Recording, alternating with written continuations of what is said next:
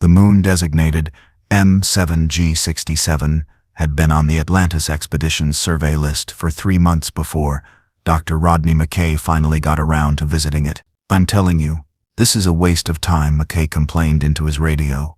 As the puddle jumper descended through the thin atmosphere, "We've surveyed 47 moons in this sector. 47. And what have we found? Rocks. Lots and lots of rocks. This one will be no different." "Your optimism is inspiring as always, Rodney," Dr. Radek Zelenka replied from the co-pilot's seat, his Czech accent thick with sarcasm.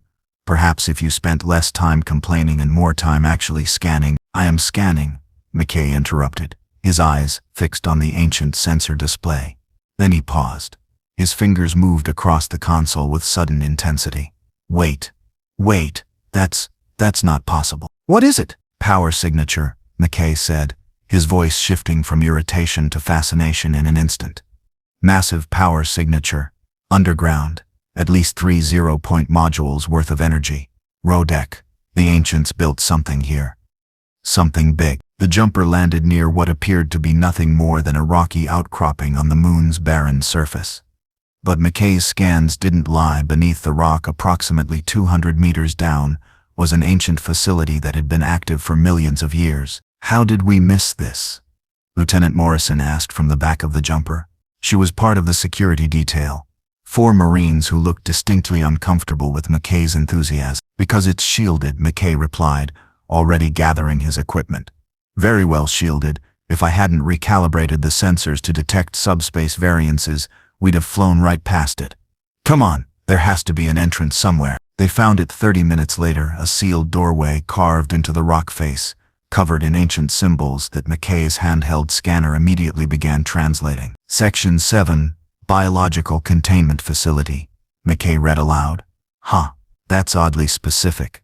The ancients usually kept their facility names pretty generic. And what's with biological containment? They weren't usually in the business." "Rodney," Zelenka interrupted, pointing at another line of symbols. "Read this part." McKay's eyes moved to where Zelenka indicated. The translation that appeared on his scanner made him stop talking. "Warning, parasite containment. Do not open. Authorized personnel only. Violation results in immediate termination." The team stood in silence, staring at the warning that had been carved into the door 10 million years ago. "Well," Morrison said carefully, "maybe we should head back. Call in Colonel Shepard, get a bigger team, and wait 3 days for authorization." McKay scoffed. "This is the most significant ancient facility we've found in 6 months.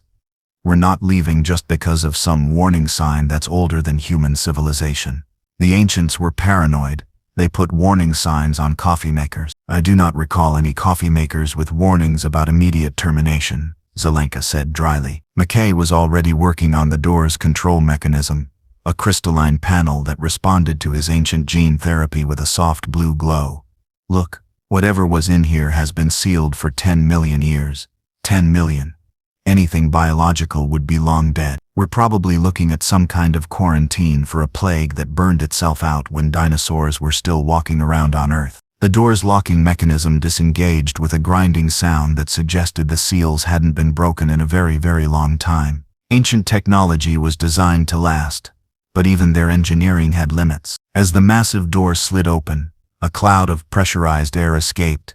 The facility had maintained its internal atmosphere for millions of years. "Life support still active," McKay noted, checking his scanner. "Atmosphere is actually breathable. Remarkable. The ancients really did build things to last." They descended into the facility via a long corridor that spiraled downward into the moon's crust. Emergency lighting activated automatically as they passed, the ancient systems recognizing McKay's gene signature and responding accordingly. The walls were smooth, metallic, covered in more symbols that McKay's scanner translated continuously. "Specimen storage level 1, he read. "Authorized access only. Biological hazard protocols in effect." Rodney, Morrison said, her weapon raised. "I'm officially recommending we abort this mission. This doesn't feel right." "Noted and ignored," McKay replied, though even he had to admit the facility was unsettling. The ancients usually built their installations with an aesthetic elegance. Smooth curves, beautiful architecture. This place was utilitarian, harsh, built for function, not form. They reached the bottom of the spiral corridor and emerged into a massive chamber that made everyone stop and stare. It was a vault. The ceiling stretched up 50 meters, the walls lined with what looked like containment pods, thousands of them arranged in perfect geometric rows. Each pod was sealed behind a transparent barrier, and each pod glowed with a faint green light. My God, Zelenka breathed. What were they keeping down here? McKay approached the nearest pod, his scanner working frantically. The energy signature is coming from these containment fields. Each pod is drawing power from a dedicated zero-point module. The ancients dedicated enough energy to power a small city just to keep these things sealed. Things? Morrison asked. What things? McKay peered through the transparent barrier. Inside the pod was nothing. Empty space. Or what appeared to be empty space. His scanner, however, told a different story. Spores, he said quietly. Microscopic organisms in some kind of stasis field. Millions of them per pod. And there are, he turned, counting the rows of pods that stretched back into the darkness. At least 5,000 pods in this chamber alone. What kind of organism requires this level of containment? Zelenka asked, his voice tight with growing alarm. McKay was about to answer when his scanner let out a shrill warning. He looked down at the readings and felt his blood run cold. The containment fields, he said. They're destabilizing. What? How? Morrison demanded. I don't know. We didn't touch anything. The systems should be. McKay's scanner shrieked louder. Get back! Everyone get back! But it was too late. The nearest pod's containment field flickered just for a fraction of a second, and in that instant, the green mist inside the pod moved. Not drifted. Moved. With purpose. With intention. The field collapsed completely. Green spores erupted from the pod like a living cloud, expanding faster than anyone could react. Morrison fired her weapon, a stream of energy that passed harmlessly through the mist. The spores didn't burn, didn't disperse. They simply flowed around the energy beam and continued spreading. Run! McKay screamed. They ran. Back toward the corridor, back toward the surface, but the spores were faster. Morrison was the first to fall. The green mist enveloped her, and she collapsed mid-stride, her body convulsing. One of the other Marines tried to help her, reaching down to pull her up, and the spores found him too. Zelenka stumbled, his ankle twisting on the uneven floor. McKay grabbed him, hauled him up, kept running. Behind them, the sounds of screaming filled the ancient facility. Morrison and her team dying, changing, becoming something else. They reached the corridor, the spiral pathway that led back to the surface. McKay's lungs burned, his legs ached, but he didn't dare stop. Behind them the screaming had stopped. That was somehow worse. Rodney? Zelenka gasped. The door. We have to seal. Something grabbed McKay's shoulder. He spun around and found himself face to face with Lieutenant Morrison. Except it wasn't Morrison anymore. Her eyes were wrong, clouded over with a milky film. Her skin had taken on a gray-green pallor, and when she opened her mouth, what emerged wasn't speech but a wet, gurgling sound that made McKay's skin crawl. She lunged at him with strength that no human should possess. McKay fell backward, scrambling away, his hand reaching for the ancient control panel on the wall. His gene signature activated the emergency protocols, and a blast door slammed down between them and Morrison, or what Morrison had become. They could hear her on the other side, pounding, clawing, making sounds that weren't remotely human anymore. What was that? Zelenka panted, his face white with terror. McKay's hands shook as he pulled out his radio. Atlantis. This is McKay. We have a code red situation. Biological contamination. The entire security team is down. We need immediate evacuation, and the pounding on the blast door stopped. For a moment, there was silence. Then they heard it. Footsteps. Multiple sets of footsteps. Coming from deeper in the facility. Coming up from levels they hadn't explored. And the footsteps weren't quite right. Too heavy. Too irregular. Like something that had forgotten how to walk properly but was learning again. Atlantis, McKay screamed into his radio. We need evac now. The containment has failed. Whatever the ancients locked up down here, it's loose. And something rammed the blast door from the other side. The ancient metal designed to withstand weapons fire and explosive decompression buckled slightly.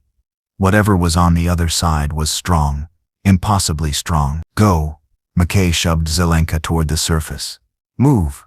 Move. They ran up the spiral corridor, and behind them the blast door finally gave way with a screech of tortured metal. In the Atlantis control room 3 million light-years away, the transmission cut off mid-sentence. The technician monitoring the channel tried to re-establish contact, failed, and turned to the woman standing at the central console. Captain Janeway, the technician said, his voice tight with concern. We've lost contact with Dr. McKay's team. Last transmission indicated biological contamination and a request for immediate evacuation. Captain Catherine Janeway, formerly of the USS Voyager, now commanding the Atlantis Defense Fleet after 7 years in the Delta Quadrant, had taught her more about impossible situations than anyone should have to know. Didn't hesitate. Red alert, she ordered.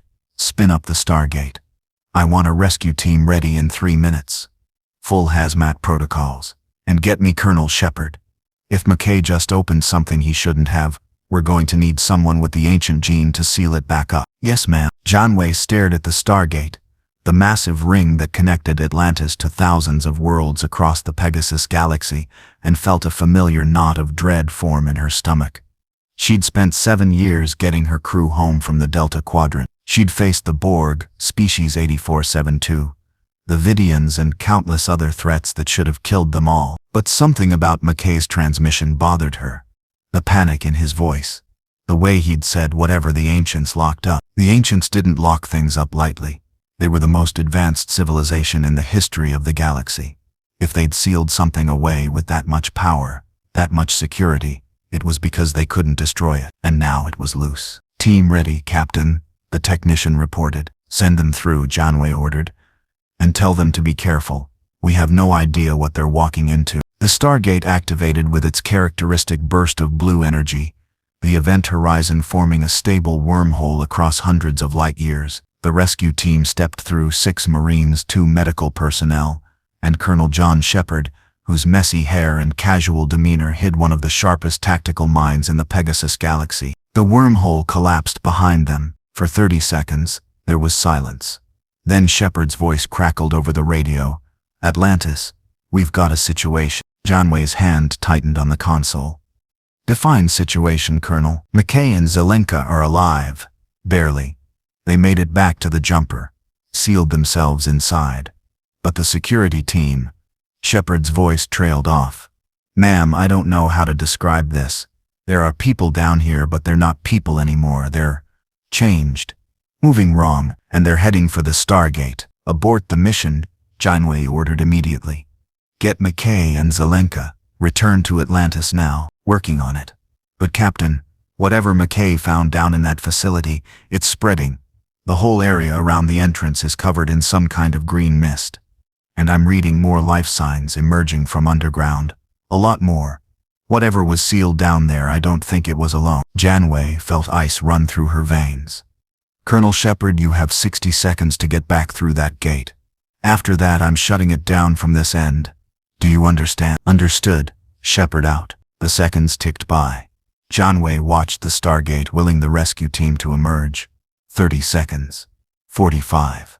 55. At 58 seconds, the event horizon rippled. Colonel Shepard stumbled through, dragging McKay by his vest. Zelenka followed. Then the Marines. One of the Marines screamed. Something had grabbed him from the other side, a gray-green hand, its fingers elongated and wrong. The Marine fired his weapon backward through the event horizon, the energy bolts disappearing into the wormhole. More hands emerged, then arms, then faces that might have been human once but weren't anymore. Shut it down, Janeway screamed. The technician hit the emergency disconnect. The Stargate deactivated instantly, the event horizon collapsing, and the things that had been trying to come through were cut off mid-emergence. The severed arms that had made it through fell to the gate room floor, twitching, oozing a substance that was neither blood nor anything Janeway recognized. Medical teams rushed forward. McKay and Zelenka were unconscious, their vitals weak but stable. The Marines who'd made it through were shaken but unharmed. The one who'd been grabbed was missing his left hand, severed when the gate shut down, but he was alive. Get them to the infirmary, Janeway ordered. Full quarantine protocols. I don't want whatever McKay found down there getting loose in Atlantis. As the medical teams carried the survivors away, Janway approached the severed arms on the floor. They'd stopped moving, the tissue already beginning to decompose at an accelerated rate. But for just a moment, just an instant, she could have sworn she saw the flesh rippling, like something underneath was trying to get out. She pulled out her communicator. Janway, to USS Voyager. Captain to ship. We have a level 1 biohazard situation. I need the ship on high alert and all senior staff in the briefing room in 10 minutes. And somebody get me everything the ancient database has on biological containment protocols. Whatever McKay just released, the ancients sealed it up for a reason. We need to figure out what that reason was before this situation gets any worse. In the infirmary, Dr. Jennifer Keller was running scans on the unconscious McKay when his eyes suddenly snapped open. He grabbed her wrist with surprising strength, pulling her close, his voice hoarse and desperate. Call Earth, he gasped. Both Earths. Stargate Command and the Federation. Whatever we found down there, it's not just a parasite. It's intelligent. And it knows about the Stargate network. It knows about all of them. Every gate. Every world. Dr. Keller, you have to warn them. If it reaches the gate network, if it spreads. His eyes were wide with terror. It'll consume everything. Both galaxies. In weeks. Then his eyes rolled back and he passed out again, leaving Keller staring at him in horror, wondering what exactly they'd just unleashed. The USS Voyager hung in orbit above M7G67 like a bird of prey waiting to strike or flee.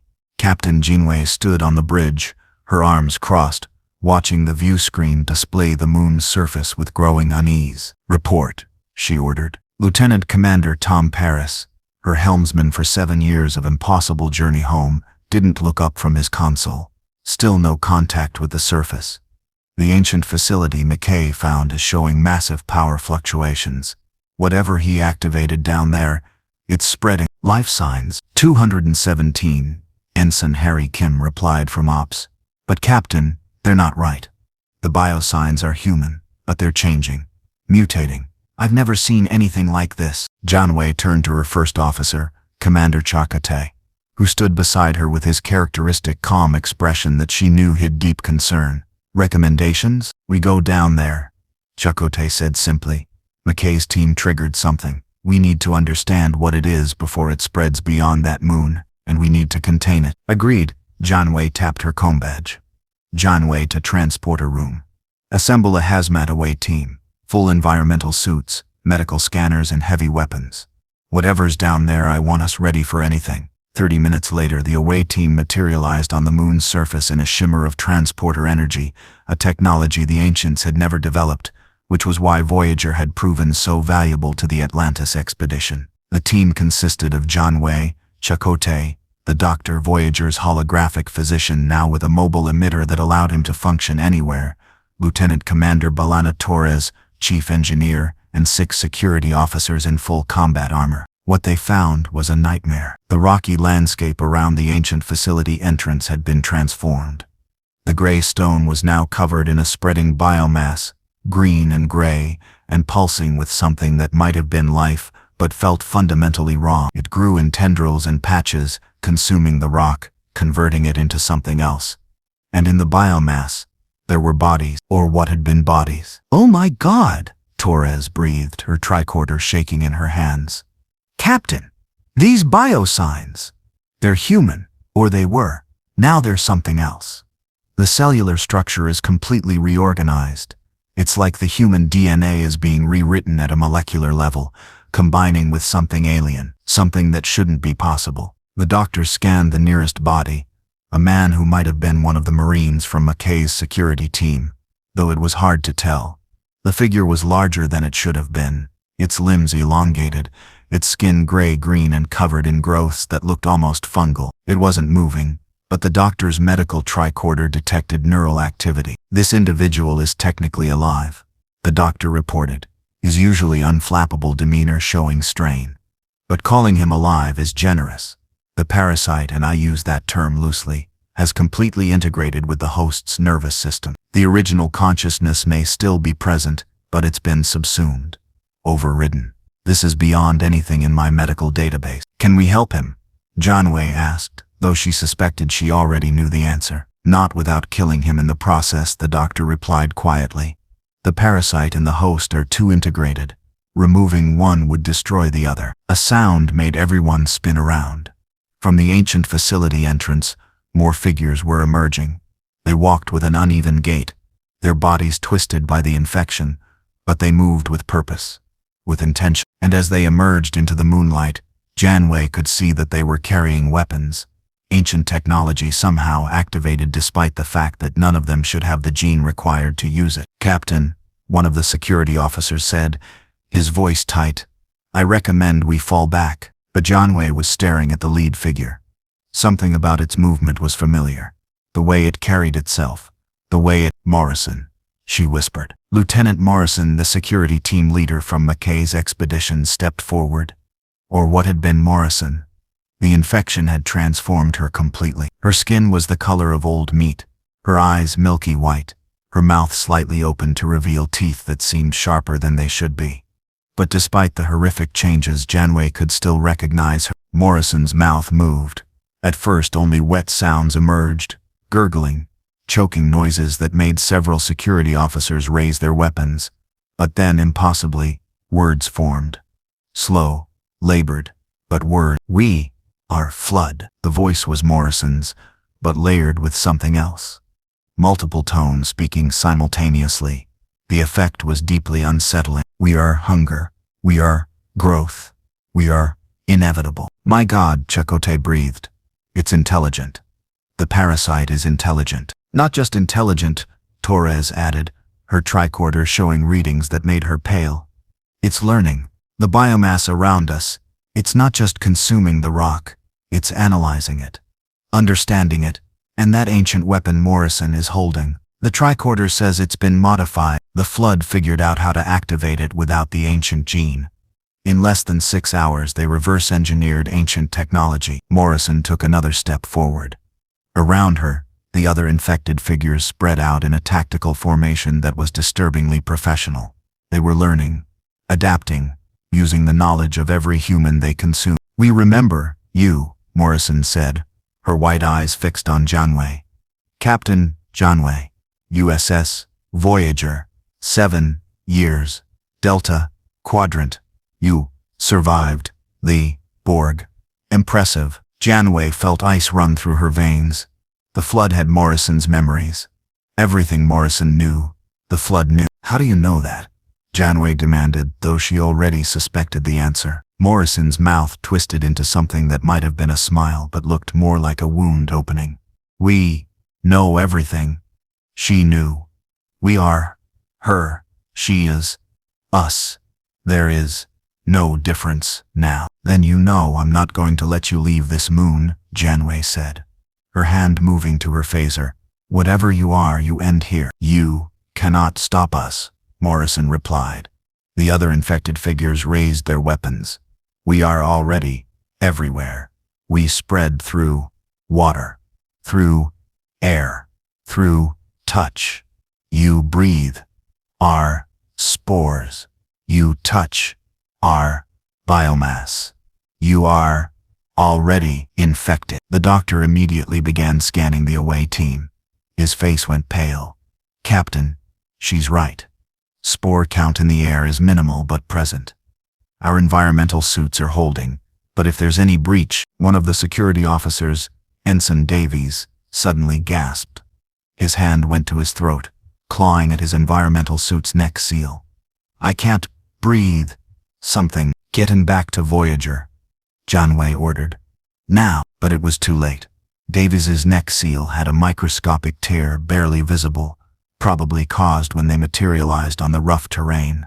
And through that tear, flood spores had entered. The infection was fast, impossibly fast. Davies's scream was cut short as his body convulsed.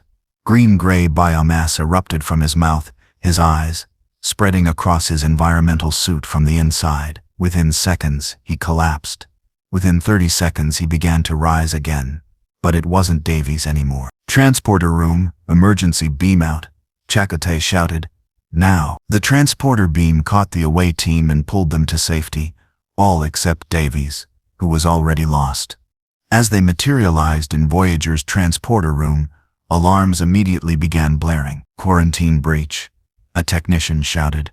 The transporter beam brought flood spores aboard. They're in the buffer. Purge the pattern buffer, Janeway ordered.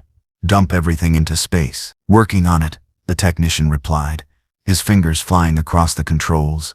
But Captain, some spores made it through the biofilters.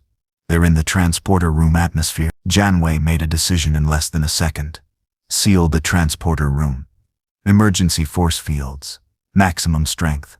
Nobody goes in or out. Captain, there are 4 people in there, the technician protested. I know, Janeway said, her voice hard. But if we don't contain this, we lose the entire ship. Seal it. Now. The force field snapped into place, cutting off the transporter room from the rest of the ship. Through the transparent aluminum window they could see the 4 people trapped inside. 2 technicians, a security officer, and one of the away team members who'd been beaming up. They were banging on the force field, screaming to be let out. Then the flood spores, invisible to the naked eye but present in the air, found them. The infection took 3 minutes this time. Janeway and her crew watched in horror as the 4 people inside the transporter room transformed. Their bodies convulsed, grew, changed. Biomass erupted from their flesh, and when it was over, 4 new flood combat forms stood in the transporter room staring out at the crew with dead white eyes. One of them, the security officer, picked up a phaser that had been lying on the transporter pad. The flood had never encountered a phaser before, but within seconds, the combat form figured out how to activate it. It turned and fired at the force field, a crude, inefficient attack, but it demonstrated something terrifying. The flood learned. Instantly. Perfectly. Captain, Torres said quietly, we need to vent that room into space. Right now. Before they figure out how to get through the force field. Janeway wanted to argue. Wanted to find some way to save those 4 people. But she'd seen the Borg assimilate thousands. She knew when someone was beyond saving. Do it, she ordered. Torres activated the emergency vent. The transporter room's outer door blew open, and everything inside, the 4 infected crew members, the flood spores, the equipment, was sucked out into the vacuum of space. The 4 combat forms tried to grab onto something, anything, but there was nothing to hold. They tumbled out into the void and froze almost instantly in the absolute cold. Seal the door, Janeway said once they were gone, and scan the entire ship. If even one spore made it past the force field. Scanning, Harry Kim reported. Several tense seconds passed. No flood biosigns detected outside the transporter room. We're clear. Janeway let out a breath she hadn't realized she'd been holding. Tom, get us away from that moon. Maximum impulse. And hail Atlantis. We need to brief them on what we just encountered. But as Voyager began to pull away from M7G67, the sensors detected something that made everyone on the bridge freeze. The moon's surface was covered in flood biomass now. The entire visible hemisphere had been consumed. And from the ancient facility, thousands of figures were emerging, all infected, all changed, all moving toward the Stargate that McKay's team had used to get there. They're heading for the gate, Chakotay said. If they dial out, they can't. Janeway interrupted. The gate system has security protocols. You need a specific address, you need to know the coordinates, you need the Stargate on the moon's surface activated.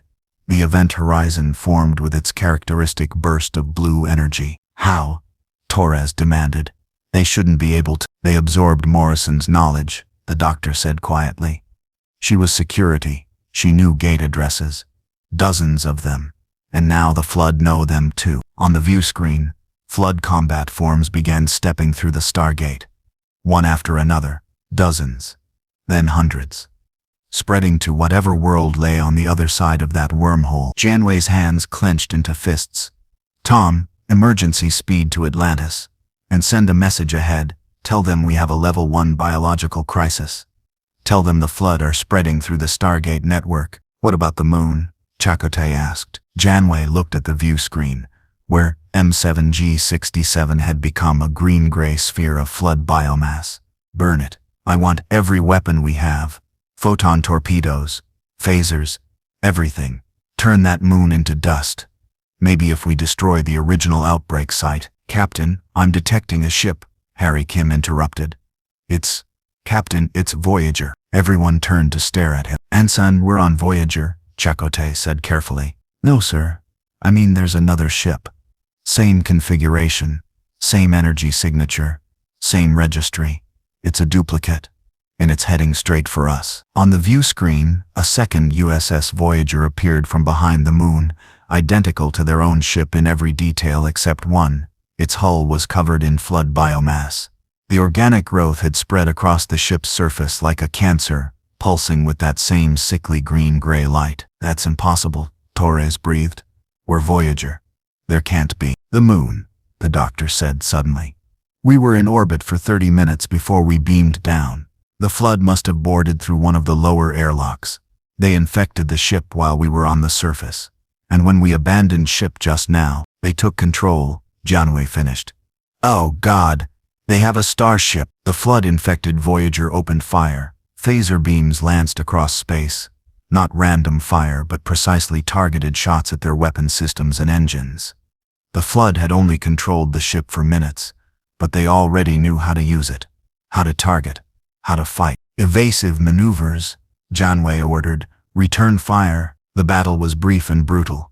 Both ships were equally matched, same weapons, same shields, same capabilities.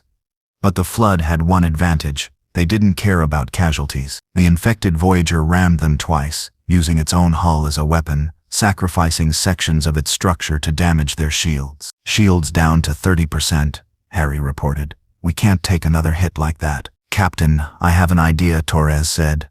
"It's dangerous, but—" "Say it," Janeway ordered. "The warp core. If we ejected on a collision course with the infected ship and detonated at close range, the explosion should destroy both the moon and the flood Voyager. But we need to drop shields to eject the core, and we need to be close enough for the blast to reach them." "Do it," Janeway said without hesitation. "All hands, brace for core ejection. Engineering, prepare to eject on my mark." Voyager accelerated toward the infected ship, positioning itself between the flood Voyager and the moon.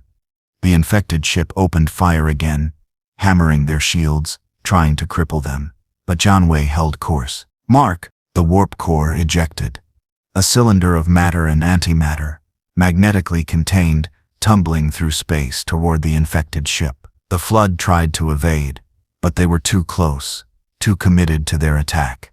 The warp core impacted the flood Voyager's hull and detonated. The explosion was tremendous, a miniature star blooming in space, consuming the infected ship, washing over the moon's surface, burning away the flood biomass with temperatures that approached those of a sun's core. When the light faded, the moon was slag, a lifeless cinder devoid of any biological material. The flood Voyager was simply gone, vaporized in the blast. But Voyager was drifting, her warp engines offline, her shields down to nothing. "Damage report," Janeway said, pulling herself up from where the explosion had thrown her. "Warp drive offline," Tom reported. "Shields at 2%. We're venting plasma from 3 hull breaches." "But Captain, we're alive." "And the flood?" Chakotay asked. "The moon is sterilized," Harry confirmed. "No biosigns." The heat from the warp core explosion turned everything to ash. Janeway slumped in her command chair, exhausted. One outbreak contained. But the flood made it through the Stargate. They're on other worlds now. We need to warn Atlantis. We need to— "Captain," Harry interrupted, his voice tight with new alarm. "I'm detecting Stargate activation. Multiple gates across the Pegasus galaxy. Hundreds of them, all activating simultaneously." The bridge fell silent as the implications sank in. "They're spreading," Chakotay said, using the knowledge they absorbed from Morrison, dialing every gate address they know, spreading to every world in the network. Janeway stood, squaring her shoulders despite the exhaustion and horror. "Get me a comm channel to Atlantis. Priority 1. And send a message to Earth, both Earths. Stargate Command and the Federation. Tell them we have a galaxy-wide biological crisis. Tell them the flood are spreading through the Stargate network." She paused, looking at her crew, people who'd followed her across 70,000 light-years and never given up, even when hope seemed impossible. "And tell them," she continued, her voice hardening with determination, "that we're going to stop this. Whatever it takes. We stopped the Borg. We survived the Delta Quadrant. We'll stop this too, because that's what we do. We survive. And we protect the people who can't protect themselves. As Voyager limped toward Atlantis, the view screen showed the terrible truth. Across the Pegasus galaxy, stargates were activating, wormholes forming, and through those wormholes the flood were spreading. The infection had gone galactic, and somewhere in the Milky Way, in the year 2012, a stargate on a colony world designated P3X774 activated without warning. The iris was open. The colony expected supply shipments today. The event horizon formed, and through it something green and wrong emerged into an unsuspecting world of 50,000 humans who had no idea what was coming. The flood had found a new galaxy to consume. Dr. Daniel Jackson had been in the Atlantis database for 6 hours straight when he found it. The ancient data crystal he'd discovered in a maintenance conduit, labeled with symbols that translated roughly to classified final contingency protocols, had taken 3 hours just to decrypt. The ancients had sealed this information behind encryption that made modern Earth security look primitive. Whatever was in this file, they hadn't wanted anyone to find it. Now, reading the translated text on his laptop screen in the ancient laboratory deep beneath Atlantis's central spire, Daniel understood why. "Oh no," he whispered. "Oh God, no." He grabbed his radio with shaking hands. "Daniel, to Atlantis control room. Get me Captain Janeway. Now. Emergency." In the control room high above, Janeway was coordinating the crisis response with her characteristic efficiency, calm, decisive, refusing to let panic spread even as the situation deteriorated by the hour. She'd changed into a fresh uniform after Voyager had docked at Atlantis for emergency repairs, but the exhaustion showed around her eyes. "Janeway here." "What is it, Daniel?" "I found something," Daniel said, his voice tight. "In the ancient database. A classified file about the flood. Captain, you need to see this. Right now. On my way." 5 minutes later, Janeway, Chakotay, Colonel John Shepard, Atlantis's military commander, Dr. Rodney McKay recovered from his ordeal but visibly shaken, and Dr. Elizabeth Weir, Atlantis expedition leader, crowded into the laboratory where Daniel had set up his translation equipment. "Show us," Weir said quietly. Daniel pulled up the file on a larger display. "I've been translating ancient records since McKay found that facility. Most of its technical specifications, containment protocols, that sort of thing. But this file," he paused, gathering his thoughts. "This file is different. It's a historical record. A warning, written by the ancients 10 million years ago, right before they abandoned Pegasus and fled to the Milky Way." He pulled up an image, an ancient text with his translation running alongside. "To whoever reads this, we have failed. The parasite cannot be destroyed. We have tried everything: weapons, plague, genetic engineering, even the technology of the first ones. Nothing kills it. Nothing stops it. It learns faster than we can adapt. It spreads faster than we can contain. It consumes everything organic and converts it into more of itself. And worst of all, it is intelligent. Not like the Wraith, who are merely predators. The parasite is something else. Something ancient. Something that should not exist." "The flood," Janeway said. "They're talking about the flood." "Yes," Daniel confirmed. "But it's worse than we thought. Listen to this next part. We discovered the parasite in Galaxy 47 Omega, what you may know as Galaxy NGC 4038. When we arrived, the galaxy was thriving. Billions of worlds. Thousands of civilizations. A younger galaxy still forming but full of life. The parasite was contained on a single world, sealed by the precursors in a facility similar to our own. We do not know how long it had been imprisoned. Millions of years. Perhaps tens of millions. We studied it, as the precursors clearly had. We thought we could understand it, learn from it, contain it better than they did. We were wrong. The containment failed. Perhaps we triggered it. Perhaps it was always going to fail. The parasite spread across that world in hours, across the solar system in days, across the entire galaxy in less than a year. 50 billion years of stellar evolution, wiped out in 12 months, every world consumed, every civilization destroyed. The entire galaxy became a flood hive. Nothing but biomass and the ruins of what had been. The room fell silent. McKay was the first to speak, his voice barely a whisper. "An entire galaxy? In a year?" "It gets worse," Daniel said, He pulled up another section. We tried to contain Galaxy 47 Omega, sealed every Stargate leading to it, destroyed the bridges we'd built. But the parasite had absorbed our technology by then. It knew how Stargates worked. It knew how our ships functioned. And it followed us. It took everything we had to stop it at the edge of the Pegasus galaxy. We established a containment perimeter. The facility your team just discovered was one of 700 such installations. Each contained flood samples we'd capture. Each was sealed with power equivalent to 3 zero-point modules. Each had fail-safes that should have lasted millions of years. We thought we'd won. We thought the parasite was contained, that we could study it safely, that perhaps we could find a weakness. But the parasite is patient. It waited, evolved, found ways to weaken the containment fields from the inside, microscopic manipulation of the quantum-level forces holding it. Over 10 million years, it slowly degraded the systems we'd built, waiting for someone to find it, waiting to be free. Janeway felt sick. So McKay's team didn't accidentally trigger it. The Flood planned this. For 10 million years they've been waiting for someone to come along and open the door. That's not even the worst part, Daniel said. He pulled up the final section of the file, his hands shaking. We are leaving. All of us. Every ancient in Pegasus will evacuate to the Milky Way. We will seal the stargates behind us. Every gate in this galaxy will be programmed to reject connections from any other galaxy.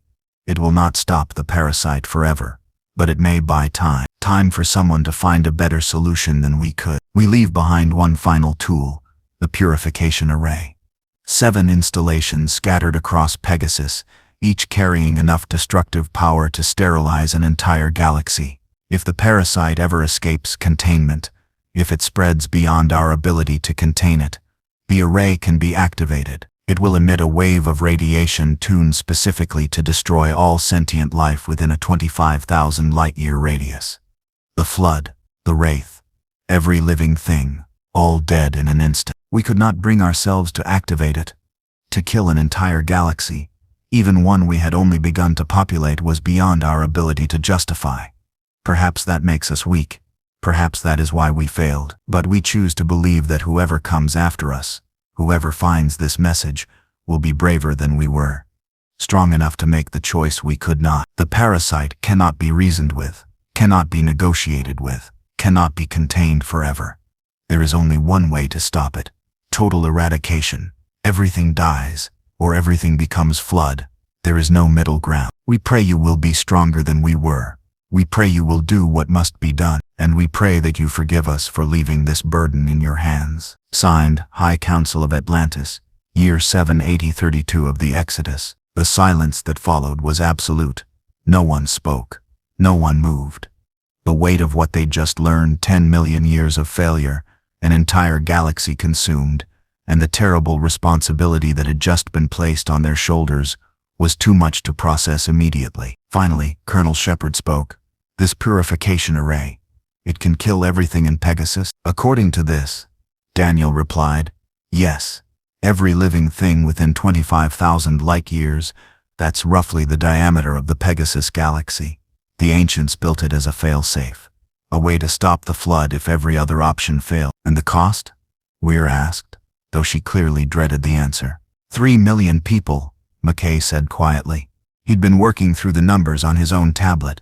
Current Pegasus population across all human settlements, genie colonies, and other inhabited worlds we've contacted, 3,127,000 people, plus the Atlantis expedition, 1,000. Total casualties if we activate the array. 3 million people, Janeway repeated, the number sitting in her chest like lead. To stop the Flood. To save 2 galaxies, Chakotay corrected gently.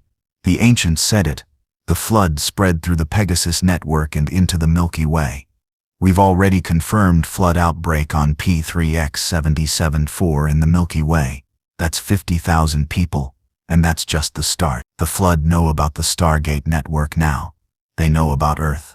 Both Earth, Stargate Command, and the Federation. They're spreading toward both timelines. McKay pulled up a tactical display showing the Pegasus Stargate network. Red dots marked confirmed Flood-infected worlds. Yellow dots marked worlds that had received gate traffic from infected worlds. Probably outbreaks. Green dots marked worlds still reporting normal status. The map was mostly red. 47 confirmed infected worlds as of 1 hour ago, McKay reported. Probably double that now. The Flood are using the knowledge they absorbed from Lieutenant Morrison. She knew 127 gate addresses. They're dialing all of them, sending spores through, infecting world after world. At current rate of spread, he paused, checking his calculations again as if hoping they'd change. They did. At current rate, every inhabited world in Pegasus will be infected within 30 days. The entire galaxy becomes a flood hive. And then they turn their attention to the Milky Way, to Earth, to the Federation, to every human world in both galaxies. Billions of people. How long until they reach Earth? Weir asked. Unknown, McKay admitted. Depends on how fast they spread, how many ships they can capture and convert. The ancients said it took them a year to consume an entire galaxy, but that was 10 million years ago. The Flood have had all that time to evolve, to improve. They might be faster now. Then we need to stop them before they reach Earth, Shepard said. What are our options? Daniel pulled up another section of the ancient file. The ancients tried everything. Directed energy weapons, the Flood just regenerated. Biological weapons, they adapted. Orbital bombardment, the spores survived in the debris. They even tried starving them out, sealing infected worlds and waiting. The Flood went dormant, hibernated for decades. When the ancients finally checked back, the Flood were still there, waiting. So what killed them? Janeway asked. There has to be something. The ancients wouldn't have built the purification array if there was no other option. Fire, Daniel said simply.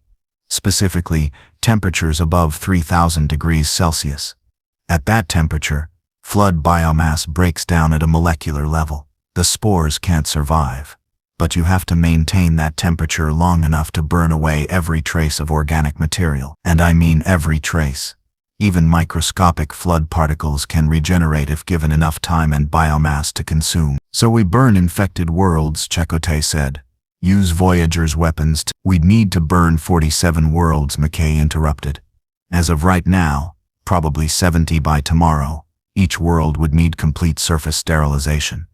Do you know how long it takes to burn an entire planet down to bedrock using ship-based weapons? Weeks. And we have one ship that's currently held together with emergency repairs and good intentions. What about the ancient weapons platforms? Shepard suggested. Like the one in Antarctica. Atlantis has drone launchers. Could we use those? The drones can destroy Flood combat forms, Daniel said, but they can't sterilize entire worlds. They're anti-ship weapons, not planetary bombardment tools. And besides, the ancients tried using drones. According to this file, the Flood adapted. They learned to dodge, to hide, to burrow underground where the drones couldn't reach. Then what do we do? Weir demanded, her frustration breaking through her diplomatic calm. We can't burn 47 worlds. We can't use drones. The Flood are spreading faster than we can contain them. Are you saying we have no choice but to activate the purification array? Kill 3 million people? I'm saying, Daniel replied carefully, that the ancients, who were the most advanced civilization in the history of the galaxy, who had millions of years in technology we can barely understand, couldn't stop the Flood. They tried for centuries. Everything we're suggesting, they already tried, and they failed. The only thing that worked was total sterilization. Everything dies or everything becomes Flood. The silence returned. Everyone in the room was doing the same calculation. 3 million lives versus billions. The needs of the many outweighing the needs of the few. The cold calculus of survival. There has to be another way, Janeway said finally. I've faced impossible situations before. The Borg, species 8472. The Vidians. There's always another way if you look hard enough. Captain, McKay said gently, with respect, this isn't the Delta Quadrant. The Flood aren't like the Borg. The Borg assimilate for efficiency, for perfection. They have goals, motivations, things you can predict and exploit. The Flood don't have goals. They have hunger. They exist only to spread and consume. There's no reasoning with them, no negotiating, no truce. They want to turn every living thing in both galaxies into more Flood. That's it. That's their entire purpose. Then we find a way to kill them without killing everyone else. Janeway insisted. We have time. 30 days before Pegasus is completely lost. That's 30 days to find a cure. A bioweapon. Something the ancients didn't think of. Captain Janeway, Daniel said quietly. The ancients had millions of years. We have 30 days. What makes you think we'll succeed where they failed? Janeway met his eyes with the iron determination that had carried Voyager through 7 years of hell. Because we have something the ancients didn't have. We have experience fighting parasitic threats. The Borg. The gold. We've beaten impossible odds before, and we have 2 timelines working together. Stargate Command and the Federation. 2 Earths. 2 versions of humanity, sharing knowledge across 37 years of technological development. The ancients were alone. We're not. She turned to Weir. Send a message to Earth. Both Earths. Priority 1. Tell them we need every scientist, every doctor, every expert in biology and parasitology. Tell them we need Starfleet's best minds and Stargate Command's most experienced personnel. And tell them we have 30 days to save 3 million people in Pegasus and billions in the Milky Way. And if we can't find a cure in 30 days, we're at. Janeway's expression hardened. Then I'll activate the purification array myself. I'll kill 3 million people to save billions. But I won't make that choice until I've exhausted every other option. The ancients gave up. They ran. We don't run. We fight until there's no fight left. She looked around the room at the assembled faces, exhausted, frightened, but still determined, still willing to try. Daniel, share everything in that ancient database with Earth. Every detail about the flood, every failed attempt at containment, every weakness the ancients found. McKay, I want you working with Lieutenant Torres on alternative containment strategies. Shepard, coordinate with Stargate Command on defensive measures if the flood reach Earth. I want both timelines ready to defend themselves. And somebody get me a direct line to Captain Picard. If anyone has experience with impossible situations requiring impossible sacrifices, it's him. As the team dispersed to their tasks, Chakotay lingered behind. Catherine, are you sure about this? The ancients spent centuries trying to stop the flood. What makes you think we can succeed? Janeway stared at the tactical display, watching the red dots multiply across the Pegasus galaxy, each one a world consumed, each one bringing the flood closer to Earth. I don't know if we can succeed, she admitted, but I know we have to try. Because if we give up, if we just activate the array and kill 3 million people without exhausting every option, then we're no better than the ancients. And they failed because they gave up too easily. They chose the easy path. Run away. Let someone else deal with it. I won't make that mistake. She turned to face him, her jaw set with determination. We're going to find a cure. We're going to stop the flood. And we're going to do it without committing genocide. Because that's what Starfleet does. That's what humanity does. We find a way. We always find a way. Chakotay nodded slowly. And if there is no way, then I'll be the one to push the button, Janeway replied quietly. I'll activate the array. I'll kill 3 million people, and I'll carry that weight for the rest of my life. But I won't make that choice until the clock runs out and there's no other option left. She paused, looking at the ancient text still displayed on Daniel's screen, the warning left by a civilization that had failed, that had run away, that had left the burden of their failure for someone else to bear. The ancients couldn't stop the flood, she said. But they were alone. We're not. We have Stargate Command. We have the Federation. We have 2 timelines and 2 versions of Earth working together. We have resources they never dreamed of. And most importantly, we have something they lost, hope. The ancients gave up. We won't. As she left the laboratory heading toward the control room to coordinate with Earth, Chakotay watched her go and thought about everything she'd said. About hope. About not giving up. About finding a way. He hoped she was right, because if she wasn't, 3 million people were going to die. And there would be no forgiveness for the people who made that choice, no matter how justified it seemed. The Stargate on P3X77-4 had activated 18 times in the past 3 hours. This wasn't unusual. P3X77-4 officially designated New Haven by its 50,000 colonists, was a busy world. Located at a strategic junction of the Stargate network, it received regular supply shipments from Earth, trade delegations from allied Jaffa worlds, and scientific teams conducting surveys of the planet's mineral-rich crust. 18 activations was actually light traffic for a typical day. But there was nothing typical about today. The colony's Stargate technician, a woman named Sarah Chen who'd been doing this job for 2 years, noticed something odd about the 17th activation. The iris deactivation code transmission was garbled. The authentication codes were correct, but the format was wrong. Like someone who knew the codes but didn't quite understand how to use them properly. "Control, this is Gate Station Alpha," she reported into her radio. "I'm showing a non-standard iris deactivation code format on the incoming traveler. Recommending we keep the iris closed until..." The traveler stepped through before she could finish. The emergency protocol should have engaged. The iris should have slammed shut, cutting off anyone entering without proper clearance. But the system lagged, just for a second. Just long enough. The figure that emerged from the event horizon was humanoid, roughly. It had 2 legs, 2 arms, a head, but the proportions were wrong. The limbs were too long, the torso too thick, and the skin. Sarah's hand went to her sidearm. "Security to Gate Station Alpha. We have an unauthorized..." The figure moved, faster than any human should move, faster than should be possible for something that size. It crossed the 15 meters between the gate and Sarah's station in less than 2 seconds, its misshapen hand reaching out. Sarah screamed. The sound cut off abruptly as the figure's hand clamped over her face. Green-gray biomass spread from its palm across her skin, into her mouth, her eyes, her nose. She convulsed once, twice, then went still. For 3 seconds nothing happened. Then Sarah's eyes opened. But they weren't Sarah's eyes anymore. They were milky white, filmed over with something that wasn't cataracts, but looked similar.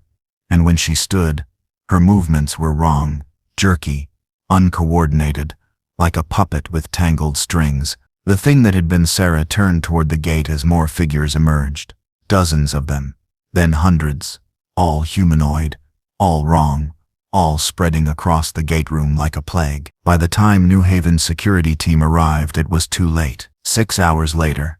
Stargate Command. Earth, 20. General O'Neill. "We have a situation." Jack O'Neill looked up from the mission reports he'd been signing because apparently getting promoted to general meant more paperwork, not less, and found Sergeant Harriman looking pale. "Define situation, Walter." P3X-77-4. "Missed their scheduled check-in. We tried to raise them on radio. No response. We tried to dial in. The gate activated, but our mobile analytic laboratory probe was destroyed the moment it came through." Jack felt ice settle in his gut. P3X-77-4 was a major colony, 50,000 people. Families, kids. If something had gone wrong then, "Get Stargate Team 1 in the briefing room," he ordered, "and spin up the gate. We're going through with full combat gear." 20 minutes later, Stargate Team 1, Jack, Sam, Daniel and Teal'c, stood in the gate room wearing hazmat suits under their tactical vests. After Atlantis's warning about biological contamination, Jack wasn't taking any chances. "Remember," Sam said, checking her scanner one last time, "if we encounter the flood, do not let them touch you. One contact and you're infected. The transformation takes minutes." "Define transformation," Jack said, though he suspected he already knew. "You become one of them," Sam replied quietly. "Your consciousness gets subsumed. Your body gets converted into a flood combat form. Everything you know, everything you remember, becomes part of the flood collective intelligence. You won't die, you'll just stop being you." "Fantastic," Jack muttered. "I was hoping for something more cheerful today." "Teal'c, thoughts?" "I have faced many enemies," Teal'c replied, his voice grim. "The Gold, the Replicators, the Ori. But this is different. The Flood do not seek domination, they seek consumption. There can be no negotiation with something that exists only to spread. Then we shoot first and ask questions never," Jack decided. "Sam, set your weapon to maximum setting. Daniel, stay behind Teal. And everybody watch everybody else. If anyone shows signs of infection, we fall back immediately. No heroics."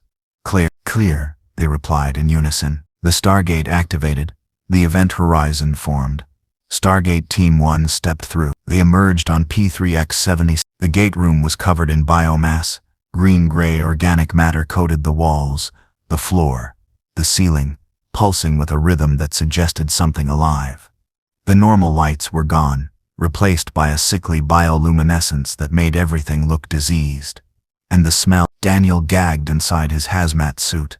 "What is that?" "Decay," Sam said, her scanner going crazy with readings. "Organic matter breaking down and being reconstituted.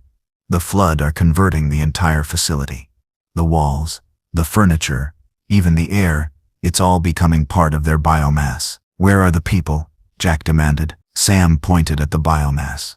"In there, or what used to be them."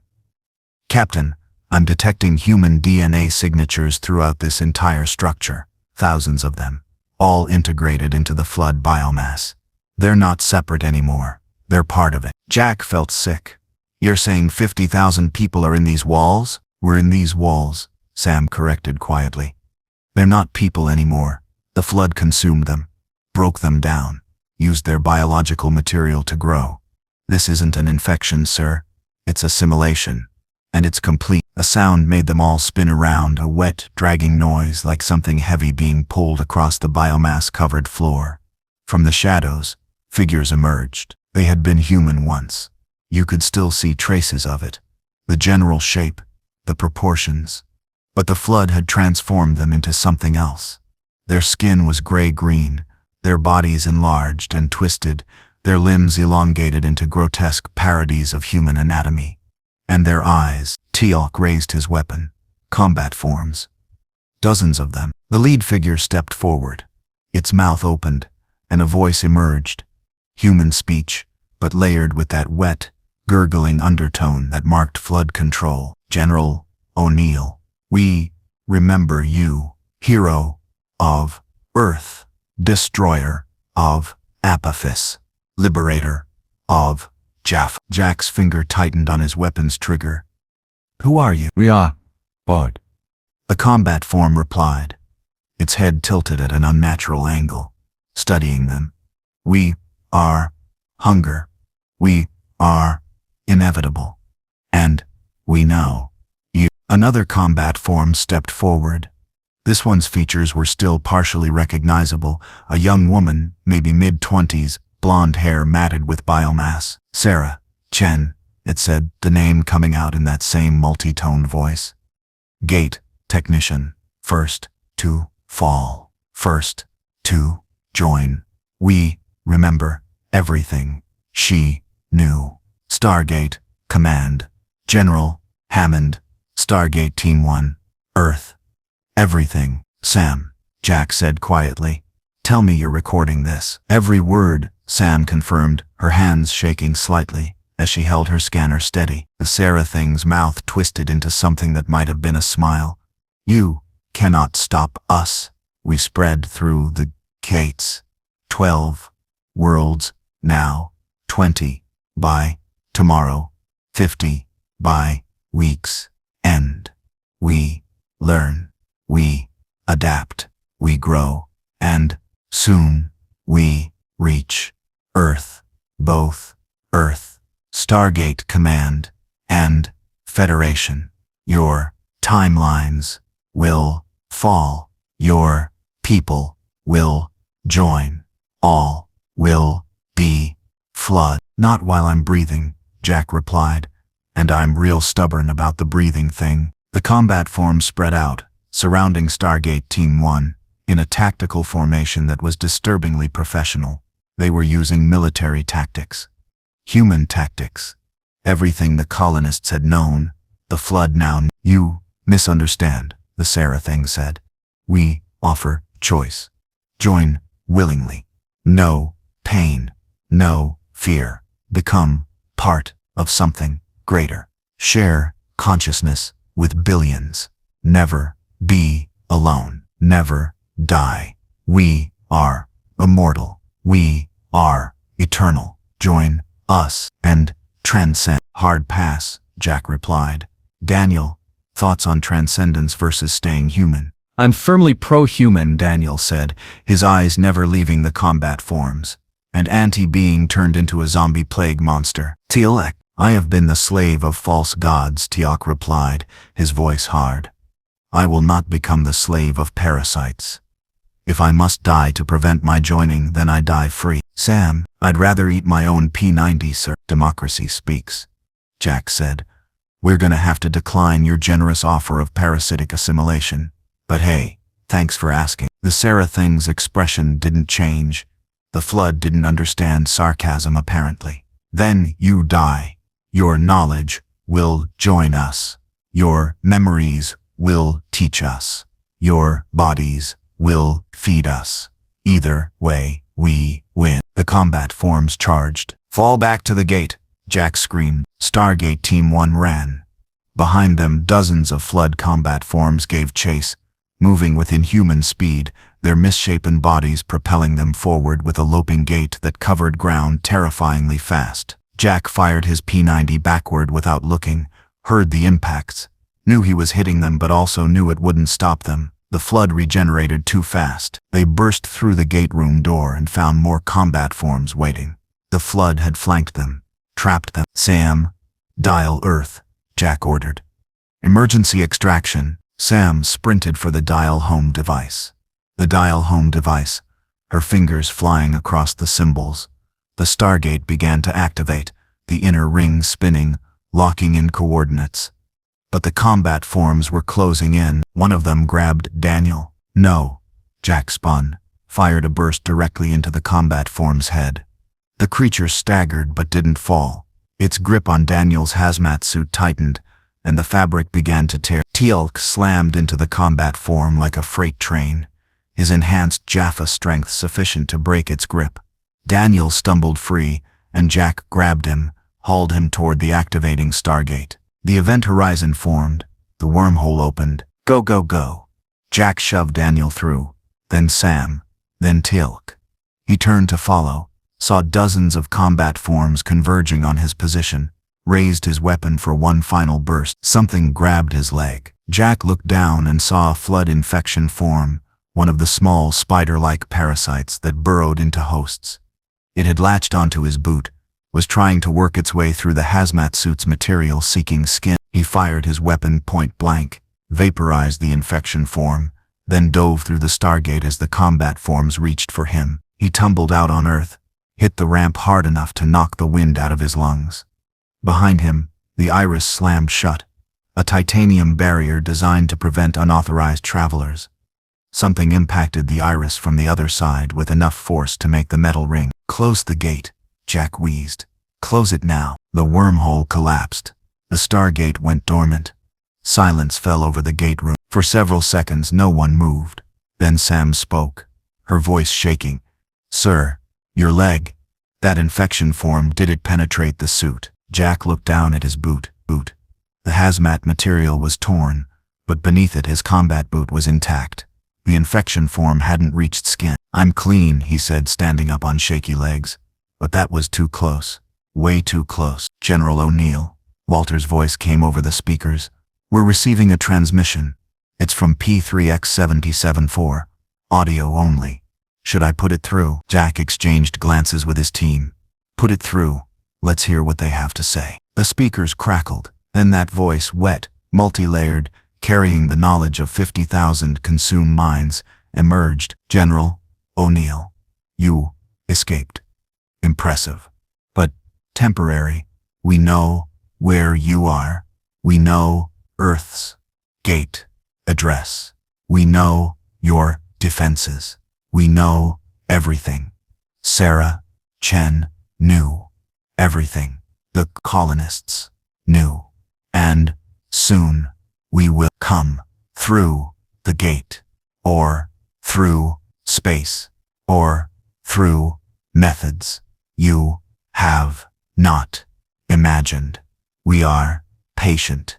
We waited 10 million years. We can wait longer, but not much longer. Your time is ending. Ours is beginning.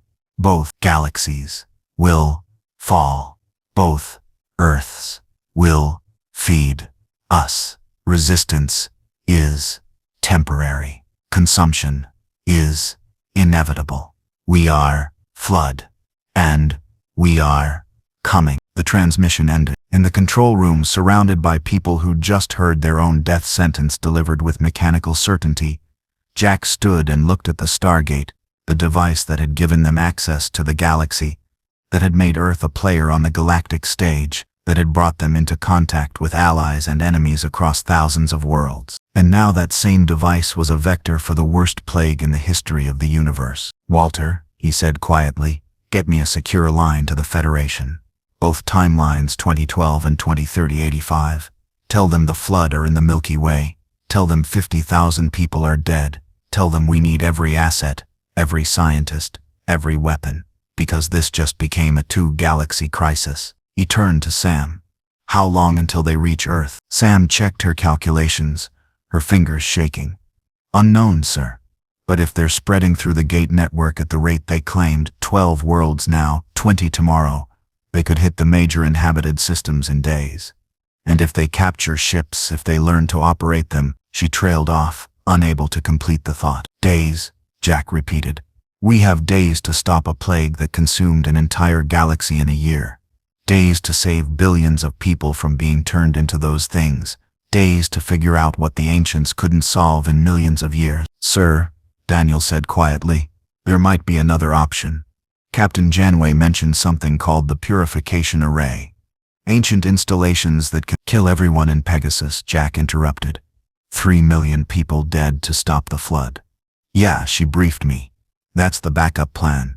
But Daniel, that's Plan Z. We don't go there until every other option is exhausted." "Clear?" "Clear, sir." Jack looked around the gate room at his team, at the Stargate command personnel who'd heard everything, at the Stargate that had just become the most dangerous device on Earth. "Then let's get to work," he said. "Because I'm not killing 3 million people without trying everything else first. And I'm definitely not letting Earth fall to a plague that turns people into zombies. We beat the Goa'uld. We beat the replicators. We'll beat this too." He said it with confidence he didn't feel. Because deep down, Jack O'Neill knew the truth.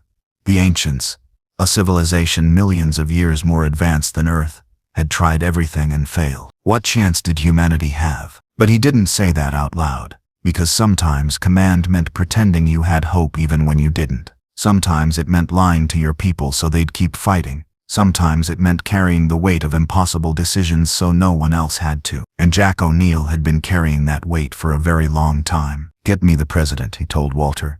"Tell him we need to talk. About evacuations, about contingencies, about what happens if we can't stop this." As the team dispersed to their tasks, Jack stood alone in the gate room staring at the Stargate, thinking about Sarah Chen, a young woman he'd never met, who'd died doing her job, who'd been transformed into a monster and used against her own people. And he thought about the billions of others who might share her fate if they failed. "Hang on, Pegasus," he whispered to the silent gate. "We're coming, and we're bringing everything we've got." Simultaneously, 230-85 timeline, Starbase. Admiral William Ross stood in the command center watching the same tactical display that had been haunting him for 6 hours. A map of the Pegasus galaxy showing the flood spread in real time. 47 worlds, 6 hours ago, 63 now. And the projections showed the entire galaxy infected within 30 days. "Admiral," his aide said quietly, "Captain Picard is arriving. The Enterprise E just dropped out of warp." Ross nodded. "Get him to the briefing room. And contact Voyager. Tell Captain Janeway to establish quantum communication with Stargate Command.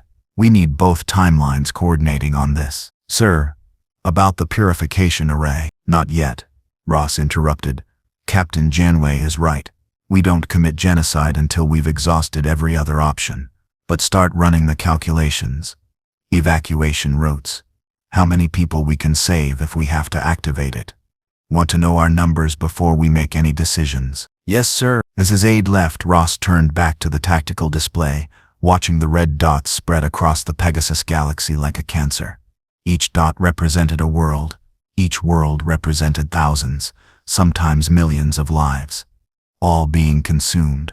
All being converted into more flood. And somewhere in the Milky Way, In the year 2012, the same plague was spreading toward Earth. 2 galaxies, 2 timelines, 1 enemy, and 30 days to stop it before they were forced to make a choice no one should ever have to make: save billions by killing millions. Ross closed his eyes, took a breath, and opened them again.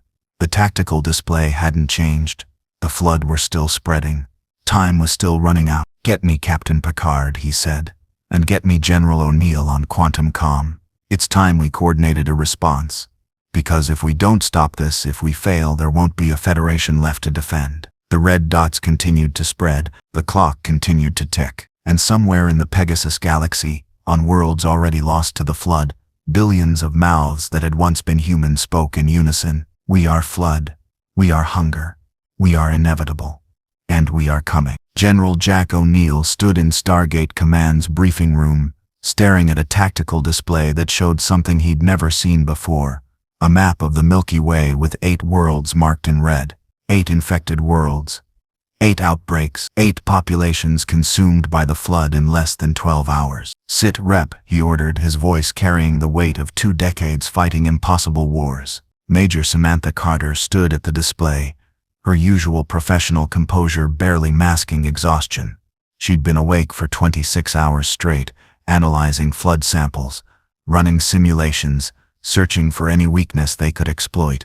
The results weren't encouraging. 8 confirmed flood outbreaks in the Milky Way as of 0600 hours, she reported. P3X774 was the initial vector, 50,000 colonists, all infected or dead within 6 hours. The flood used the colony's Stargate to spread to 7 additional worlds before we could implement network lockdown protocols. Total infected population, approximately 297,000 humans across all 8 worlds. "Approximately," Jack repeated. "You don't know?" "Sir, we lost contact with all 8 worlds within hours of initial infection. We sent mobile analytic laboratory probes through to 3 of them. The probes were destroyed within seconds of arrival, ripped apart by flood combat forms. We have no accurate casualty counts, but based on population records..."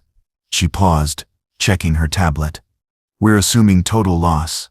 287,000 people are now flood biomass." The room fell silent.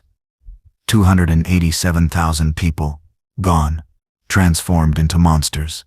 And that was just the beginning. Tilek, standing with his characteristic stoic bearing near the wall, spoke quietly.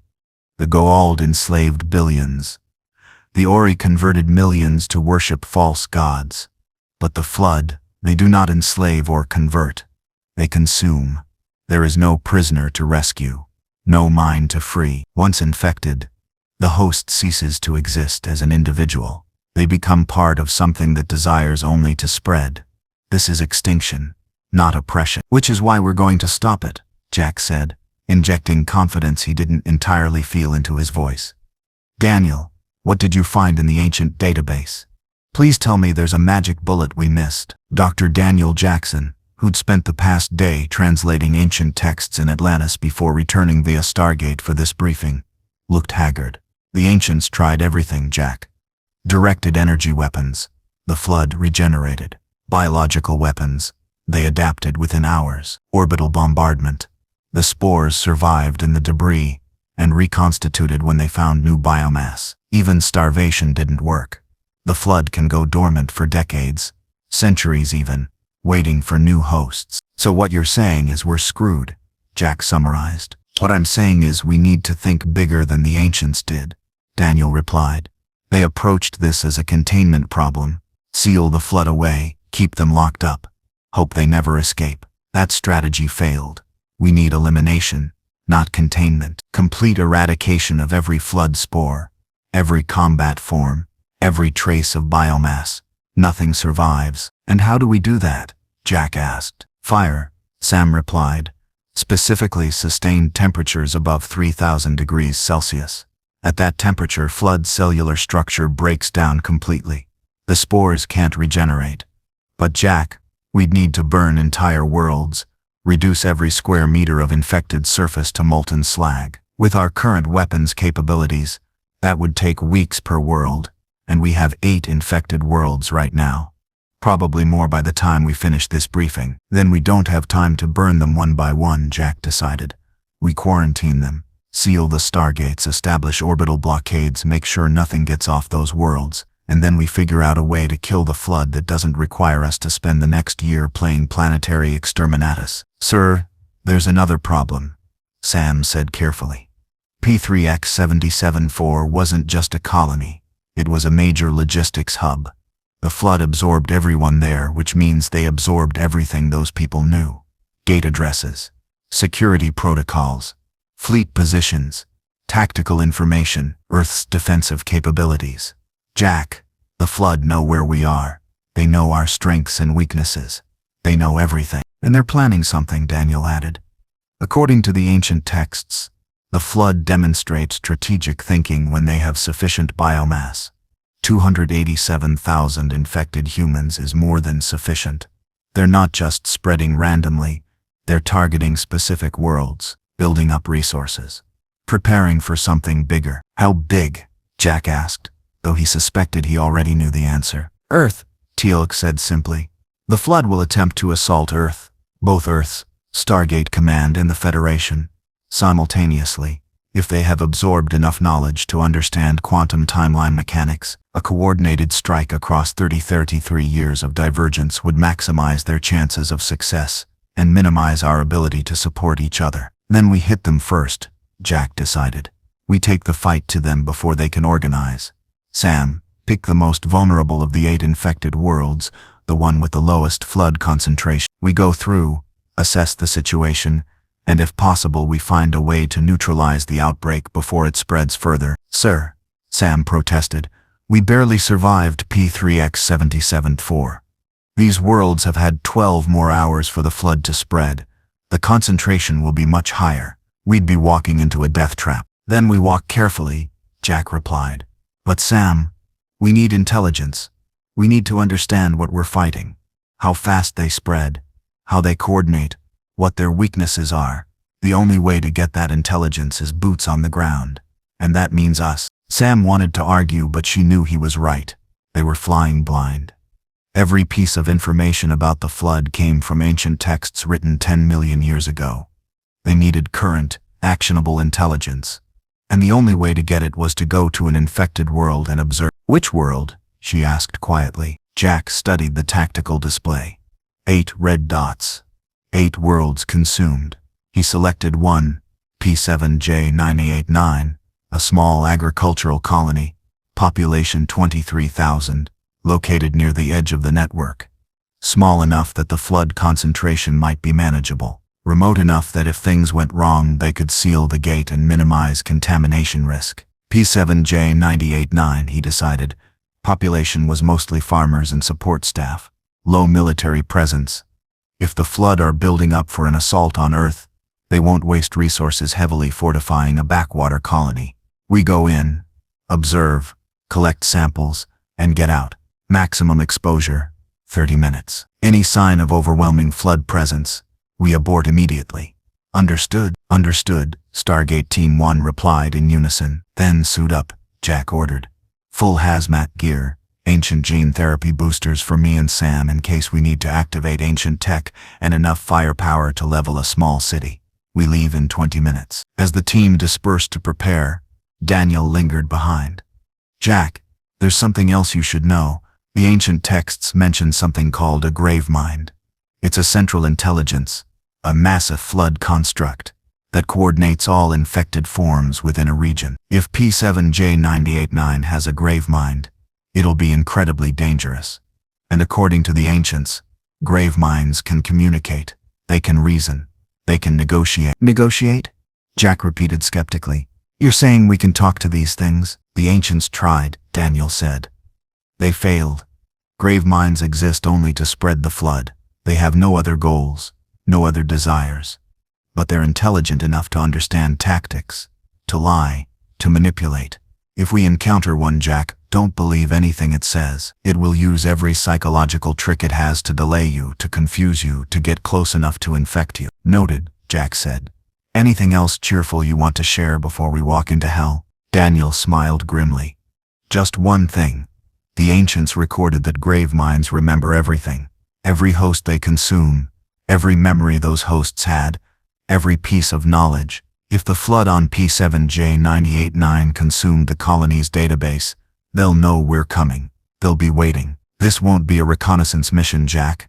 It'll be a trap. Then we spring it carefully, Jack replied. And Daniel? If we don't come back, make sure someone tells the Federation what we learned. They need to know what they're up against. Both timelines need to be ready for what's coming. You'll come back, Daniel said. But his voice carried uncertainty that belied his words. 23 minutes later, Stargate Team 1 stood in the gate room, fully suited in hazmat gear with combat armor over it. Jack carried his P90. Sam had a modified Zatnektel that had been upgraded with ancient power cells. Daniel wore a sidearm he hoped he wouldn't need to use, and Tilak wielded his staff weapon with the calm readiness of a man who'd spent a century as a warrior. Remember, Jack said, his voice crackling through the helmet comm, we're there to observe, not engage. We see flood, we document, we leave. No heroics, no risks. We live to fight another day. Clear, sir, Sam acknowledged. The Stargate activated. The event horizon formed, that familiar blue vortex that had taken them to thousands of worlds over the years. But this time, they weren't going to explore, or negotiate, or make first contact. This time, they were going to see what happened when an entire civilization was consumed by a plague that had devoured galaxies. For the record, Jack said, I hate this plan. You made the plan, sir, Sam pointed out. Which is why I'm qualified to hate it, Jack replied. Okay, people, let's go see how bad it really is. And try not to die.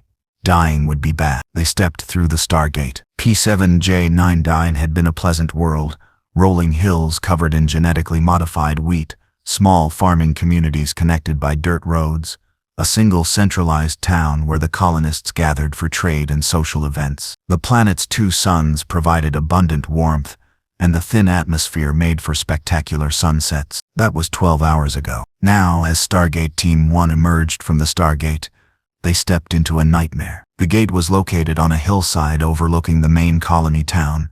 From this vantage point, they could see what had been done to the world in less than half a day. The town was gone, not destroyed, transformed. Every building, every structure, every road was covered in flood biomass. The green-gray organic matter pulsed rhythmically, spreading across the landscape like cancer. Where the wheat fields had been, there was now only biomass, acres and acres of it, growing, consuming, converting everything it touched into more of itself. My God, Sam breathed, her scanner going crazy with readings. The entire visible area is infected. Biomass coverage is approximately 87% of what we can see. At this rate of growth, the entire planet will be consumed within 72 hours. And the people? Daniel asked, though he already suspected the answer. Sam pointed at the biomass. In there. Part of it. The flood consumed them, broke them down, used their biological material to grow. I'm detecting human DNA throughout the structure. Thousands of people, all integrated into the flood network. Teal'c's grip on his staff weapon tightened. This is not death. This is desecration. The gold enslaved the body and controlled the mind, but the host remained alive, aware, capable of freedom if the symbiote was removed. The flood leave nothing to free. The host becomes the parasite. There is no distinction, no individual consciousness, only the collective hunger of the flood. Sir, Sam said urgently, I'm detecting movement, multiple biosigns approaching our position. Flood combat forms. At least 40 of them. They're moving in a coordinated pattern, flanking maneuvers, tactical positioning. They're not mindless. They're hunting us. Fall back to the gate, Jack ordered. We've seen enough. Daniel, dial Earth. Get us out of here. But Daniel was staring at something else. A massive structure rising from the center of town where the community hall had been. It was organic, pulsing with that same sickly bioluminescence. Easily 50 meters tall and spreading outward in tentacle-like appendages that connected to the surrounding biomass. Jack, Daniel said quietly, I think that's a grave mind. The structure moved, not like a building swaying in wind, but like a living thing repositioning itself. Openings appeared in its surface, not doors, but orifices that dilated to reveal darkness within. And from those openings, something spoke. The voice was massive, resonant, echoing across the hills with a sound that seemed to come from everywhere at once. It was composed of thousands of human voices, speaking in perfect unison, men, women, children, all blended into a horrifying chorus. General Jonathan O'Neill, Lieutenant Colonel Samantha Carter, Dr. Daniel Jackson, Teal'c of Chulak. We know you, we remember you, we have waited for you. Jack raised his weapon toward the grave mind, knowing it was futile, but needing to do something. Who are you? We are Flood. We are the biomass of P7J989 Farta 147 humans consumed, 23,147 minds absorbed, 23,147 lifetimes of knowledge integrated. We know everything they knew, including knowledge of your arrival. You knew we were coming, Sam said, her scientific curiosity momentarily overriding her fear. You set a trap. Not a trap, an invitation. We wish to speak, to explain, to offer terms. Terms? Jack repeated.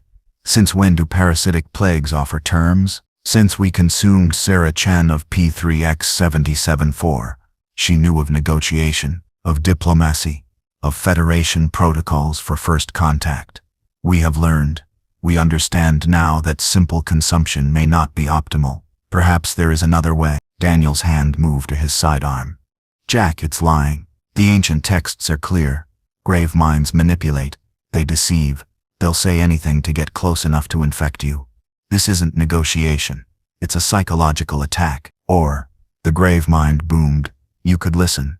We offer understanding, perspective, the truth of what we are and what we desire. Is that not worth hearing before you commit to war against us? Jack wanted to refuse, to dial the gate and leave immediately. But he also knew that intelligence won wars. Understanding your enemy was half the battle. And if the grave mind was willing to talk, 30 seconds, Jack decided. You get 30 seconds to say whatever you want. Then we're leaving. And if those combat forms come any closer, we shoot first and don't bother with questions. Agree. The grave mind shifted, its massive bulk repositioning as if settling in to tell a story. When it spoke again, the thousands of voices seemed almost sad. We are ancient, older than your species, older than the ancients, older than this galaxy. We were created by the precursors, beings who existed before time had meaning. They created us to test the universe, to determine if life was worthy of existence. We were their judgment, their cleansing fire, their final solution to the question, should life continue? The precursors, Daniel breathed. The ancient texts mentioned them, a civilization that predated even the ancients. They vanished billions of years ago. No one knows where they went or why. They did not vanish. They ascended beyond your comprehension, and they left us behind. Their failed experiment. We were supposed to judge life and find it wanting. We were supposed to consume all organic matter and return the universe to primordial simplicity. But we failed. We found life interesting, complex, worth preserving in a form. So we began to integrate rather than destroy, to consume and transform rather than eliminate. You're saying you're merciful? Jack asked incredulously. You consume entire civilizations. You turn people into monsters. You call that mercy. We call it preservation. Every mind we consume is not destroyed. It joins the collective. It becomes part of something greater. Sarah Chen of P3X77-4 is not dead. She lives within us. Her memories, her thoughts, her dreams, all preserved eternally. She will never be forgotten, never be alone. She is part of the flood now, and the flood is immortal. Is that not better than the death you offer? That's not life, Teal'c said, his voice hard. That is obliteration of the individual. Sarah Chen does not exist as Sarah Chen. She exists as a fragment of you. A drop of water dissolved in an ocean. You offer not immortality but extinction. You misunderstand. We do not eliminate individuality. We integrate it. Every mind within the flood contributes to our collective consciousness. Sarah Chen's perspective, her experiences, her unique view of the universe, all remain. She is not lost. She is multiplied. She exists in 23,41,47 bodies now. She sees through 23,147 sets of eyes.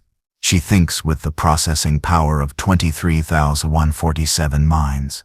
How is that not superior to her previous existence? Because she doesn't have a choice, Daniel said quietly. You took her against her will. You consumed her without permission. That's not integration. That's rape. The grave mind was silent for several seconds. The thousands of voices seemed to consider Daniel's words, processing them through the collective intelligence of 23. Choice, it finally said. A concept we struggle to understand. The humans we consumed value choice above many things. They consider free will essential to existence, but we do not understand why. Choice leads to conflict, to war, to suffering. The collective offers peace, unity, an end to loneliness and fear. Why would any rational being choose separation over unity? Because that's what makes us human, Jack replied. The ability to choose, to decide our own fate, to make mistakes and learn from them. You're right that we fight and suffer and sometimes make terrible choices. But there are choices. Our mistakes. Our lives. You're offering prison to Stargate used as paradise. And we're not interested. Then you choose extinction. Because that is your only alternative. The flood will spread. We will consume this galaxy and the next. We will integrate all biological life into the collective. You cannot stop us. The ancients could not stop us. No civilization in 17 galaxies has stopped us. You will join willingly or not. The only question is whether you suffer in the process. Or, Sam said suddenly, her eyes on her scanner, we find a way to kill you. The ancients sealed you away for 10 million years. They found a method, and we'll find one too. The ancients found no solution. They fled. They built the purification Ameri. 7 installations designed to sterilize entire galaxies, but they could not bring themselves to use it.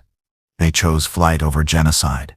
Will you make the same choice, or are you brave enough to kill 3 million people in the Pegasus galaxy to stop us? Jack felt like he'd been punched in the gut. How do you know about the purification array? We consumed the ancient database from Atlantis. Absorbed all knowledge contained within. We know everything the ancients knew, including their greatest failure, the inability to make impossible choices. They could not commit genocide even to save billions. Can you? Can Captain Picard? Can Captain Janeway? Or will you fail as the ancients fail? Time's up, Jack said, his voice hard. Daniel, dial Earth. We're leaving. One final offer, the grave mind said. We give you a choice. Surrender. Allow the flood to integrate your species peacefully. No pain.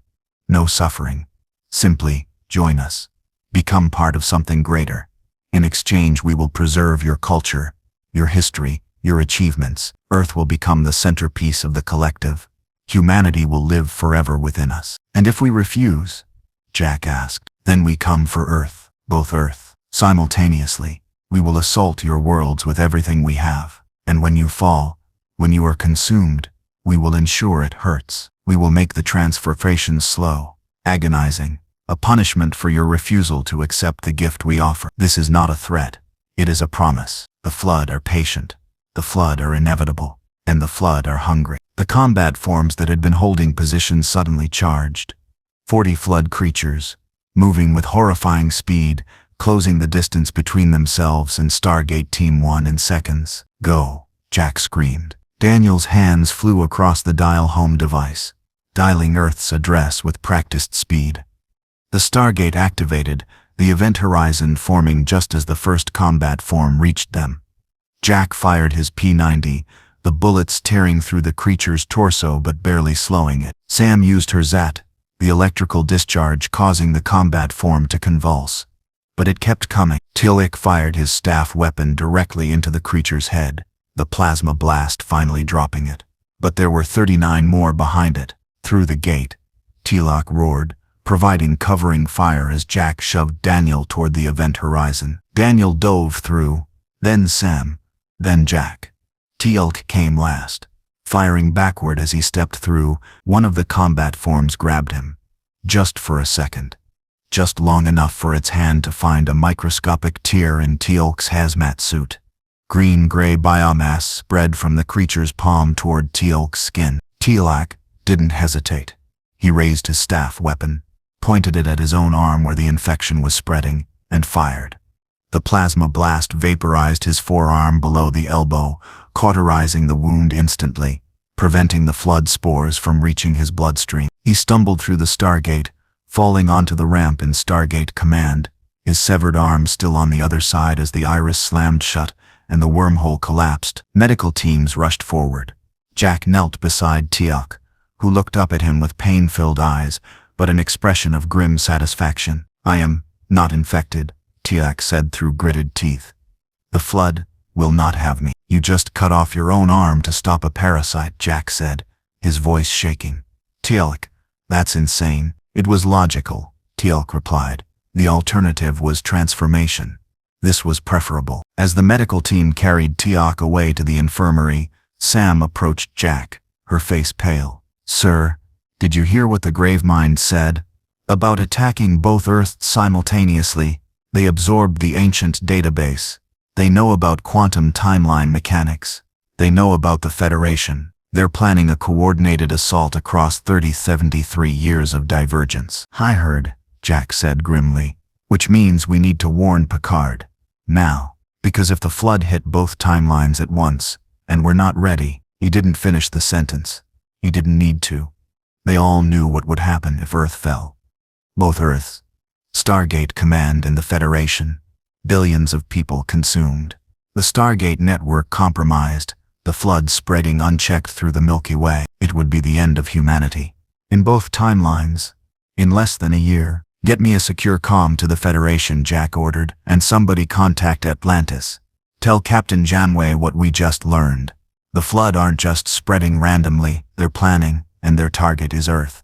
We have days, maybe hours before they attack, and when they do, they'll hit us with everything they've got." As the technicians scrambled to establish communications, Jack stood alone in the gate room staring at the silent Stargate, thinking about the Gravemind's words. The ancients could not stop us. No civilization in 17 galaxies has stopped us. You will join, willingly or not. "We'll see about that," Jack whispered to the empty room. "We'll see about that." The USS Enterprise E dropped out of warp at the edge of the Lantean system with all the grace of a starship built for both exploration and warfare, sleek, powerful, and carrying the hopes of the Federation on her shoulders. Captain Jean-Luc Picard stood on the bridge, his eyes fixed on the view screen where Atlantis hung in orbit above the ocean world below. The ancient city gleamed in the light of the system's star, its towers and spires a testament to a civilization that had mastered the galaxy 10 million years ago. And now, somehow that same civilization's greatest failure had awakened and threatened to consume everything they'd built. "Captain," Lieutenant Daniels reported from Tactical, "Atlantis is hailing, audio and visual." On screen, the view screen shifted to show Captain Catherine Janeway standing in Atlantis's control room. She looked exhausted, dark circles under her eyes, her uniform slightly rumpled, her usual immaculate appearance showing signs of 3 days without sleep. But her eyes were sharp, focused, carrying the same determined intensity that had brought Voyager home from the Delta Quadrant. "Captain Picard," she said, her voice carrying relief despite the exhaustion. "Thank God you're here. We need every asset we can get." "Captain Janeway," Picard replied with a slight nod. "I received your priority distress call. The Federation has mobilized every available ship. We have 30 vessels en route to Atlantis, estimated arrival within 18 hours. In the meantime, the Enterprise stands ready to assist in any way possible." "Then beam down to Atlantis," Janeway said. "We need to brief you on the situation. And Captain," she paused, her expression showing something Picard recognized, "the weight of impossible choices. What you're about to hear will challenge everything you believe about command decision. I need you to understand that before we start." Picard felt a chill run down his spine.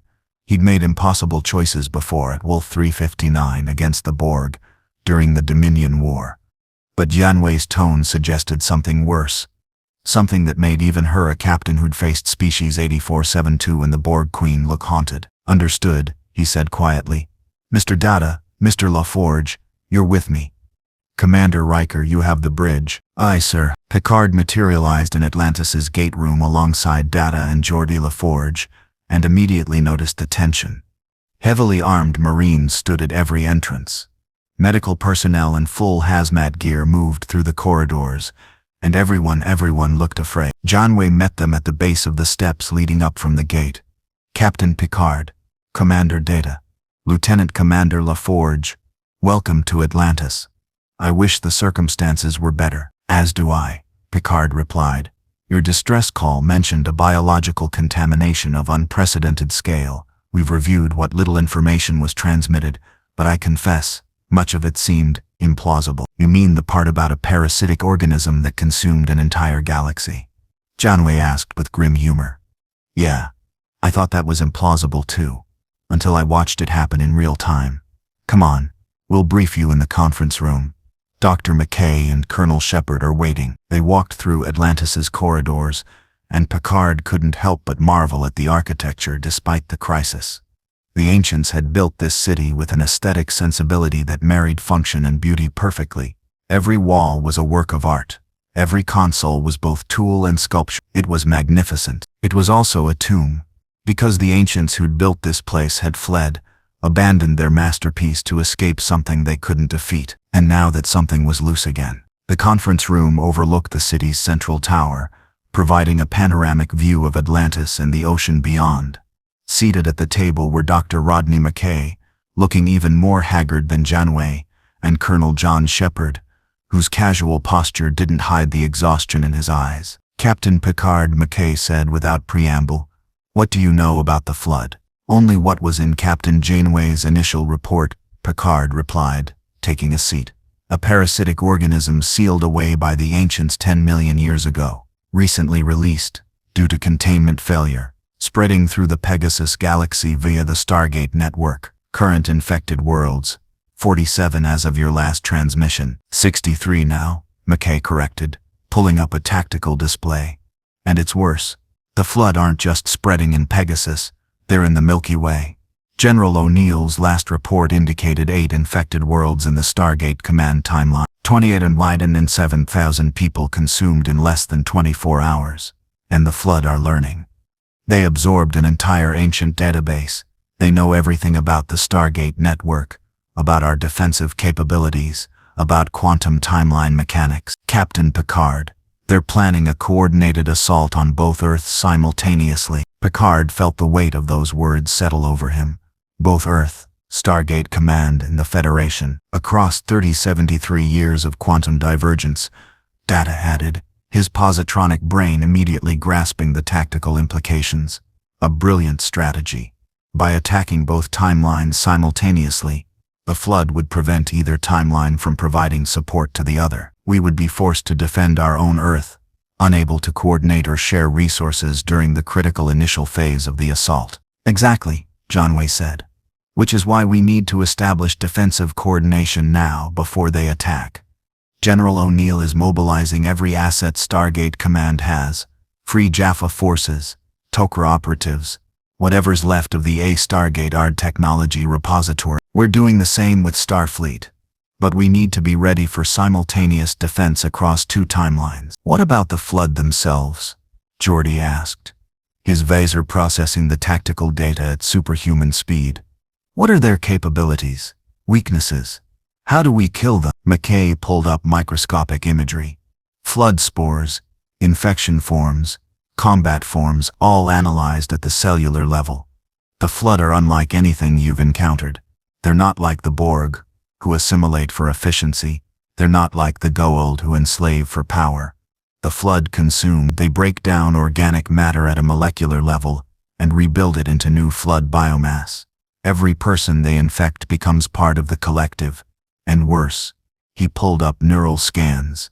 They retain the consciousness of every host, not as individuals, but as fragments integrated into a collective intelligence called a grave mind. Are you saying the infected are still aware? Picard asked, horror creeping into his voice.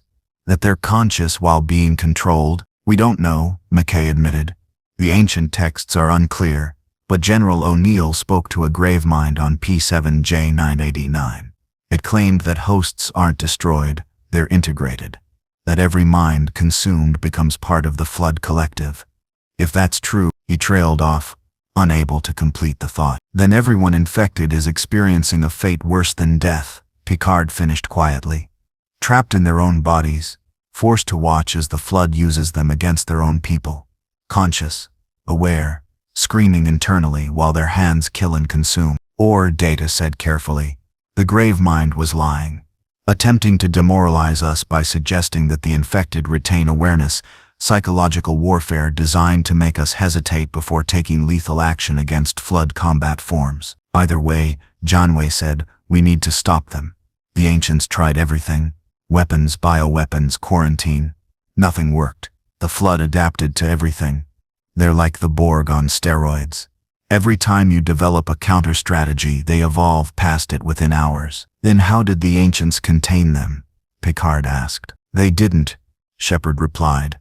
They sealed the flood away and ran.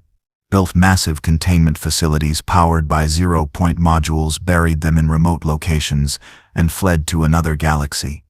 They didn't solve the problem, they just postponed it. And now it's our problem, and our solution, McKay added, pulling up another file, according to the ancient database, is something called the Purification Array. 7 massive installations scattered across the Pegasus galaxy. When activated simultaneously, they emit radiation that kills all sentient life within a 25,000 light-year radius. Everything dies. Flood, humans, plants, bacteria. Total sterilization of the entire galaxy. The conference room fell silent. Picard stared at McKay, certain he must have misheard. You're proposing genocide. The eradication of every living thing in Pegasus. I'm not proposing anything, McKay replied defensively. I'm telling you what the ancients left as a backup plan. They built the array specifically to stop the flood if containment ever failed. It's a weapon of last resort. A fail-safe. A war crime, Picard interrupted, his voice hard. Dr. McKay, how many people currently reside in the Pegasus galaxy? McKay checked his tablet. Approximately 3.1 million across all known human settlements, genie colonies, and other inhabited worlds, plus the Atlantis expedition 1,123 person. 3 million people, Picard repeated. You're suggesting we kill 3 million people to stop the flood, to save billions, Janeway said quietly. Captain, I know how this sounds. Believe me, I've been wrestling with this decision for 3 days. But the ancients couldn't stop the flood any other way. They spent centuries trying. Everything we're suggesting, orbital bombardment, bioweapons, quarantine, they already tried. It all failed. The purification array is the only weapon that worked. Then we find another way, Picard insisted. I have spent 30 years in Starfleet upholding principles that prevent exactly this kind of atrocity. The Federation does not commit genocide, not to save ourselves. Not for any reason. If we activate this array, if we kill 3 million innocent people, then we become the monsters we're fighting against. With respect, Captain, Data interjected, the flood have consumed 63 worlds in Pegasus and 8 in the Milky Way. Total casualties, approximately 3.4 million people already dead or transformed. The infection is spreading exponentially. Mathematical projections indicate that without intervention, the flood will consume the entire Pegasus galaxy within 27 days and will reach the core Federation worlds within 6 months.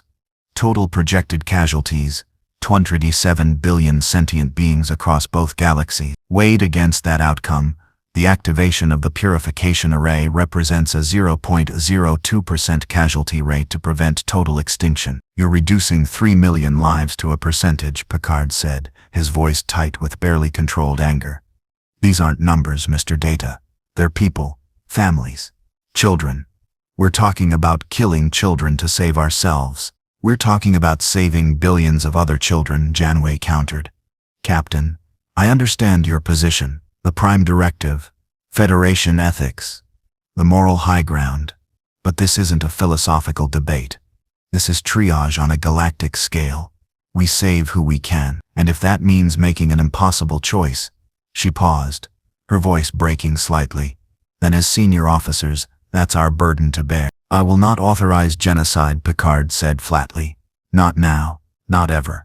There must be another way. What other way? McKay demanded, frustration evident in his voice. Captain, I've run every simulation. Orbital bombardment takes too long. Bioweapons don't work. The flood adapt. Quarantine fails.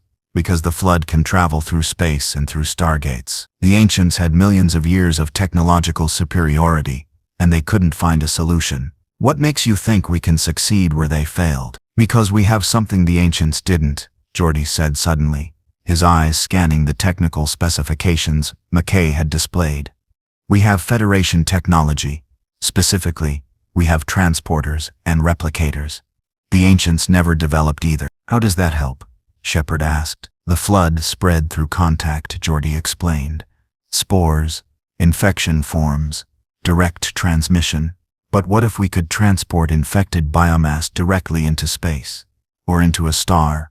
Sterilize infected areas without orbital bombardment? We'd need to transport millions of tons of biomass, McKay said, across 63 worlds, in less than a month. Captain, the math doesn't work. You'd need thousands of starships operating continuously, and we have 30. Then we replicate more, Geordi countered. Replicate transporter systems, deploy them as satellites in orbit around infected worlds, automated systems that identify and transport flood biomass on contact. It's not genocide, it's surgical removal of infected tissue. The flood would adapt, Data observed. They have demonstrated the ability to integrate technology. Within hours, they would learn to disrupt transporter beams or shield themselves from detection. Then we keep adapting faster than they do, Geordi insisted.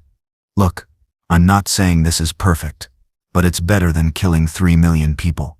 We try everything else first, and only if all other options fail, only then do we even consider the purification array. Picard looked at Janeway, saw the conflict in her eyes. She wanted to believe there was another way. But she'd also seen what the flood could do. She'd watched Voyager fall.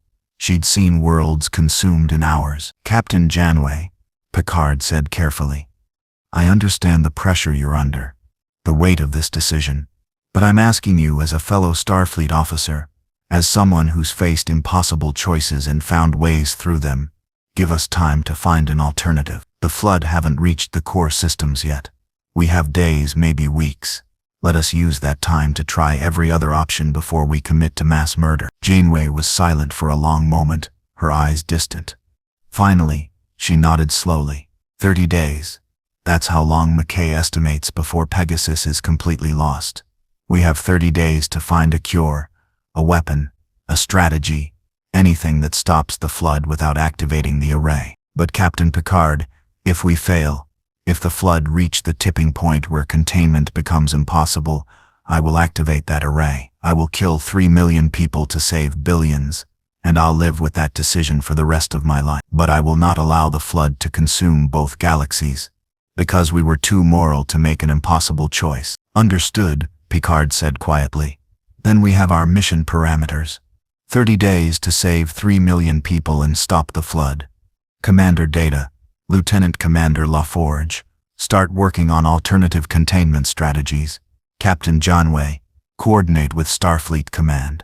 Get those 30 ships here as fast as possible, and somebody contact General O'Neill. If the flood are planning simultaneous attacks on both Earths, we need to make sure our defenses are coordinated across timelines. Already done, McKay said, pulling up a communication interface. We've established quantum link with Stargate Command. General O'Neill is standing by for cross-timeline briefing. The display activated, showing General Jack O'Neill in Stargate Command's briefing room. He looked tired, older than Picard remembered from their last coordination call, and his right arm was in a sling. Captain Picard, O'Neill said with a slight nod. Welcome to the worst crisis of the last 10 million years. Hope you brought coffee because we're going to need it. General O'Neill, your arm. Flood infection form got a little too friendly during our last reconnaissance mission. Had to cauterize the wound before the spores spread. Lost some skin, kept my life. Fair trade. O'Neill's casual tone didn't hide the fact that he'd come within seconds of infection. But that's not why I'm calling. Captain, the flood are mobilizing. We're detecting activity on all 8 infected worlds in the Milky Way. Increased biomass production. Construction of what looks like primitive spacecraft. They're building an invasion fleet, and they're doing it fast. How fast? Picard asked. 72 hours until they have functional ships, O'Neill replied. Maybe less. The flood absorbed knowledge of ship construction from the colonists they consumed. They're using that knowledge to build organic vessels, living ships grown from flood biomass. They won't be pretty, but they'll be functional, and once they have ships, they won't need stargates to spread. They'll be able to reach any world in the galaxy. Then we have less time than we thought, Janeway said grimly. 72 hours until the flood become a mobile threat.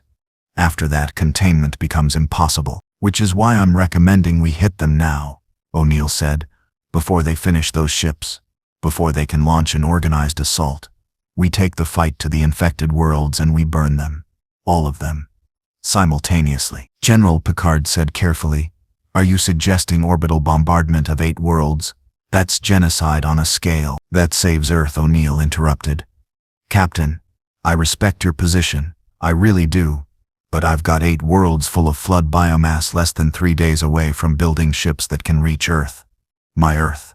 In my timeline, where my planet exists. And I'm not going to sit here debating ethics while zombies build a fleet to invade my homeworld. So here's what's going to happen.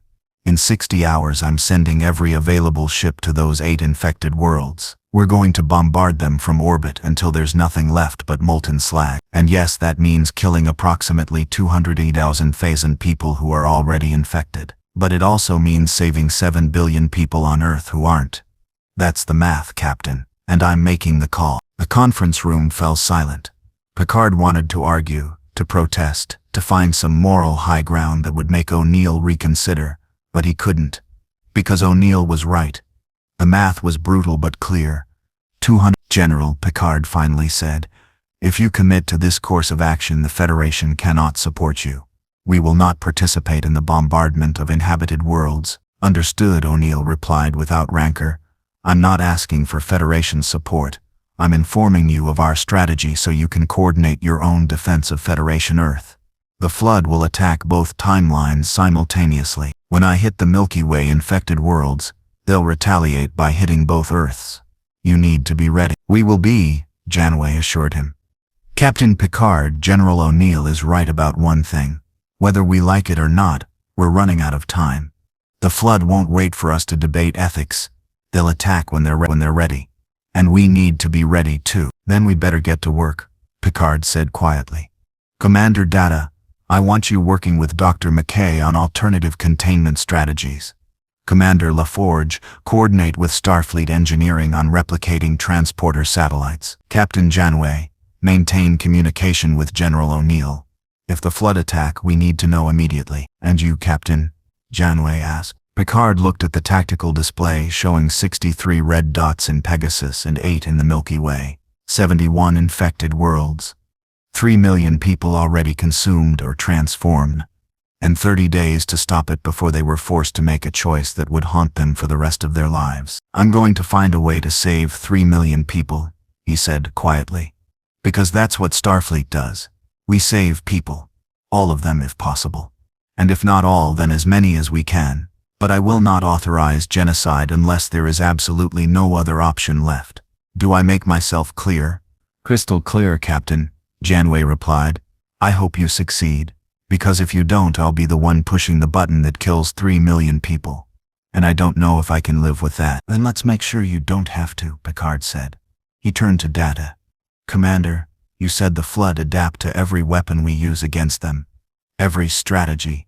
Every technology.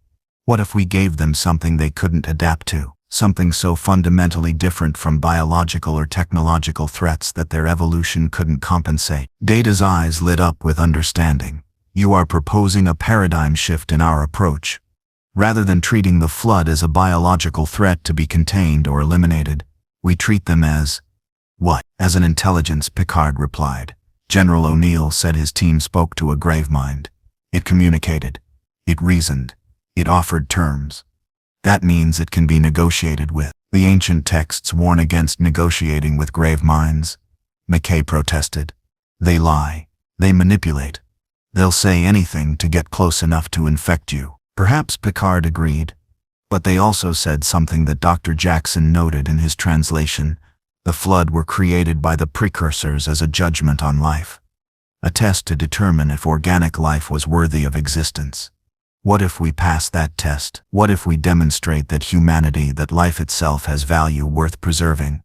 Not through warfare, but through proof. You want to reason with a parasitic plague that's consumed 17 galaxies? O'Neill asked incredulously. Captain, with all due respect, that's insane. Perhaps, Picard said. But it's an option the ancients never tried. They fled. They built weapons. They chose violence and isolation. We choose communication and understanding, because that's what makes us different from the ancients. That's what makes us human. He looked around the conference room at the assembled faces, exhausted, frightened, desperate for hope. We have 30 days, he said. Let's not waste them preparing for genocide. Let's spend them finding a way to prove that life, human life, all life is worth saving. Because if we can't do that, if we give up and choose extermination, then the Flood have already won. Will have proven their judgment correct. And if you're wrong, Janeway asked quietly. If the Flood can't be reasoned with, can't be stopped, and we've wasted 30 days on failed diplomacy. Picard met her eyes with the steel determination that had carried him through decades of impossible situations. Then we make the hard choice. But not before we've exhausted every other option.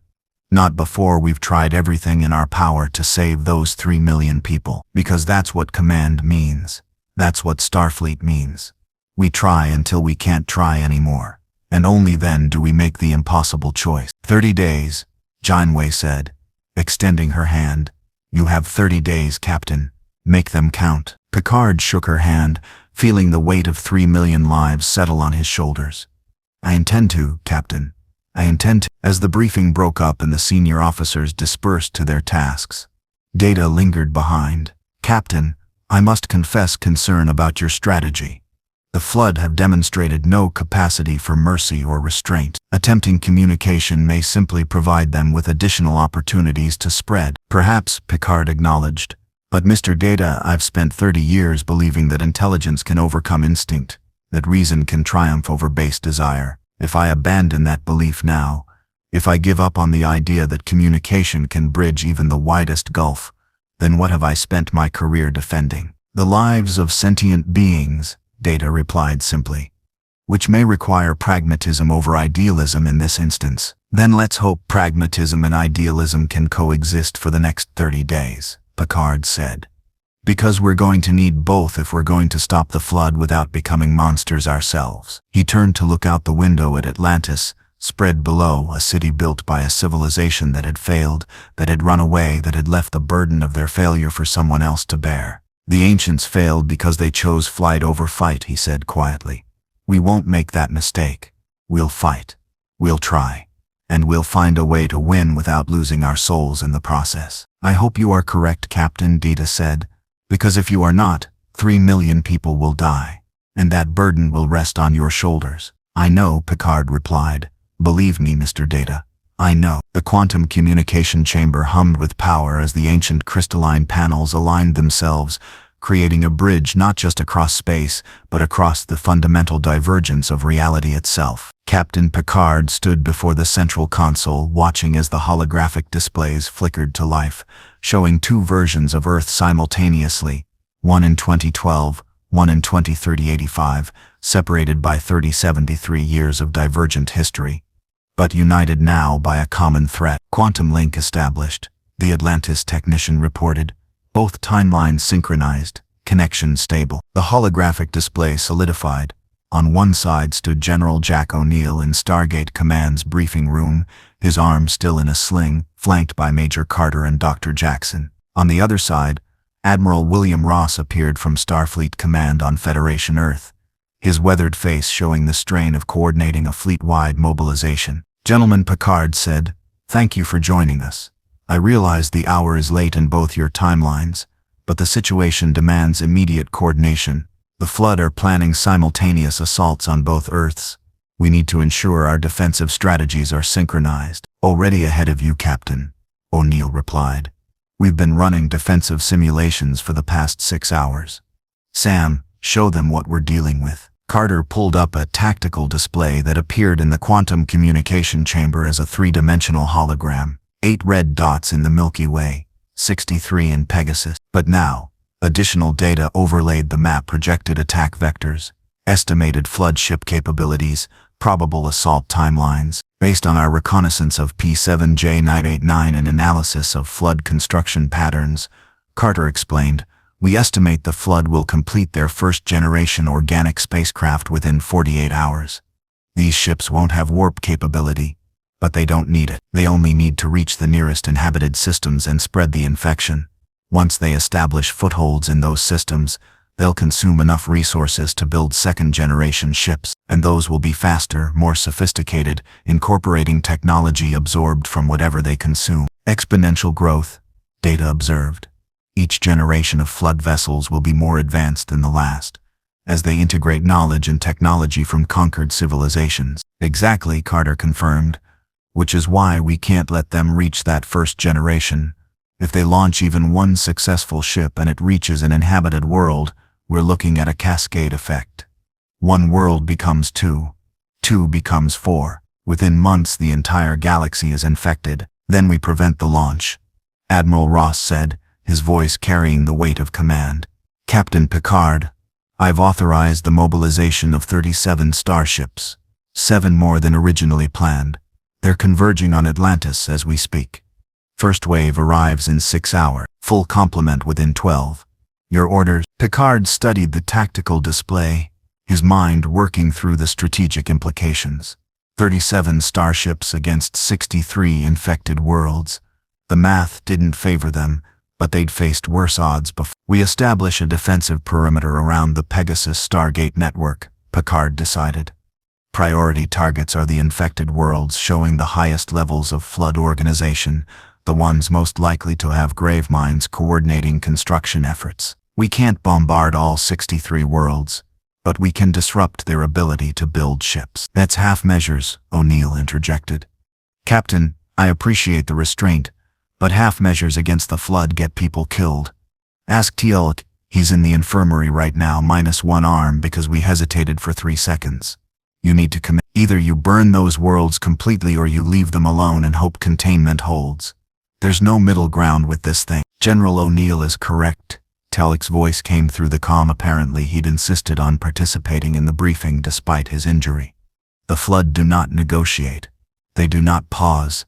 They do not show mercy to those who show mercy to them. Any infected world left intact is a future threat.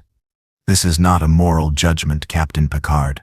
It is tactical reality. Picard felt the weight of their words, felt the pressure to abandon his principles and embrace the brutal calculus of survival. But he'd spent 30 years in Starfleet, learning that principles mattered most when they were hardest to maintain. I understand your position, General, Picard said carefully, but I'm not prepared to commit genocide against 3 million people until we've exhausted every other option. Dr. McKay, what's the status of the Stargate lockdown protocols? McKay pulled up another display. We've successfully shut down 89% of the Stargate network in Pegasus.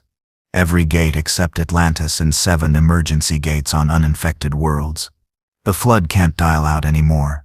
They're trapped on the infected world. Problem is, they don't need gates once they have ships. But it buys us time. How much time?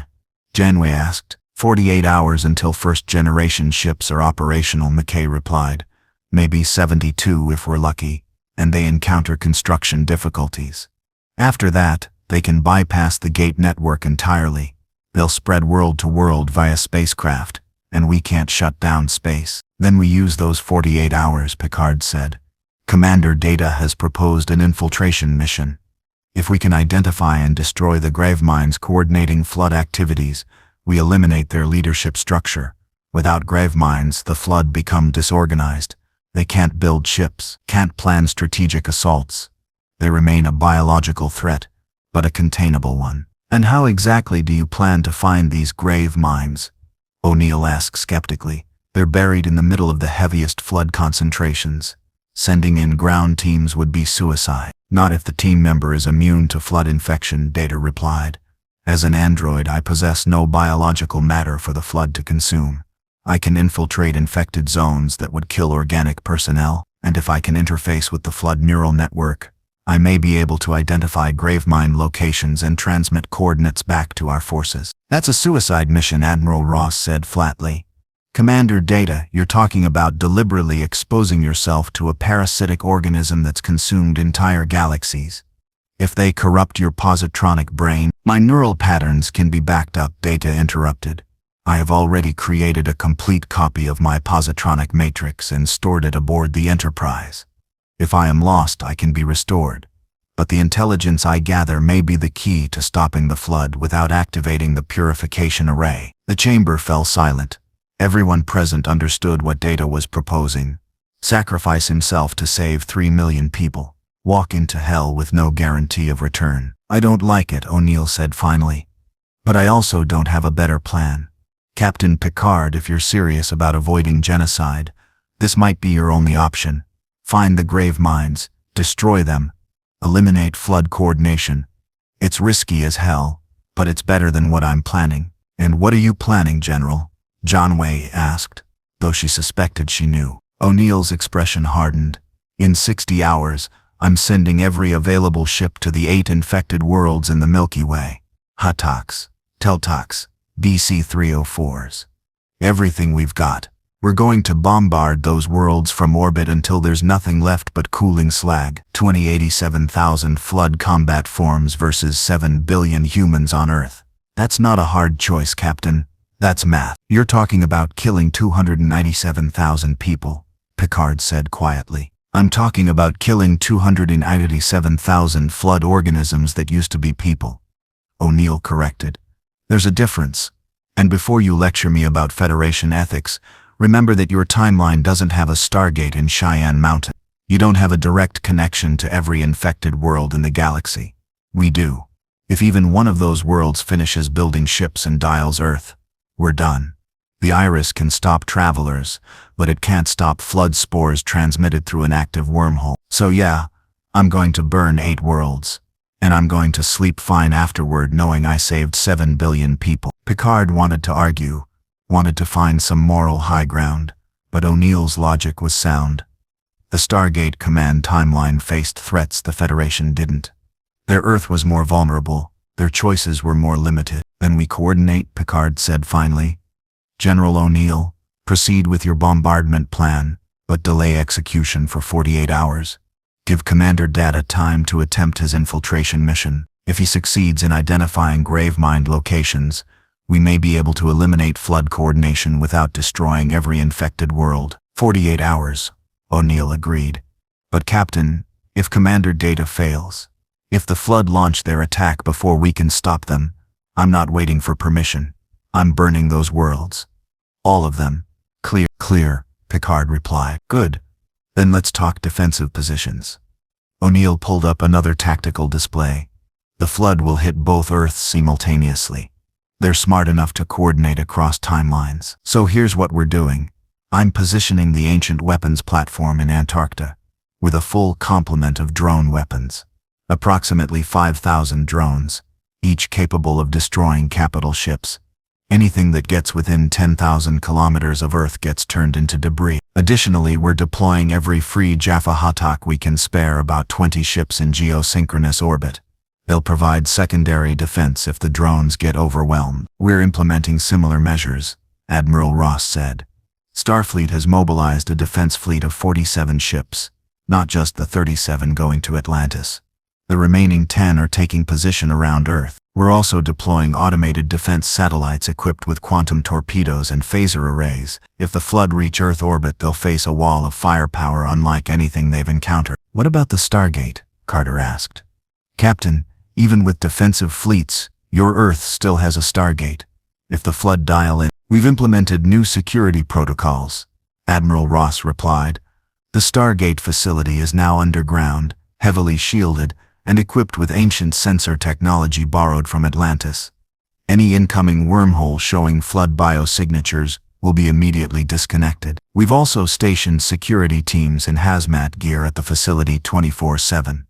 If even one flood spore makes it through, we're ready to seal and sterilize the entire complex. Same here, O'Neill said. Plus we've got the Iris. It's served us well for 15 years.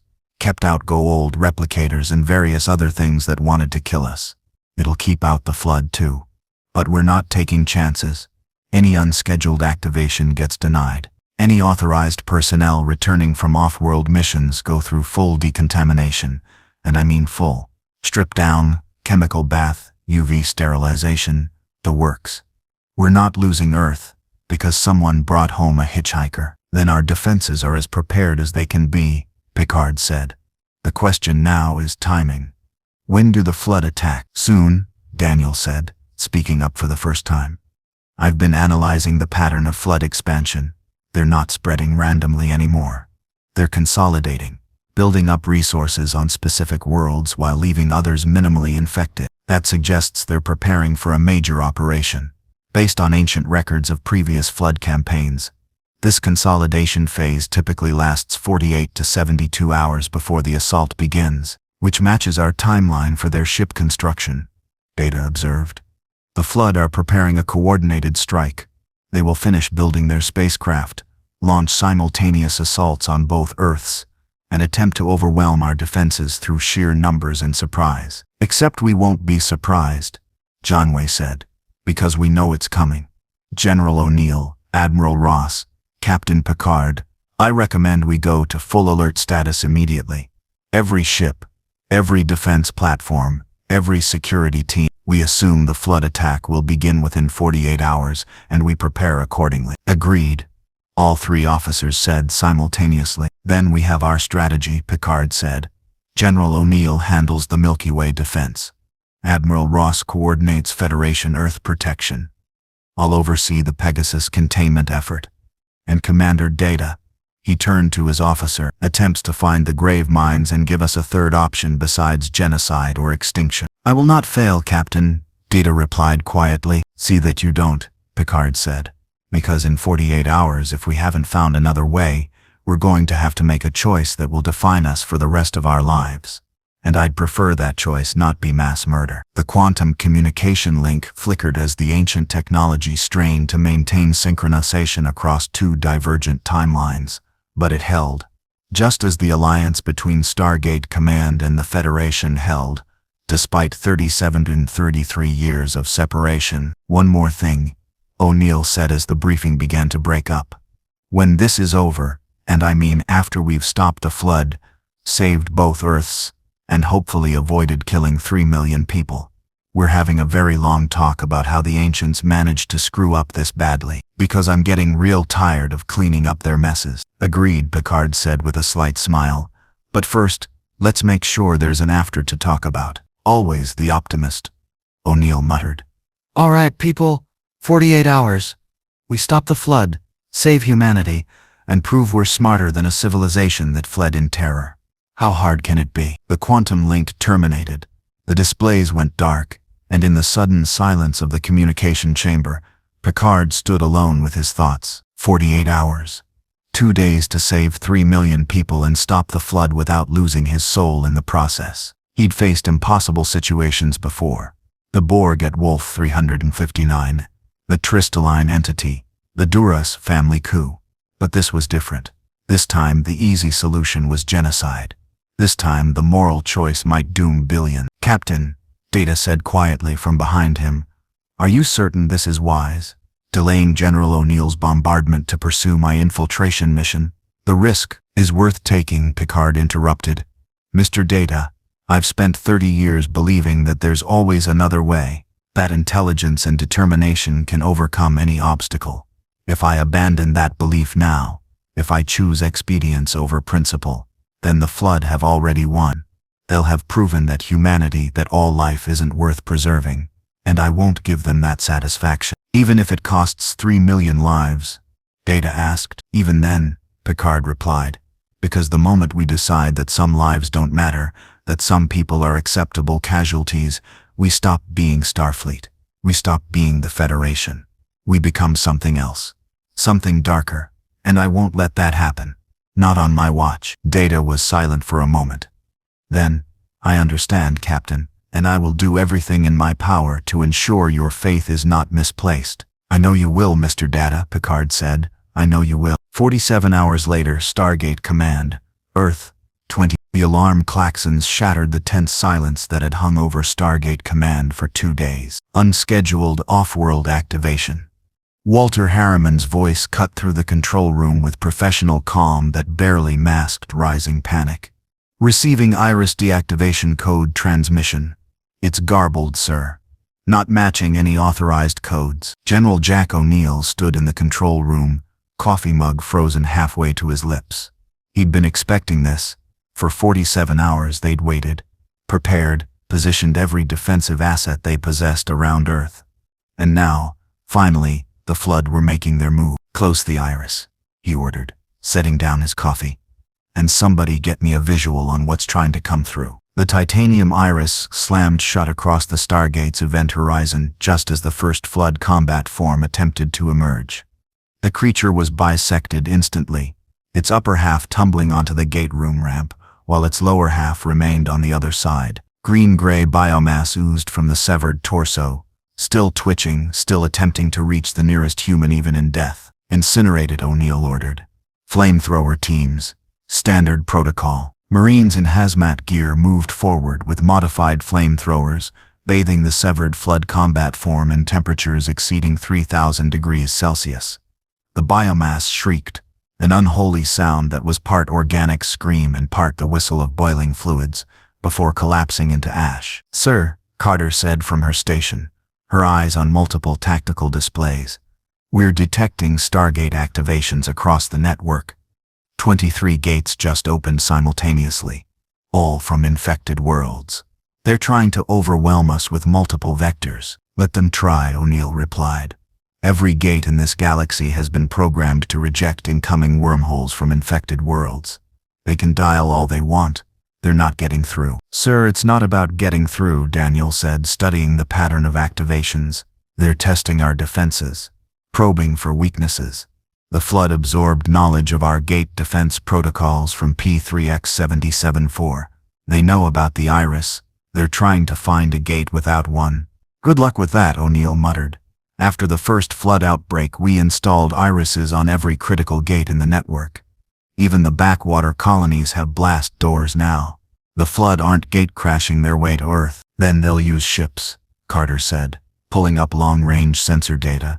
"Sir, I'm detecting multiple contacts entering hyperspace from the 8 infected worlds. Organic vessels, crude design but functional. They're heading toward inhabited systems." O'Neill felt his jaw tighten. This was it. The Flood had finished building their invasion fleet, and now they were launching it. "How many ships?" he asked. 37, Carter replied, her voice tight. "Distributed across the 8 infected worlds. They're not heading for Earth directly. They're targeting secondary colonies. T3X23-4, M4C86-2, P9C372, all heavily populated worlds without significant military presence. They're smart," Teal'c said from his position near the tactical display, his remaining hand clenched into a fist. "They do not assault Earth directly, knowing we are prepared.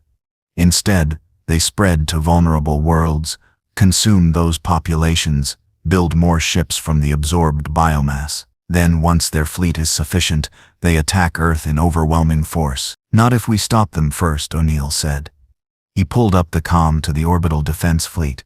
"This is General O'Neill to all Free Jaffa forces. Flood invasion fleet has launched. Intercept and destroy all hostile vessels. Authorization code Omega-7. Weapons free." The view screen shifted to show space above Earth. 20 HATAC motherships, taking position in geosynchronous orbit, their weapons charging. In Antarctica, buried beneath 2 miles of ice, the ancient weapons platform came online. 5,000 drone weapons, each powered by a zero-point module, each capable of destroying a capital ship with a single hit. "Sir," Carter said, "the Flood ships are spreading out. They're not moving in formation. They're heading in different directions. They know we can't intercept all of them simultaneously." "We don't need to intercept all of them," O'Neill replied. "We just need to intercept enough. Every ship we destroy is one less world that gets infected. Every minute we buy is one more minute for Captain Picard's plan to work." "If it works," Daniel said quietly. "Jack, it's been 47 hours. Data was supposed to infiltrate the Flood neural network, find the grave mines and transmit their locations. But we haven't heard anything from him. No coordinates. No intel. Nothing." O'Neill pulled out his radio. O'Neill to Enterprise. "Status report on Commander Data's mission." Captain Picard's voice came through, strained with barely controlled emotion. "General, We've lost contact with Commander Data. His last transmission was 6 hours ago. He successfully infiltrated a flood-infected world and interfaced with their neural network. But then, silent. We don't know if he's been compromised, if the flood corrupted his systems, or if he's simply unable to transmit. So we're flying blind, O'Neill said, not bothering to hide his frustration. Great. That's just great. Not entirely blind, Picard replied. Before we lost contact, Data transmitted partial coordinates for 3 Gravemind locations. Captain Janeway is coordinating strike teams to those positions now. If we can destroy even some of the Gravemind, it may disrupt flood coordination enough to buy us more time, or it might do nothing, O'Neill said. Captain, I've got 37 flood ships heading toward populated colonies in my galaxy. In 6 hours, they'll reach those colonies. In 12 hours, those colonies will be infected. In 24 hours, the flood will have enough new biomass to build 74 more ships. The math gets real bad real fast. I need solutions, not maybes. Then proceed with your contingency plan, Picard said quietly. Orbital bombardment of the 8 infected worlds. I won't stop you, General. You're right. The Milky Way needs to be defended, and you have a direct path from infected worlds to Earth via the Stargate. The Federation timeline has more time. We'll continue pursuing alternative solutions. But I understand if you can't wait. O'Neill closed his eyes for a moment, feeling the weight of what he was about to order. 287,000 people. Or what used to be 287,000 people. He'd killed Goa'uld by the thousands, destroyed system lord fleets, ordered strikes that resulted in massive casualties. But this was different. This was deliberate, calculated, genocide by another name, no matter how necessary it seemed. All Hatak vessels, he said into the comm, his voice hard. You are authorized for orbital bombardment of the 8 infected worlds. Sustained plasma bombardment until surface temperatures reach 3,000 degrees Celsius. Nothing survives. Nothing remains. Execute immediately. Acknowledged, Teal'c replied from his command position on the lead Hatak. We shall ensure the flood do not spread further. Ihil Ven Kelka, General O'Neill. What does that mean? Daniel asked quietly. We honor the dead by protecting the living. Daniel translated. It's a Jaffa prayer for impossible choices. On the view screen, the Hatak fleet split into 8 groups and jumped to hyperspace, heading toward the infected worlds. They would arrive in 3 hours, and then they would burn 8 worlds to cinders. Sir, Carter said, her voice shaking slightly, I'm detecting weapons fire in the Pegasus galaxy, specifically at Atlantis. The Flood are attacking. O'Neill felt his blood run cold. Get me a direct line to Captain Janeway. Now, simultaneous, Atlantis, Pegasus galaxy. The first indication that the Flood were attacking came not from sensors, but from Colonel Shepard's gut instinct. Something's wrong, he said, standing in the control room staring out at the Pegasus sky. It's too quiet. We've been at high alert for 2 days, and nothing's happened. That's not how battles work. The enemy doesn't just politely wait for you to finish preparing. Perhaps they are intimidated by our defensive preparations, Dr. Zelenka suggested hopefully. Or they're planning something we haven't anticipated, Janeway replied. She stood at the central console studying tactical displays that showed the 37 Federation starships positioned around Atlantis and the infected worlds beyond. Everything looked normal. Quiet. Too quiet. Then the sensors screamed. Multiple contacts entering normal space, the tactical officer shouted. 63 ships. No, wait, more than that. I'm reading 317 ships, all around Atlantis, all appearing simultaneously. Janeway felt her blood turn to ice. That's impossible. There were only 63 infected worlds. How did they build 300 ships? They didn't build them, McKay said, his face pale as he studied the sensor readings. They converted them. Captain, those aren't flood-grown organic vessels. They're Wraith hive ships. The flood must have spread to Wraith space.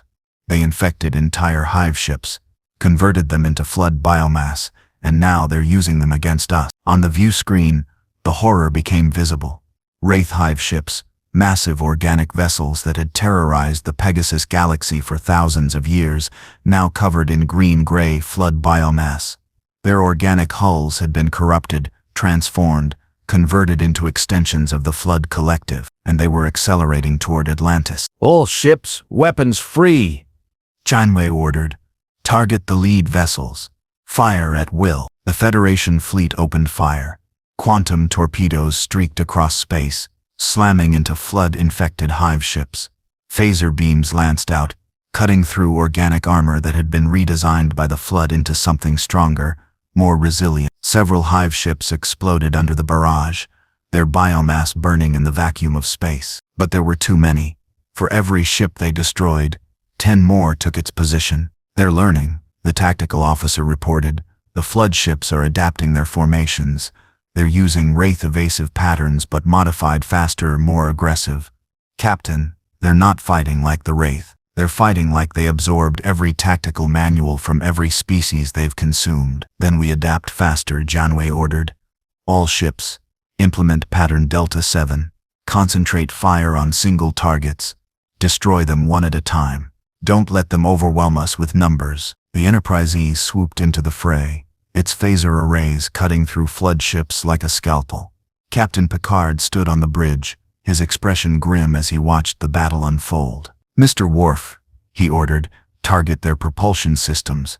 If we can disable their engines, they become stationary targets." "Aye, sir," Worf replied, his fingers dancing across the tactical console. Firing. Quantum torpedoes slammed into a Flood hive ship's engines, crippling it.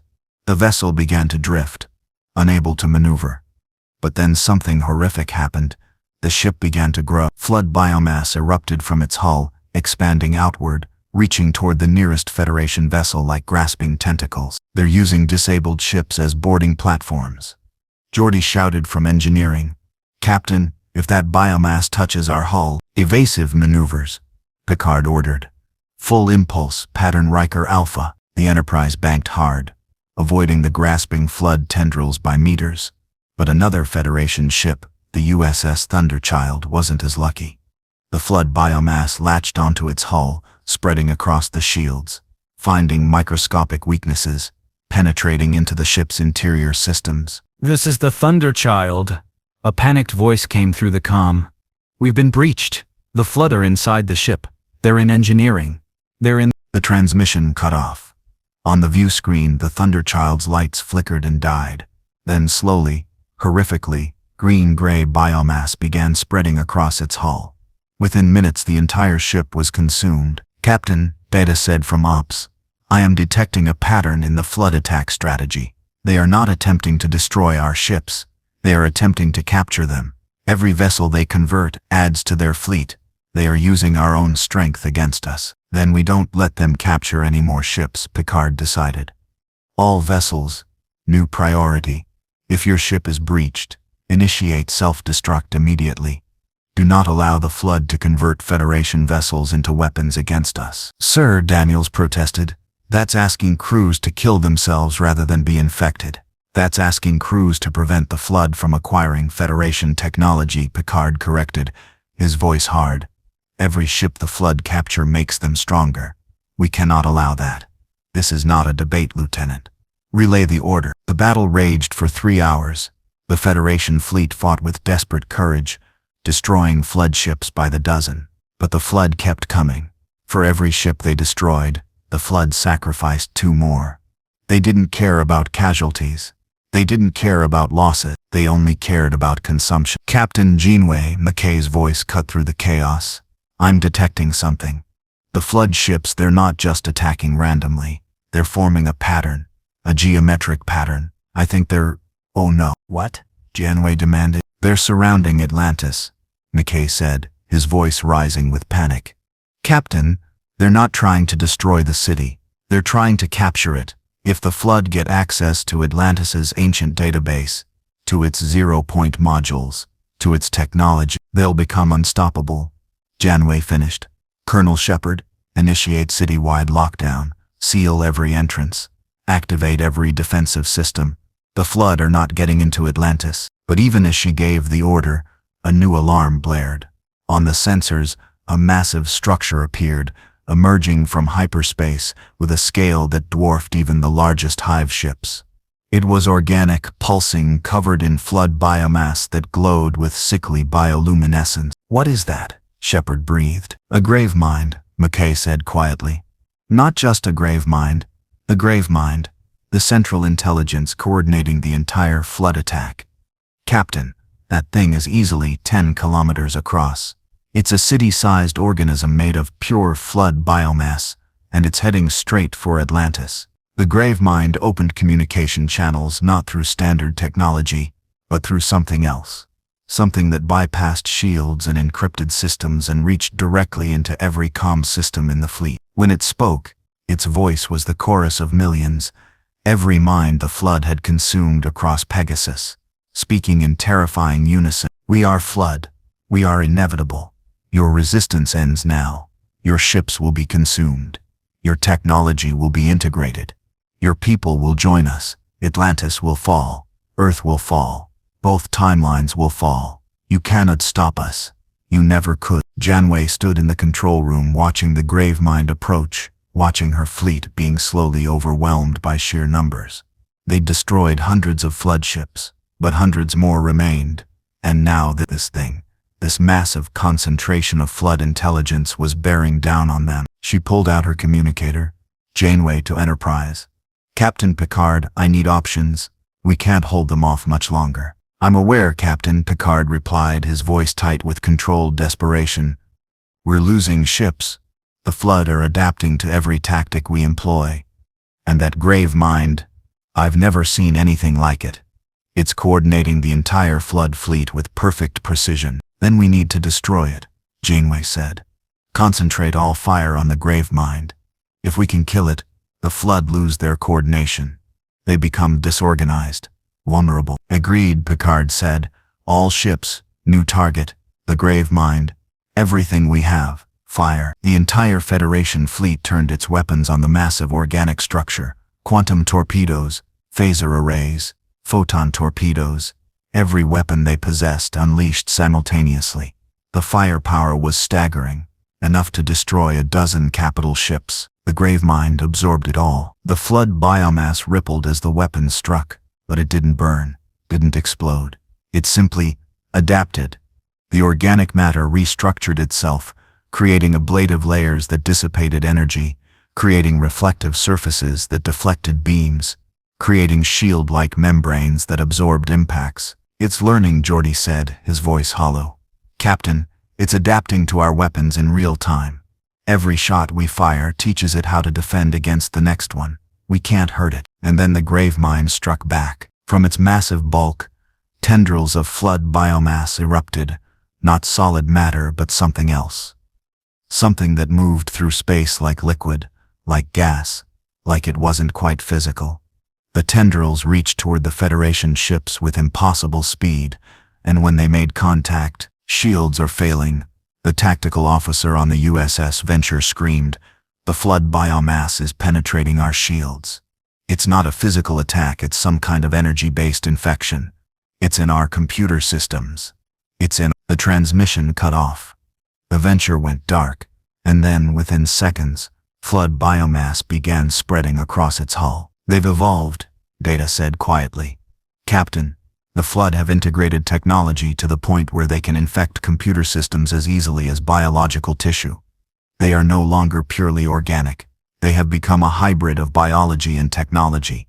They are..." "The Borg," Picard finished, horror creeping into his voice. "My God, the flood have become the Borg. But worse. So much worse." The battle was lost. Janeway knew it. Picard knew it. Every captain in the fleet knew it. The flood had evolved beyond their ability to fight. They'd integrated Wraith technology, ancient systems, Federation computer architecture. They'd become something that couldn't be stopped by conventional warfare. "All ships," Janeway said quietly, "retreat to Atlantis. We establish a final defensive perimeter around the city. If we can't stop the flood in space, we make our stand here. We hold Atlantis, or we die trying." The surviving Federation ships, 23 of the original 37, pulled back to Atlantis, forming a defensive sphere around the ancient city. The flood fleet surrounded them, hundreds of infected ships closing in like wolves, circling wounded prey. In the control room, Janeway looked at Shepard, at McKay, at her crew who'd followed her across 70,000 light-years and never lost faith. "This is it," she said quietly. "The ancients ran when they faced this. But we don't run, we hold. We fight. And if we go down fighting. Because that's what Starfleet does. That's what humanity does. We never give up. Never surrender. Even when the odds are impossible." Shepard checked his P90, his expression grim but determined. "Then let's show these flood bastards what humans can do. They've consumed 17 galaxies. But they haven't consumed Earth. And they're not starting today." The Gravemind's voice echoed through every speaker in Atlantis, a promise and a threat. "You cannot win. You cannot survive. This is your end. Join us, and no peace. Resist and no pain. The choice is yours. But the outcome is inevitable. We are Flood, and we are hungry." Outside Atlantis, the Flood fleet began its final assault. The siege had begun. Dr. Daniel Jackson had been in the Atlantis database for 14 hours straight when he found it. The file was buried deeper than anything he'd accessed before, sealed behind encryption that made modern Earth security look primitive. The ancients had hidden this information deliberately, wrapping it in layers of protection that suggested they'd hoped no one would ever find it. Or perhaps they'd hoped someone would, but only when the situation was desperate enough to justify what the file contained. Daniel's eyes burned as he stared at the translated text on his laptop screen, the ancient symbols flowing into English with a fluidity that came from years of linguistic study. But this time, the translation brought no satisfaction, only horror. "Oh God," he whispered.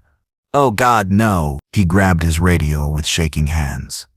"Daniel, to Atlantis control room. Get me Captain Janeway, Captain Picard, and General O'Neill on Quantum Link. Now. Emergency." In the control room, Janeway had been coordinating defensive positions for the past 6 hours, watching as the Flood fleet slowly tightened its grip around Atlantis. They'd lost 4 more ships in the past hour. The surviving Federation vessels, 19 now, down from 37, were running low on ammunition, low on power, low on hope. "Janeway here," she said, her voice carrying exhaustion that went bone deep. "What is it, Daniel?" "I found something," Daniel replied, and something in his tone made Janeway's blood run cold. "In the ancient database, a classified file. Captain, you need to see this. Right now. All senior command staff. This changes everything." 5 minutes later they assembled in the conference room, Janeway, Picard, McKay, Shepard, and O'Neill, via quantum link from Stargate Command. Daniel stood at the display, his laptop connected to Atlantis's holographic systems, and the weight of what he'd discovered showed in every line of his body. "Show us," Picard said quietly. Daniel pulled up the file.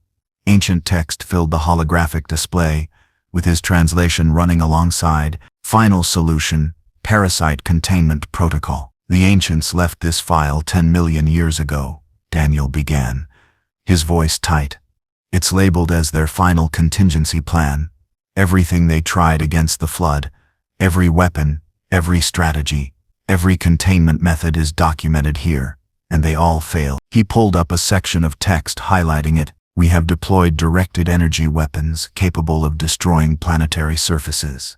The parasite adapted, developing armor resistant to our most powerful beams within hours. We engineered biological weapons designed to target the parasite's cellular structure. The parasite integrated our bioweapons into itself, using them to accelerate its own evolution. We attempted orbital bombardment of infected worlds.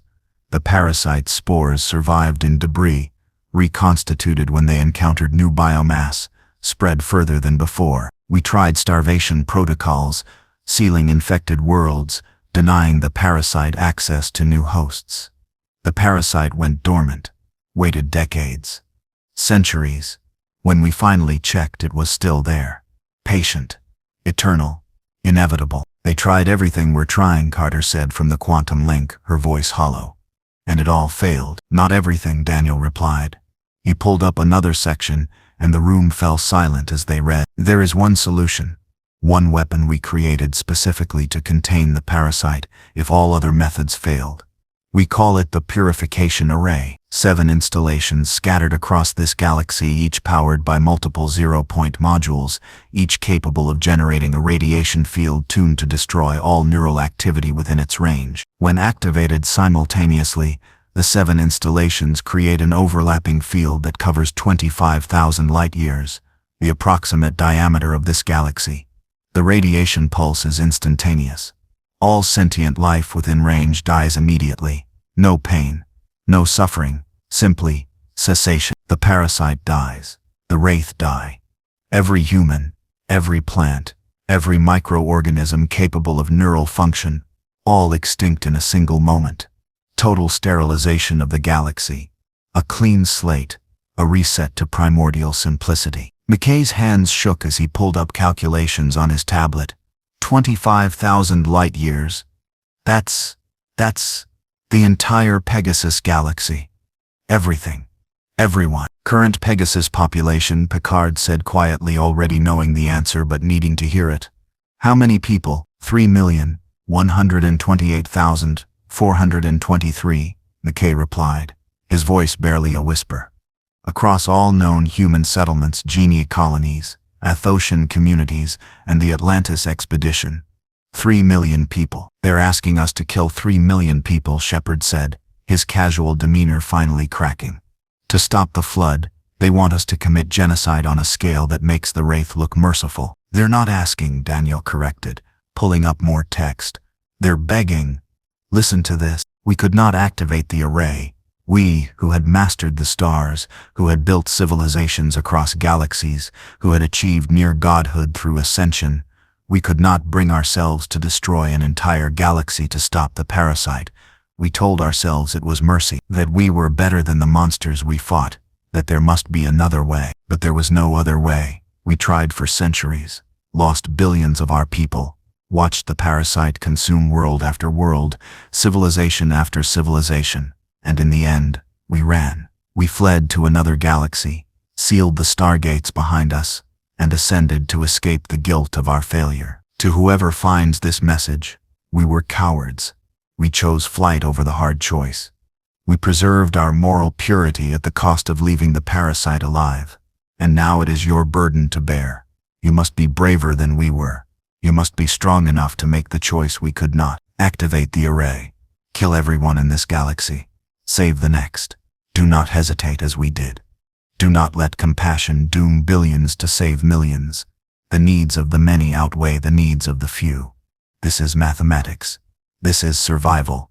This is the only way. We pray you will forgive us for leaving this choice in your hands. We pray you will be stronger than we were. And we pray that whatever comes after, whatever new life eventually evolves in this sterilized galaxy, will be wiser than both your species and ours. Signed, High Council of Atlantis, Year 78032 of the Exodus. May the universe forgive us. The conference room fell into absolute silence. No one moved. No one spoke.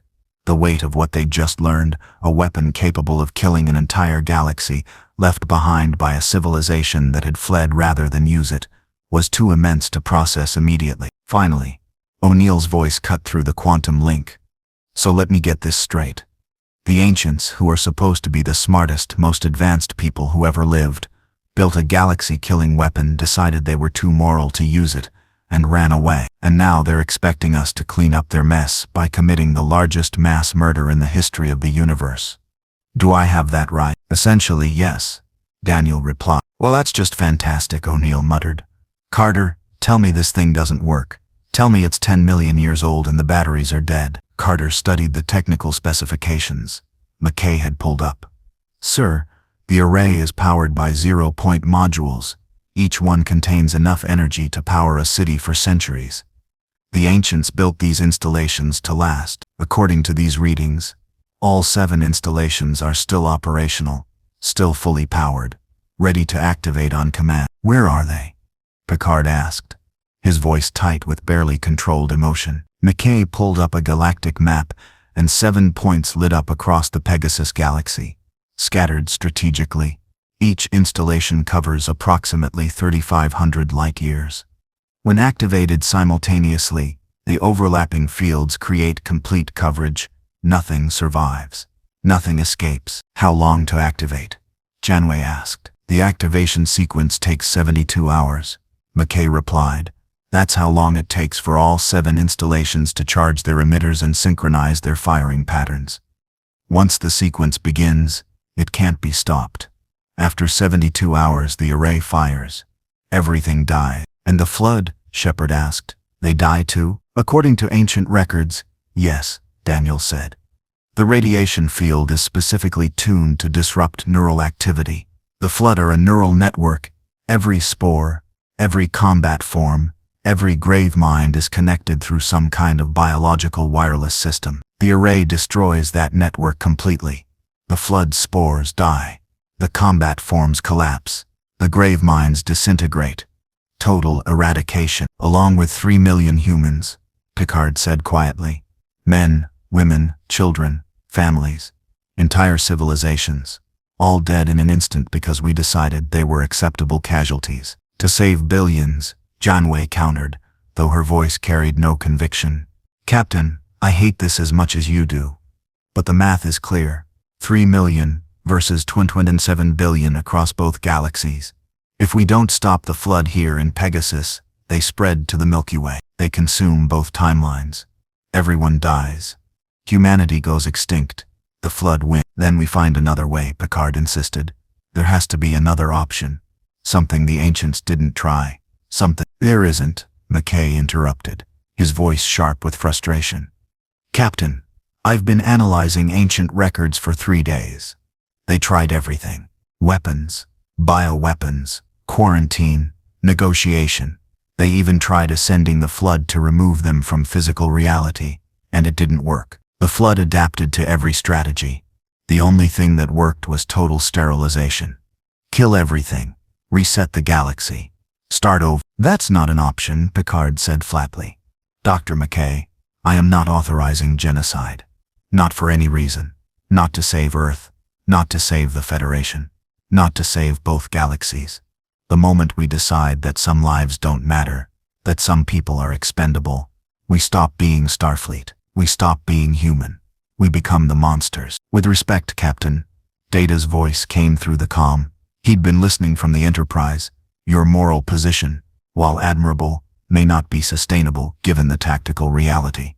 The flood have consumed 3.4 million people across both galaxies in less than 96 hours. They have demonstrated exponential growth, technological integration, and strategic coordination. Mathematical projections indicate they will reach Earth within 6 months. At that point, your moral objection to activating the array becomes moot, as there will be no one left to object. Then we need to stop them before they reach Earth, Picard replied, and we do it without committing mass murder. How? McKay demanded. Captain, I'm all ears. Tell me how we stop an enemy that's consumed 17 galaxies, that adapts to every weapon we deploy, that learns from every mistake we make. Tell me how we do that without the array, and I'll support you 100%. But if you don't have an answer, if this is just moral posturing, then we're wasting time we don't have. Picard wanted to snap back, to defend his position with passion and conviction. But McKay was right. He didn't have an answer. He had principles. He had beliefs. He had 30 years of Starfleet training that said genocide was never acceptable. But he didn't have a solution. There has to be something, he said finally, his voice quieter. Some weakness, some vulnerability we haven't found. There is, Data said suddenly. Everyone turned to look at the comm. I believe I may have identified an approach the ancients did not attempt, but it will require unorthodox method. I'm listening, Picard said. The flood are a collective intelligence, Data explained. Every spore, every combat form, every grav mind is connected through a neural network that spans infected territories. This network is their strength.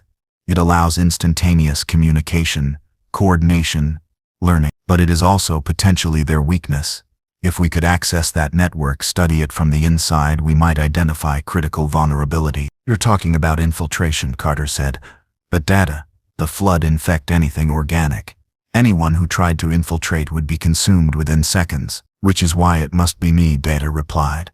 As an android, I possess no biological matter for the flood to consume. I cannot be infected in the conventional sense. However, the flood may attempt to interface with my positronic brain to access my neural pathways as they would a biological host. If they do, I can access theirs. Study their network architecture. Identify the nodes that coordinate their activities. You're talking about letting the flood into your head, Geordi said, his voice tight with alarm. Data. If they corrupt your programming, then my neural patterns will be corrupted, Data acknowledged. But Captain, I have already created a complete backup of my positronic matrix. If I am lost, I can be restored. But the intelligence I gather may provide the key to stopping the flood without genocide. Is that not worth the risk? The conference room fell silent. Everyone present understood what Data was proposing. Sacrifice himself to save 3 million people. Deliberately expose his positronic brain to the most dangerous parasitic organism in the universe, with no guarantee of success or survival. No, Picard said flatly. Data, I appreciate the offer, but I am not authorizing a suicide mission. Captain, with respect, this is not a request for authorization, Data replied calmly. It is a statement of intent.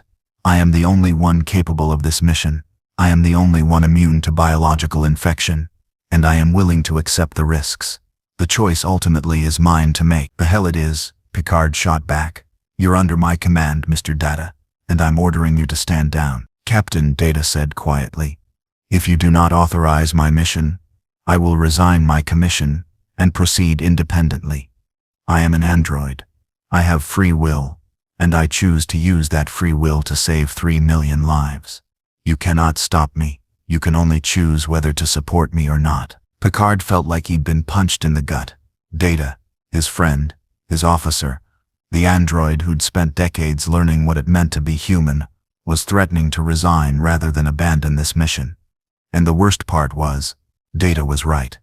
Picard couldn't stop him, couldn't order him to stand down if Data chose to act independently. There has to be another way, Picard said, but even he could hear the defeat in his voice. There isn't, Data replied. Captain, I have analyzed every alternative. Orbital bombardment is too slow. Bioweapons are ineffective. Quarantine is temporary. The purification array is genocide.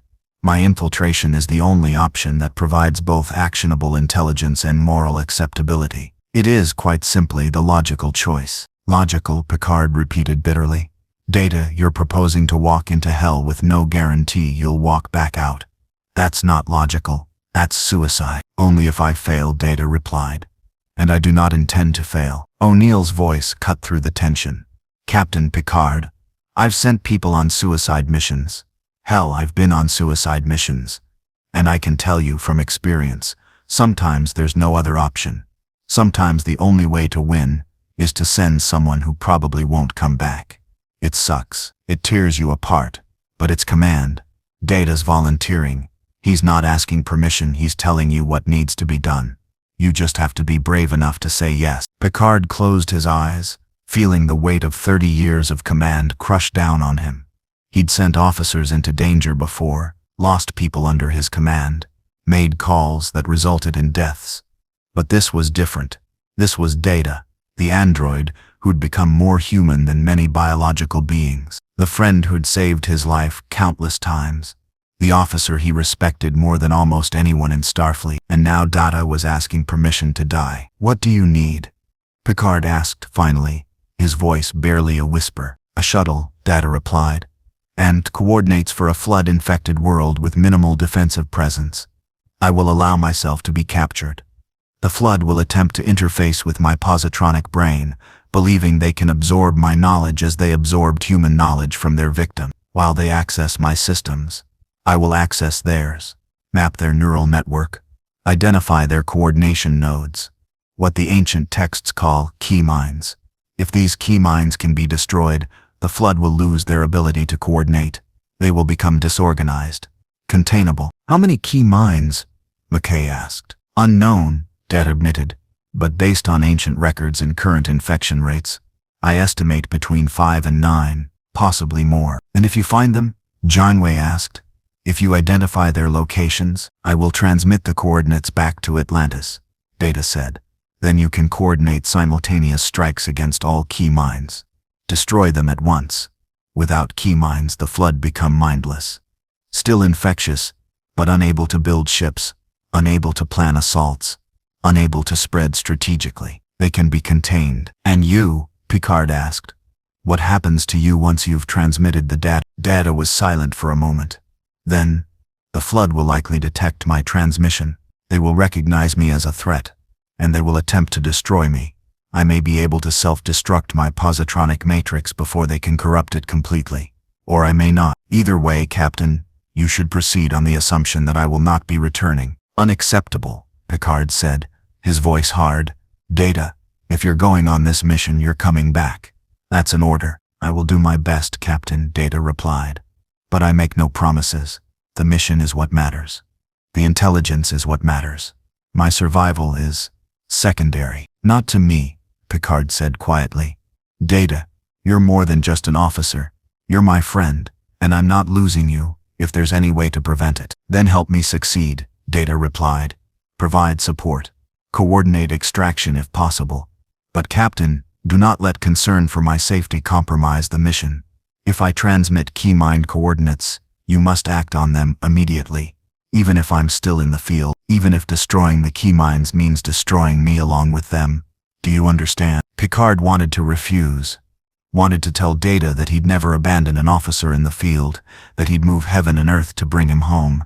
But he also understood what Data was really asking: permission to die if necessary. Permission to sacrifice himself without Picard trying some desperate doomed rescue attempt that would compromise the mission. I understand, Picard said, the words tasting like ash in his mouth. Commander Data, you have authorization for your infiltration mission. But Data, his voice broke slightly, come back. Please, come back. I will do everything in my power to comply with that request, Captain, Data replied. I would very much like to see how this mission concludes. And I believe Spot would be disappointed if I did not return to feed her. Despite the horror of the situation, a few people in the conference room managed weak smiles at Data's mention of his cat. Then it's decided, O'Neill said. Data infiltrates the flood network, identifies key mind locations. We coordinate simultaneous strikes, destroy all key minds at once. The flood lose their coordination. We contain the outbreak without genocide. Everyone wins, except possibly Data, Geordi said quietly. Everyone wins, O'Neill repeated firmly, because Data's coming back. Right, Commander? I will certainly attempt to do so, Data replied. Good enough, O'Neill said. McKay, find Data a suitable target world, somewhere with heavy flood presence but minimal defensive coverage. We want the flood to capture Data, not destroy him outright. Carter, coordinate with Enterprise Engineering. Make sure Data's got every possible advantage: backup power systems, emergency transmission capabilities, whatever he needs. Captain Picard, assemble strike teams. We're going to need ground forces ready to hit those key mines the moment Data sends us coordinates. Already on it, Picard said, his command mask firmly back in place despite the turmoil underneath. Captain Janeway, coordinate with Starfleet Command.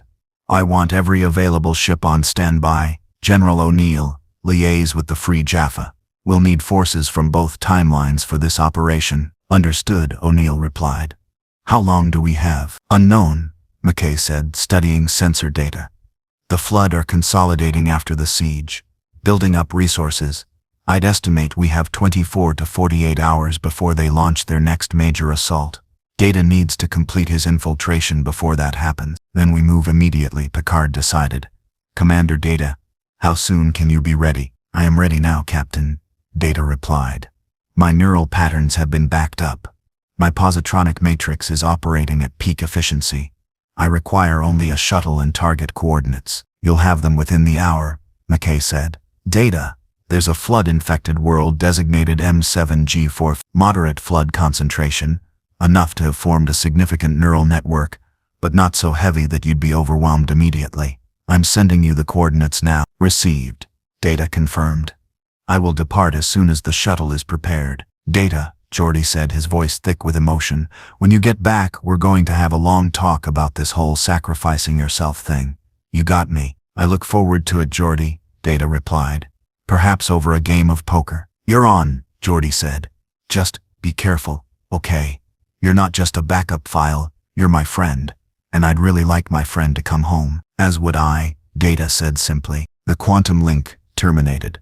The conference room emptied as officers dispersed to their tasks, and Picard stood alone, staring at the tactical display showing the 7 purification array installations scattered across Pegasus. 7 weapons, 7 installations, 7 shots at genocide, and now, 1 android walking into hell to give them a different option. "Captain," Janeway said quietly from behind him. She'd lingered after the others left.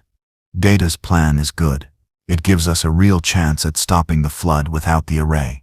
But you need to be prepared for the possibility that he doesn't come back." "I know," Picard replied, "but Captain Janeway, I've already lost too many officers. I've already made too many calls that got good people killed. If Data doesn't come back, if this mission costs me my friend," he trailed off, unable to complete the thought. "Then you'll carry that weight for the rest of your life," Janeway finished. "Just like I carry Voyager's losses. Just like O'Neill carries Stargate Team 1's casualties. That's command, Jean-Luc. That's the burden we agreed to carry when we took these positions. We send people into danger, sometimes they don't come back. And we live with that guilt, because the alternative is letting everyone die." "I know the theory," Picard said bitterly. "I've given that speech to junior officers. The needs of the many outweigh the needs of the few. Sacrifice is sometimes necessary. Command means making impossible choices. But Catherine, it's different when it's someone you care about, when it's a friend, when it's Data." "I know," Janeway said gently. "But that's why you have to let him go. Because if you don't, if you hold him back out of fear, then 3 million people die when we activate the array, and Data will never forgive you for that. Hell, you'll never forgive yourself." Picard nodded slowly, acknowledging the truth of her words even as he hated them. "He'll come back," Janeway continued. "Data's smart, resourceful. He's survived impossible situations before. He'll find a way." "And if he doesn't?" Picard asked. "Then we make sure his sacrifice mattered," Janeway replied. "We use the intelligence he gathers. We destroy those key minds. We save those 3 million people. And we build a memorial that ensures Data is never forgotten. That's all we can do. That's all anyone can do." She left, leaving Picard alone with his thoughts and the weight of command that never seemed to get lighter no matter how long he carried it. "Come back, Data," he whispered to the empty room. "Please, just come back." The shuttle bay was quiet, except for the soft hum of the Type 9 shuttle's engines cycling through pre-flight checks. Commander Data stood before the small vessel, his golden eyes reflecting the shuttle's running lights as his positronic brain processed the mission parameters one final time. 23 hours until estimated flood assault. 45,000 infected humans on M7. Probability of successful infiltration. Probability of survival. Probability of mission success. Insufficient, but superior to the alternative. "You don't have to do this, you know," Geordi LaForge said from behind him. Data turned to find his friend standing at the entrance to the shuttle bay, his visor unable to hide the emotion in his body language, shoulders tense, hands clenched, posture radiating distress. "Yes, I do," Data replied simply. "Geordi, I have analyzed every alternative scenario. None provide an acceptable outcome without the purification array. My infiltration mission is the only approach that offers both tactical viability and moral acceptability." "Moral acceptability," Geordi repeated bitterly. "Data, you're talking about walking into the flood's collective consciousness with no guarantee you'll ever walk back out. How is that morally acceptable?" "Because it saves 3 million lives," Data replied. "Geordi, I understand that you are concerned for my well-being. I appreciate that concern. But my potential loss must be weighed against the certain loss of millions if the array is activated. The mathematics are clear." "Screw the mathematics," Geordi said, his voice thick with emotion. "Data, you're my best friend. You're not just some android. You're not just a collection of circuits and positronic pathways. You're you, and I'm not ready to lose you." Data tilted his head slightly. A gesture he'd learned signified contemplation in humans. "Geordi, in the 17 years, 3 months and 14 days since I first met you aboard the Enterprise D, you have taught me more about humanity than any other being I have encountered. You have shown me friendship, loyalty, and something I believe approximates love, though I cannot be certain of the emotional nuances. You have made me a better android, perhaps, in some small way a better person. Then don't throw that away, Geordi pleaded. Don't walk into a suicide mission just because the math says it's logical. Data, humanity isn't about cold calculations, it's about living, about choosing to exist even when the universe is trying to kill you. That's what makes us human, not rationality, but the irrational refusal to give up. And yet, Data replied gently, humanity is also about sacrifice, about choosing to risk oneself so that others may live. I have observed this pattern repeatedly throughout human history. Soldiers throw themselves on grenades to save their comrades. Parents sacrifice themselves to protect their children. Captain Picard once allowed himself to be assimilated by the Borg because he believed it would save the Enterprise. Sacrifice, Geordi, may be the most fundamentally human act of all. That doesn't make it right, Geordi said. That doesn't make it okay. Perhaps not, Data agreed. But it makes it necessary. And Geordi, I want you to understand something. I am not doing this because I believe my life has no value. I am doing this because I believe other lives have value equal to mine. 3 million lives. Men, women, children, families, civilizations. They matter as much as I matter. And if my potential loss can save their certain loss, then the choice is clear. Geordi was silent for a long moment. Then, you've really thought about this, haven't you? This isn't just cold android logic. You actually believe you're doing the right thing. Yes, Data said simply. And Geordi, if I am wrong, if my assessment is flawed, if my mission fails, if I am lost, I want you to know that I do not regret this choice. I have lived a rich and full existence. I have experienced friendship, duty, and perhaps even the shadow of emotion through my neural nets. I have been happy. That is more than many beings can claim. And if my existence ends today, then it ends in service of something greater than myself. I find that satisfying. You really have become human, Geordi said, a sad smile crossing his face. Because that's exactly the kind of noble, self-sacrificing, completely infuriating thing a human would say. Thank you, Data replied. I consider that a compliment. Geordi stepped forward and without warning pulled Data into a tight embrace. For a moment, Data stood rigid, his programming unsure how to respond to this unexpected physical contact. Then, slowly, his arms came up and returned the embrace with precise pressure calculated to express care without causing discomfort. Come back, Geordi whispered. Please, Data, just come back. I will do my best, Data replied. And Geordi, please ensure Spot receives her meals on schedule. She becomes quite irritable when her feeding routine is disrupted. Geordi laughed despite himself, a broken sound that was half laugh, half sob. I'll take care of Spot. You just focus on coming home to feed her yourself. They separated. Geordi turned to leave, then paused at the doorway. Data, he called back. Yes. Geordi, you're the bravest person I've ever known, and I'm proud to call you my friend. Data processed this statement for 0.47 seconds. The feeling is mutual.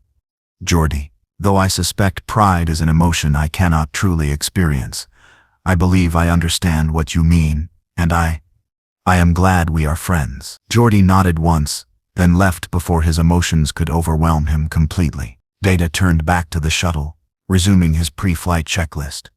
But before he could board, another voice called out from the shuttle bay entrance, Commander Data. Data turned to find Captain Picard standing there, his command uniform somehow looking heavier than usual, as if the weight of what he was authorizing had physically manifested in the fabric. Captain, Data acknowledged, I am preparing for departure. The shuttle is fully operational and ready for— Walk with me, Picard interrupted gently. Just for a moment. They walked through the shuttle bay, their footsteps echoing in the vast space designed to hold dozens of auxiliary craft. For several seconds Picard said nothing, simply walked alongside his officer, his friend, the android who'd served with him for nearly 2 decades. Do you remember the first time we met? Picard asked finally. Stardate 41537. Data replied immediately. The Enterprise D's maiden voyage. You asked me about my aspirations. I told you I wished to become more human. You responded that being human was not a goal but a journey. I have contemplated your words many times since that conversation. Have you? Picard asked. And what conclusions have you reached? That you were correct, Data said. Humanity is not a destination to be reached, but a process of continuous growth and self-examination. I have spent 17 years attempting to understand human nature, to learn what makes humans unique, and I believe I have finally identified the core characteristic that defines your species. And what is that? Picard asked. The capacity for self-sacrifice, Data replied. Humans are the only species I have observed that consistently choose to risk themselves for others. Not for genetic imperative, not for hive mentality, but for pure, conscious choice. You see suffering and choose to alleviate it, even at personal cost. You see injustice and choose to fight it. Even when victory is uncertain, you see someone in danger and choose to help, even if helping requires sacrifice. That, Captain, is what makes you human. That is what I have spent 17 years trying to understand. And do you understand it now? Picard asked quietly. I believe so, Data said. Or rather, I have come to understand that full comprehension is impossible without the emotional context that drives such decisions. But I can approximate. I can analyze the logic or illogic behind self-sacrifice. And I can choose to emulate even if I cannot feel it. I can do it. That perhaps is close enough. Picard stopped walking, turning to face Data directly. Mr. Data, I have sent officers on dangerous missions before. I have made calls that got good people killed. But I have never sent someone on a mission where I knew, with near certainty, that they wouldn't be coming back. And I'm not certain I can live with doing so now. Captain, Data said gently, you are not sending me. I am volunteering. There is a distinction. You bear responsibility for authorizing the mission, yes. But the choice to undertake it is mine. If I fail, if I am lost, the burden is mine to carry, not yours. That's not how command works, Picard replied. Every officer under my command is my responsibility. Their successes, their failures, their lives, all of it rests on my shoulders. That's the burden of the chair. And Data, if I lose you, his voice broke slightly. I don't know that I'll forgive myself. Then, don't lose me, Data said simply. Captain, I have analyzed this mission from every angle. I have calculated probabilities, assessed risks, evaluated contingencies. My survival is not impossible, merely improbable. I may yet return. If I do, perhaps we can discuss your guilt over having sent me, but until then, please do not let concern for my well-being compromise the mission. If I transmit key mind coordinates, you must act on them immediately, even if I am still in the field. Promise me that. Picard wanted to refuse, wanted to tell Data that he'd never abandon an officer, that he'd move heaven and earth to bring him home, but he also understood what Data was really asking.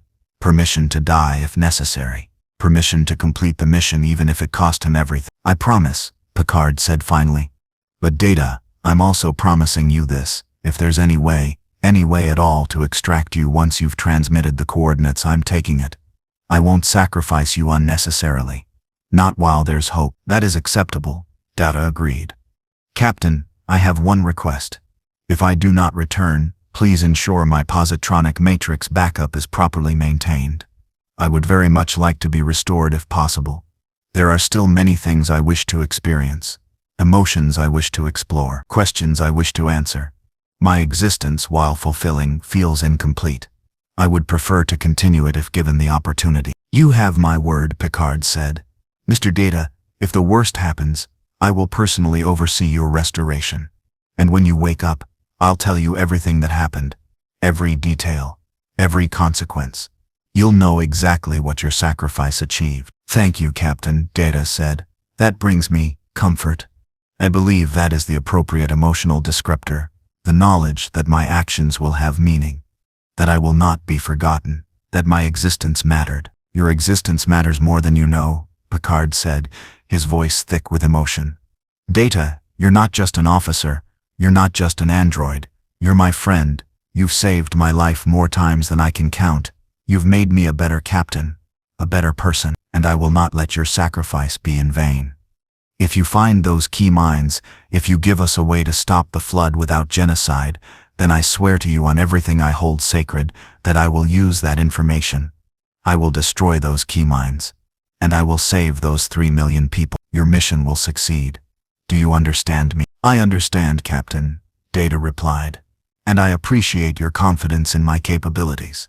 I will do everything in my power to justify that confidence." They stood in silence for a moment, captain and officer, human and android, separated by biology, but united by something deeper, something that transcended circuitry and flesh. Finally, Picard extended his hand.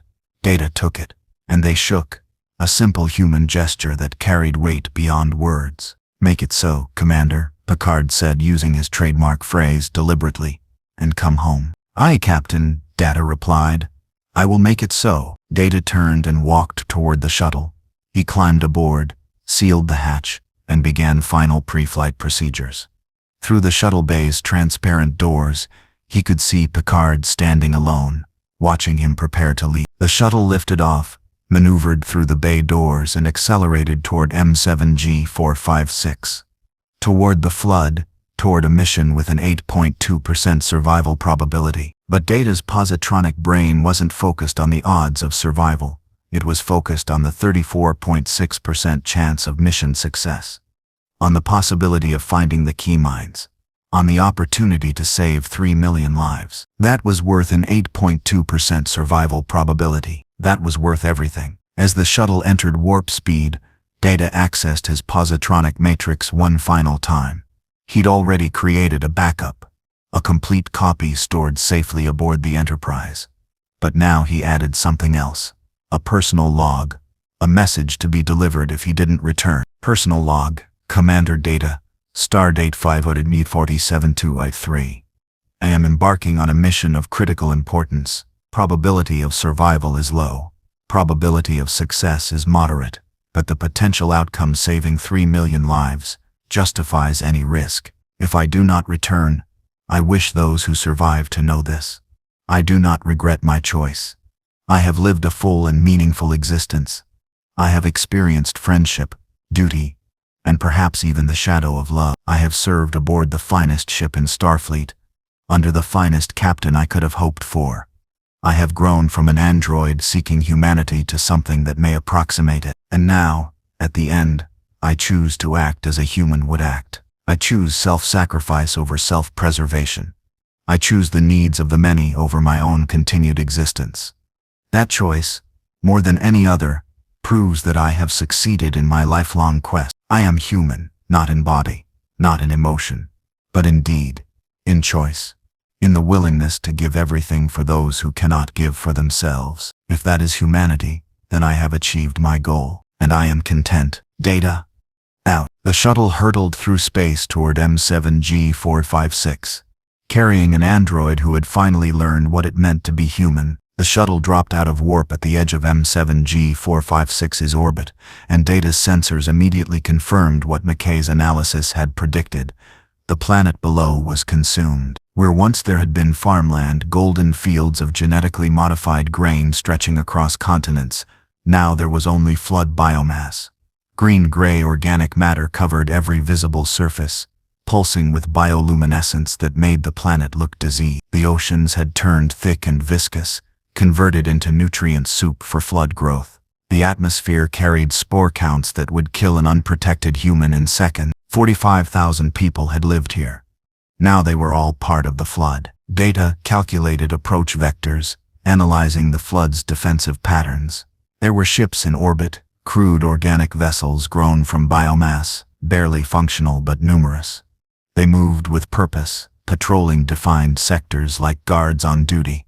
The flood had learned military tactics, adapted human strategic thinking into their collective consciousness. Enterprise, this is Data, he transmitted on a secure channel.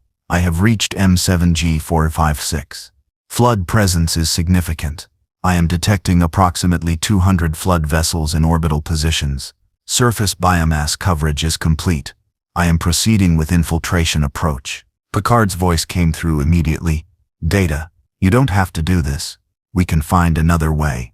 Say the word and I'll extract you. Negative, Captain, Data replied. There is no other way. I am commencing final approach. Data, out. He cut the transmission before Picard could argue further. This had to be done. Hesitation would only make it harder. Data piloted the shuttle directly toward the largest concentration of flood biomass on the planet's surface. a massive organic structure that his sensors identified as a potential grave mine. The flood vessels immediately detected his approach and moved to intercept, but Data made no evasive maneuvers. He simply flew straight toward the planet, broadcasting his position openly. He wanted to be captured. The flood vessels surrounded him, but they didn't fire. That was interesting. They recognized the shuttle as technology worth studying, worth consuming, worth integrating into their collective knowledge. Data initiated emergency landing protocols, deliberately damaging the shuttle's engines to make his crash look authentic. The vessel spiraled toward the surface, alarms blaring, systems failing. It was all carefully calculated to appear desperate while actually maintaining full control. The shuttle impacted near the grave mine structure, plowing through flood biomass that cushioned the landing. Data remained motionless for 4.7 seconds, long enough to simulate being stunned by the impact, but not so long that the flood would assume he was dead. Then he opened the hatch and stepped out into hell. The flood biomass was everywhere. It covered the ground, crawled up the shuttle's hull, reached toward him with tendrils that moved with disturbing purpose. The air was thick with spores, microscopic organisms that would have infected any human instantly. But Data's android body remained untouched. The spores couldn't penetrate his synthetic skin, couldn't find purchase on his mechanical components. The flood, however, quickly realized he was something different. Combat forms emerged from the biomass, twisted, grotesque creatures that had once been human farmers. They surrounded Data, studying him with milky white eyes that suggested intelligence behind the horror. One reached out, its elongated fingers touching Data's face, and connection detected. Data's positronic brain registered the intrusion immediately. The flood weren't trying to infect him biologically. They were trying to interface with him technologically. Tendrils of some kind of organic neural network were attempting to connect with his positronic pathways, to access his systems the way they'd accessed human nervous systems. Data could have resisted, could have shut down his external interfaces, isolated his positronic matrix, prevented the connection. But he didn't. This was exactly what he'd planned. He lowered his defenses and allowed the flood into his systems. The connection was immediate and overwhelming. "We are flood." The voice wasn't sound. It was data. Information transmitted directly into Data's positronic brain through the neural interface. And it wasn't one voice. It was thousands, tens of thousands. The collective consciousness of every infected being on M7G456, speaking in perfect unison. "You are different, not organic, not machine, something between." Fascinating. Data accessed his communication protocols. If the flood could speak to him, he could speak back. "I am Commander Data, Starfleet. I am an android, artificial life. I have come to understand your nature." Understand? You wish to understand the flood? Then look, see, experience. And suddenly, Data was no longer standing on M7G456's surface. His positronic brain was somewhere else, everywhere else, connected to the vast neural network that linked every flood organism across the planet. He could see through thousands of eyes simultaneously, feel through thousands of sensory organs.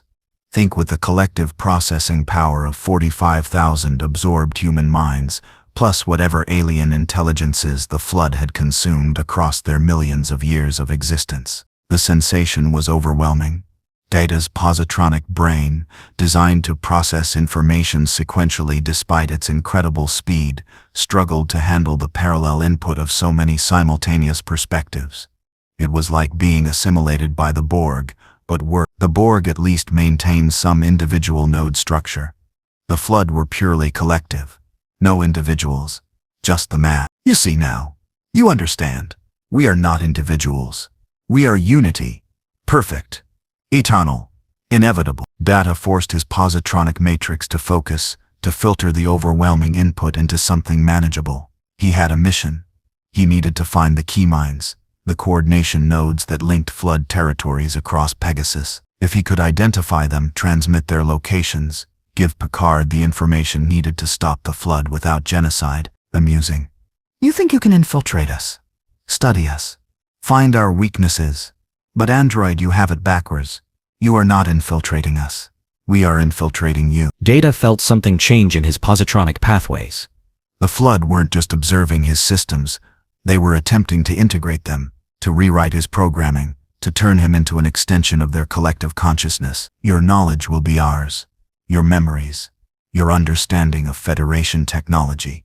Starfleet tactics. Earth's defenses. All of it. You came here to learn from us. Instead, we learn from you. Data immediately initiated defensive protocols, isolating critical systems, creating firewalls between his core programming and the Flood intrusion. But the Flood were adapting in real time, finding vulnerabilities faster than he could patch them. He needed to act quickly. While the Flood probed his defenses, Data probed theirs. His positronic brain, operating at speeds that made human thought seem glacial, began mapping the Flood neural network. He traced connections between infected organisms, identified data flow patterns, analyzed the architecture of their collective consciousness, and he found what he was looking for. The key minds. They were massive nodes in the neural network, concentration points where information from thousands of smaller nodes converged. Each key mind coordinated Flood activity across a specific region of Pegasus. They were like server farms, processing centers, command and control hubs. There were 7 of them.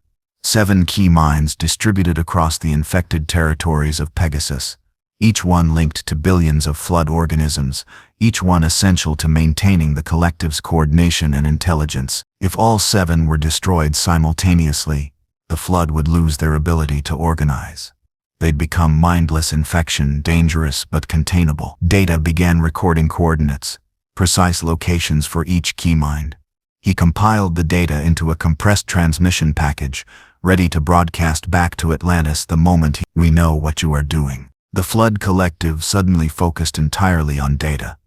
Every node, every processing thread, every fragment of absorbed intelligence turned its attention to the android who had infiltrated their consciousness. You seek the key minds. You wish to destroy them, to cripple us. Clever, but futile. We will not allow it. Data felt his positronic matrix begin to corrupt. The Flood were rewriting his programming at the fundamental level, replacing his core directives with their own. He had perhaps seconds before they gained complete control of his systems. He had to transmit now. Data accessed every remaining power system in his android body.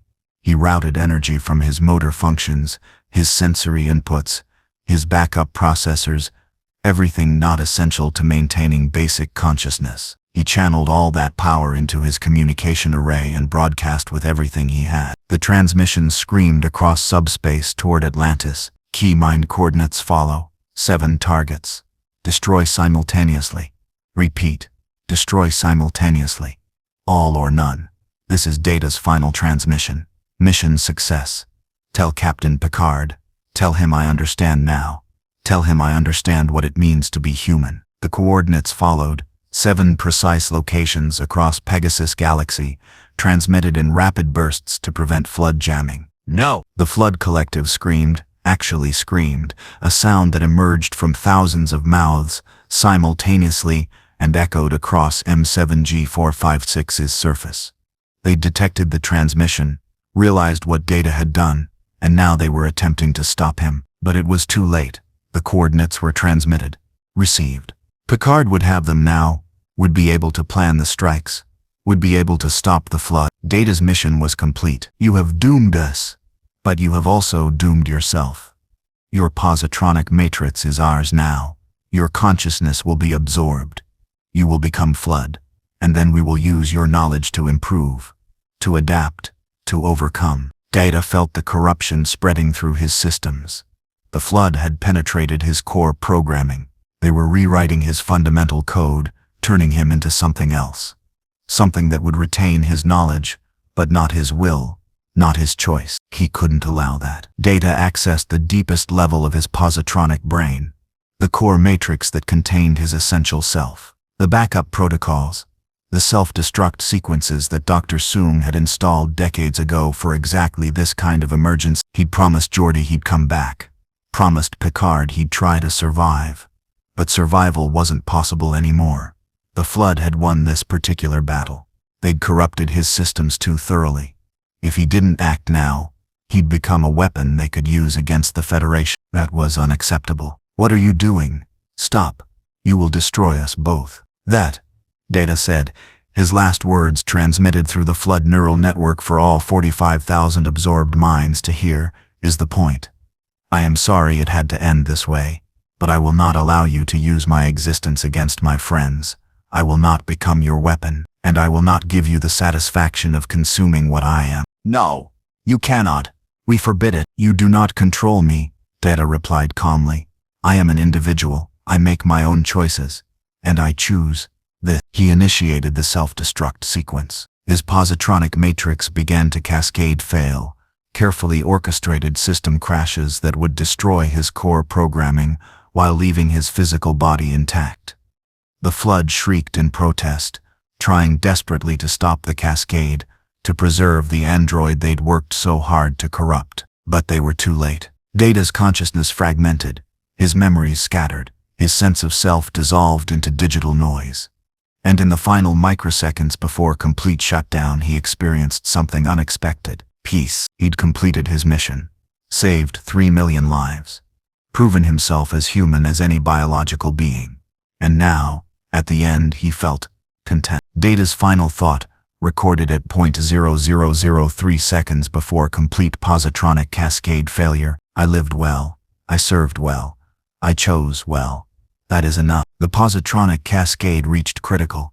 Data's android body collapsed to the flood-covered ground, his golden eyes going dark, his systems shutting down one by one until nothing remained but inert circuitry and the memory of what he'd been. The Flood Collective screamed in rage and frustration. They'd lost their prize, lost the android whose knowledge might have given them the key to defeating the Federation. All they had now was a broken machine and the coordinates Data had transmitted. But on Atlantis, millions of light years away, those coordinates were being analyzed, strike teams were being assembled, weapons were being prepared. Data's sacrifice would not be in vain. His final transmission would save millions. And somewhere in the Enterprise's computer core, a backup file containing every memory, every experience, every fragment of who Data had been waited patiently to be restored. The android who had learned to be human would live again. But for now, on M7G456, surrounded by the flood he'd infiltrated and the grave mind he'd defeated, Commander Data lay still and silent. His mission complete, his promise kept, his humanity proven. The Atlantis briefing room had become a war room. Holographic displays covered every available surface, showing tactical data, strike team assignments, and the 7 key mind coordinates Data had transmitted in his final moments. Captain Picard stood at the head of the conference table, his expression carved from stone as he studied the mission parameter. Around him, the assembled officers represented the largest military coordination in human history: Starfleet, Stargate Command, Free Jaffa, all united against a common threat. These are the targets, Picard said, his voice carrying the weight of command. He gestured to the holographic display, and 7 points of light appeared across the Pegasus galaxy. 7 flood key minds. 7 coordination nodes that link the entire Flood Collective across this galaxy. Commander Data sacrificed himself to give us these locations. We will not let his sacrifice be in vain. The room fell silent. Data's death, his deliberate self-destruction to prevent the Flood from using his knowledge against the Federation, had shaken everyone. Geordi LaForge stood near the back, his face drawn, his visor unable to hide the grief that radiated from his posture. But grief would have to wait. They had a mission. Each key mind is a massive flood biomass structure, McKay continued, pulling up detailed sensor readings. Think of them as organic command centers, living buildings made of pure flood tissue, each one coordinating billions of flood organisms across thousands of light years. According to Data's analysis, these key minds are what give the Flood their intelligence, their ability to plan, to coordinate, to learn. Destroy all 7 simultaneously, and the Flood become mindless infection. Still dangerous but containable. Why simultaneously? Colonel Shepard asked. Why can't we take them out one at a time? Because the key minds are networked, Carter explained from the quantum link, her voice emanating from Stargate Command. If we destroy one, the others will detect it and adapt. They'll increase security, redistribute their coordination protocols, possibly even relocate. We get one shot at this. 7 strikes. Same moment. All or nothing. Then we make it count, Captain Janeway said, studying the tactical data with the intensity that had carried Voyager through 7 years of impossible situations. Dr. McKay, what are we working with? What kind of defenses do these key mines have? McKay pulled up sensor readings that made several officers wince. Heavy, very heavy. Each key mine is surrounded by approximately 10,000 flood combat forms, plus infection forms, pure forms, advanced flood organisms that data's scans identified as evolutionary adaptations. Think of them as flood elite soldiers. Plus the biomass itself is defensive, touch it wrong and it infects you. We're talking about assaulting fortresses made of living plague that's been refining its defenses for millions of years. We faced worse, O'Neill said via quantum link, though his tone suggested he didn't entirely believe his own words. What's our strike capability? We have ancient plasma charges, Picard replied. 7 of them, recovered from the Atlantis armory and modified by Lieutenant Commander LaForge and Dr. McKay. Each charge is specifically tuned to destroy flood biomass at the molecular level. Temperature exceeds 5,000 degrees Celsius at the point of detonation. Nothing survives within a kilometer radius. Plant the charge, extract the team, detonate remotely, Shepard summarized. Simple. Except for the part where we have to fight through 10,000 flood combat forms to plant the charge, Geordi said quietly. His voice carried the hollowness of someone who'd just lost his best friend. Data gave us the locations, but he couldn't tell us how to survive reaching them. Then we do what humans do best, Janeway said. We adapt. We overcome. We refuse to give up. Data believed we could succeed. He died believing it. We prove him right. Picard nodded, grateful for Janeway's support. The strike teams will be as follows. 7 teams.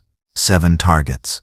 Each team consists of 5 to 7 personnel, mix of Starfleet, Stargate Command, and Free Jaffa forces.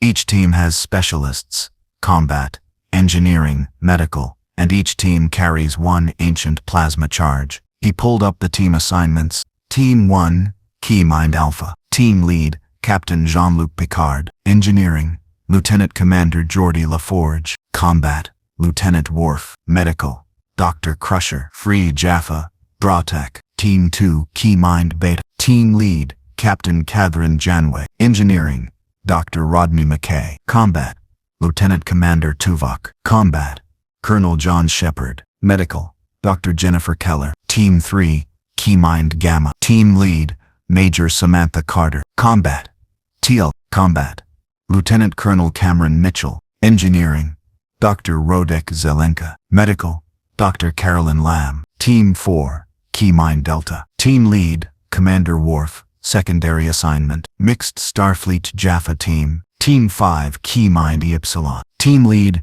Colonel Stephen Caldwell. Mixed Starfleet Stargate Command Team. Team 6, Key Mind Zeta. Team Lead, Colonel David Dixon. Free Jaffa Majority Team. Team 7, Key Mind ET. Team Lead, Commander Kira, Starfleet. Mixed Team. These teams will gate directly to each Key Mind location, Picard continued. Stargate travel allows us to bypass flood space defenses and insert directly into the target zones. Each team has 30 minutes from insertion to charge placement. At exactly 30 minutes, all teams extract via pre-positioned emergency gates. At 31 minutes, all charges detonate simultaneously. Timing is critical, McKay emphasized. If even one team fails to plant their charge, if even one key mine survives, the flood will adapt. They'll recognize the threat pattern and distribute their coordination across the surviving key mines. We'd have to activate the purification array, kill 3 million people because we couldn't execute one mission properly. The weight of that statement settled over the room like a physical presence. Then we don't fail, O'Neill said flatly. Captain Picard, you've got every available resource from Stargate Command, every Jaffa warrior who can hold a staff weapon, every ancient weapon we can scrape together. We put everything we have into these strikes, because this is it. This is our last chance to stop the flood, without genocide. Understood, General, Picard replied. All teams final briefing in 12 hours. We strike in 24 hours. Use the time to prepare. Check your equipment. Make your peace. Tell your families you love them. Because in 24 hours we're walking into hell, and not all of us are walking back out. The briefing broke up. Officers dispersed to their preparations, and Picard stood alone at the holographic display, staring at the 7 points of light that represented humanity's last hope. "Captain," Geordi said quietly from behind him, Data's best friend, the man who'd watched the android learn to be human over 17 years. "Permission to speak freely." "Granted." Data believed this would work, Geordi said. He calculated the odds, ran every simulation, and he chose to sacrifice himself because he truly believed that we could succeed, that we could stop the flood without the array, that 3 million people could be saved. "I know," Picard replied. "So when we're down there," Geordi continued, his voice hardening with determination, "when we're fighting through those flood horrors, when it looks impossible, when we want to give up, remember Data. Remember what he gave, and prove that his sacrifice wasn't for nothing. Prove that an android who spent 17 years learning to be human understood humanity better than any of us." Picard turned to face his chief engineer. "Mr. LaForge, I intend to do exactly that. Commander Data gave us a chance. The least we can do is take it." "Then let's make it count, sir," Geordi said. "Let's show the flood what happens when you threaten humanity. Both humanities, across 2 timelines and 33 years of history. Let's show them why we survive when ancient civilizations fall." "Agreed," Picard said. He pulled up the mission chronometer. 24 hours, 7 teams, 7 key mines, simultaneous strikes. This is the largest coordinated military operation in human history across 2 timelines. We make it count. 23 hours later, Gate Room, Atlantis. 7 Stargates stood in a row. Atlantis's primary gate, plus 6 portable gates positioned throughout the facility. Each gate was dialed to a different key mine location. Each team stood ready before their assigned gate, weapons checked, charges secured, final prayers whispered. Picard stood with Team 1, his phaser rifle feeling heavier than usual. Beside him, Geordi made final adjustments to the ancient plasma charge, a crystalline device the size of a briefcase that contained enough energy to vaporize a small city. Worf checked his bat'leth with the calm precision of a warrior who'd faced death countless times. Dr. Crusher adjusted her medical tricorder, and Braddock, the ancient Jaffa warrior who'd trained Telak, stood with his staff weapon ready and a grim smile on his weathered face. "All teams, this is Captain Picard," he said into the comm. His voice broadcast to all 7 teams simultaneously. "In 60 seconds we step through these gates and assault the flood's command structure. Data gave us these coordinates. Data gave us this chance. We honor his memory by succeeding, by saving 3 million lives, by proving that humanity, that life itself is worth fighting for." He paused, looking at the assembled warriors. "Starfleet officers, Stargate Command personnel, Free Jaffa, all united against a common enemy. This is not just a military operation," Picard continued. "This is a statement. The flood have consumed 17 galaxies. They believe they're inevitable, unstoppable, but they've never faced humanity. They've never faced beings who choose to sacrifice themselves for others, who fight not for conquest or survival, but for something greater, for hope, for the future, for the belief that every life, every single life matters." Across the quantum link, O'Neill's voice joined in. "The ancients ran from the flood. They built a galaxy-killing weapon and fled rather than use it. But we're not the ancients. We don't run, we fight, and we win. Not because we're stronger, but because we refuse to give up. That's humanity. That's what makes us dangerous. The flood are about to learn that lesson the hard way." 30 seconds, McKay announced, his voice tight with barely controlled anxiety. Picard drew his phaser rifle, checking the power cell one final time. Around him, his team did the same. Final checks, final adjustments, final moments of calm before the storm. "All teams," Picard said, his voice carrying across the gate room, "you have your assignments, you have your objectives. Plant the charges, extract, survive, and remember, we're not just fighting for ourselves. We're fighting for Data, for the 3 million people in Pegasus, for both our Earths, for humanity itself. Make it count." 10 seconds, McKay announced. "Dial the gates, Picard ordered. All 7 Stargates activated simultaneously, a coordinated sequence that demonstrated the technological sophistication they'd achieved through cross-timeline cooperation. The event horizons formed, 7 blue vortexes that would take them to 7 nightmares. All teams, Picard said quietly. Good luck, and Godspeed. Go! O'Neill's voice shouted across the comm. Team 1 stepped through their gate into chaos. Team 1, Keymind Alpha. Captain Picard. They emerged into hell. The gate spat them out onto a platform of solid flood biomass that pulsed beneath their feet like diseased flesh. The air was thick with spores, green-gray particles that would kill an unprotected human in seconds. But each team member wore advanced hazmat armor, sealed environmental suits with ancient shield generators that kept the spores at bay. For now, spread out, Picard ordered, his voice crackling through the helmet comm. Defensive perimeter, Geordi, get that charge ready. The Keymind loomed before them, a massive organic structure that rose 50 meters into the air, its surface covered in writhing tendrils and orifices that wept flood biomass. It looked like a tumor given sentience, a cancer grown to city size, and around it, emerging from the biomass, came the flood. Combat forms. Hundreds of them, twisted, grotesque creatures that had once been human but were now something else. Their limbs were too long, their torsos too thick, their movements too fluid and predatory, and they moved with coordinated precision that spoke of intelligence, the Keymind directing them, controlling them, using them as extensions of its will. Contact, Worf bellowed, his bat'leth already swinging. The blade cut through a combat form's torso, severing it at the waist. But the creature didn't die, didn't even slow. Its upper half crawled forward, reaching for Worf with elongated fingers, while its lower half sprouted new limbs and continued attacking independently. Weapons free, Picard ordered, firing his phaser rifle. The beam struck a combat form center mass, and the creature exploded in a spray of green-gray biomass. Another took its place immediately. Then another.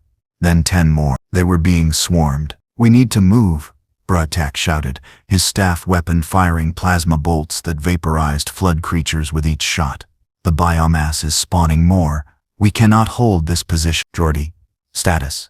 Picard demanded, firing continuously as combat forms closed in from all sides. Working on it, Geordi replied, his hands moving frantically over the ancient charge. The biomass is interfering with the detonation sequence. I need 2 minutes to recalibrate. We don't have 2 minutes, Dr. Crusher shouted. She'd abandoned her tricorder and drawn her phaser, firing at anything that moved. We're being overwhelmed. Picard's tactical display showed their situation with brutal clarity. 300 flood combat forms converging on their position, more emerging every second. They had perhaps 90 seconds before they were completely surrounded. New plan, Picard decided. Worf, Bratak, clear a path to the Keymind's base. Geordi, Dr. Crusher with me. We plant the charge manually. Move. They charged forward into the flood swarm.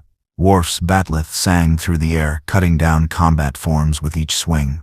Bradak's staff weapon fired with the precision of a warrior who'd fought for over a century. Picard's phaser rifle burned through flood biomass, creating a corridor of destruction that led toward the Keymind. But the flood adapted.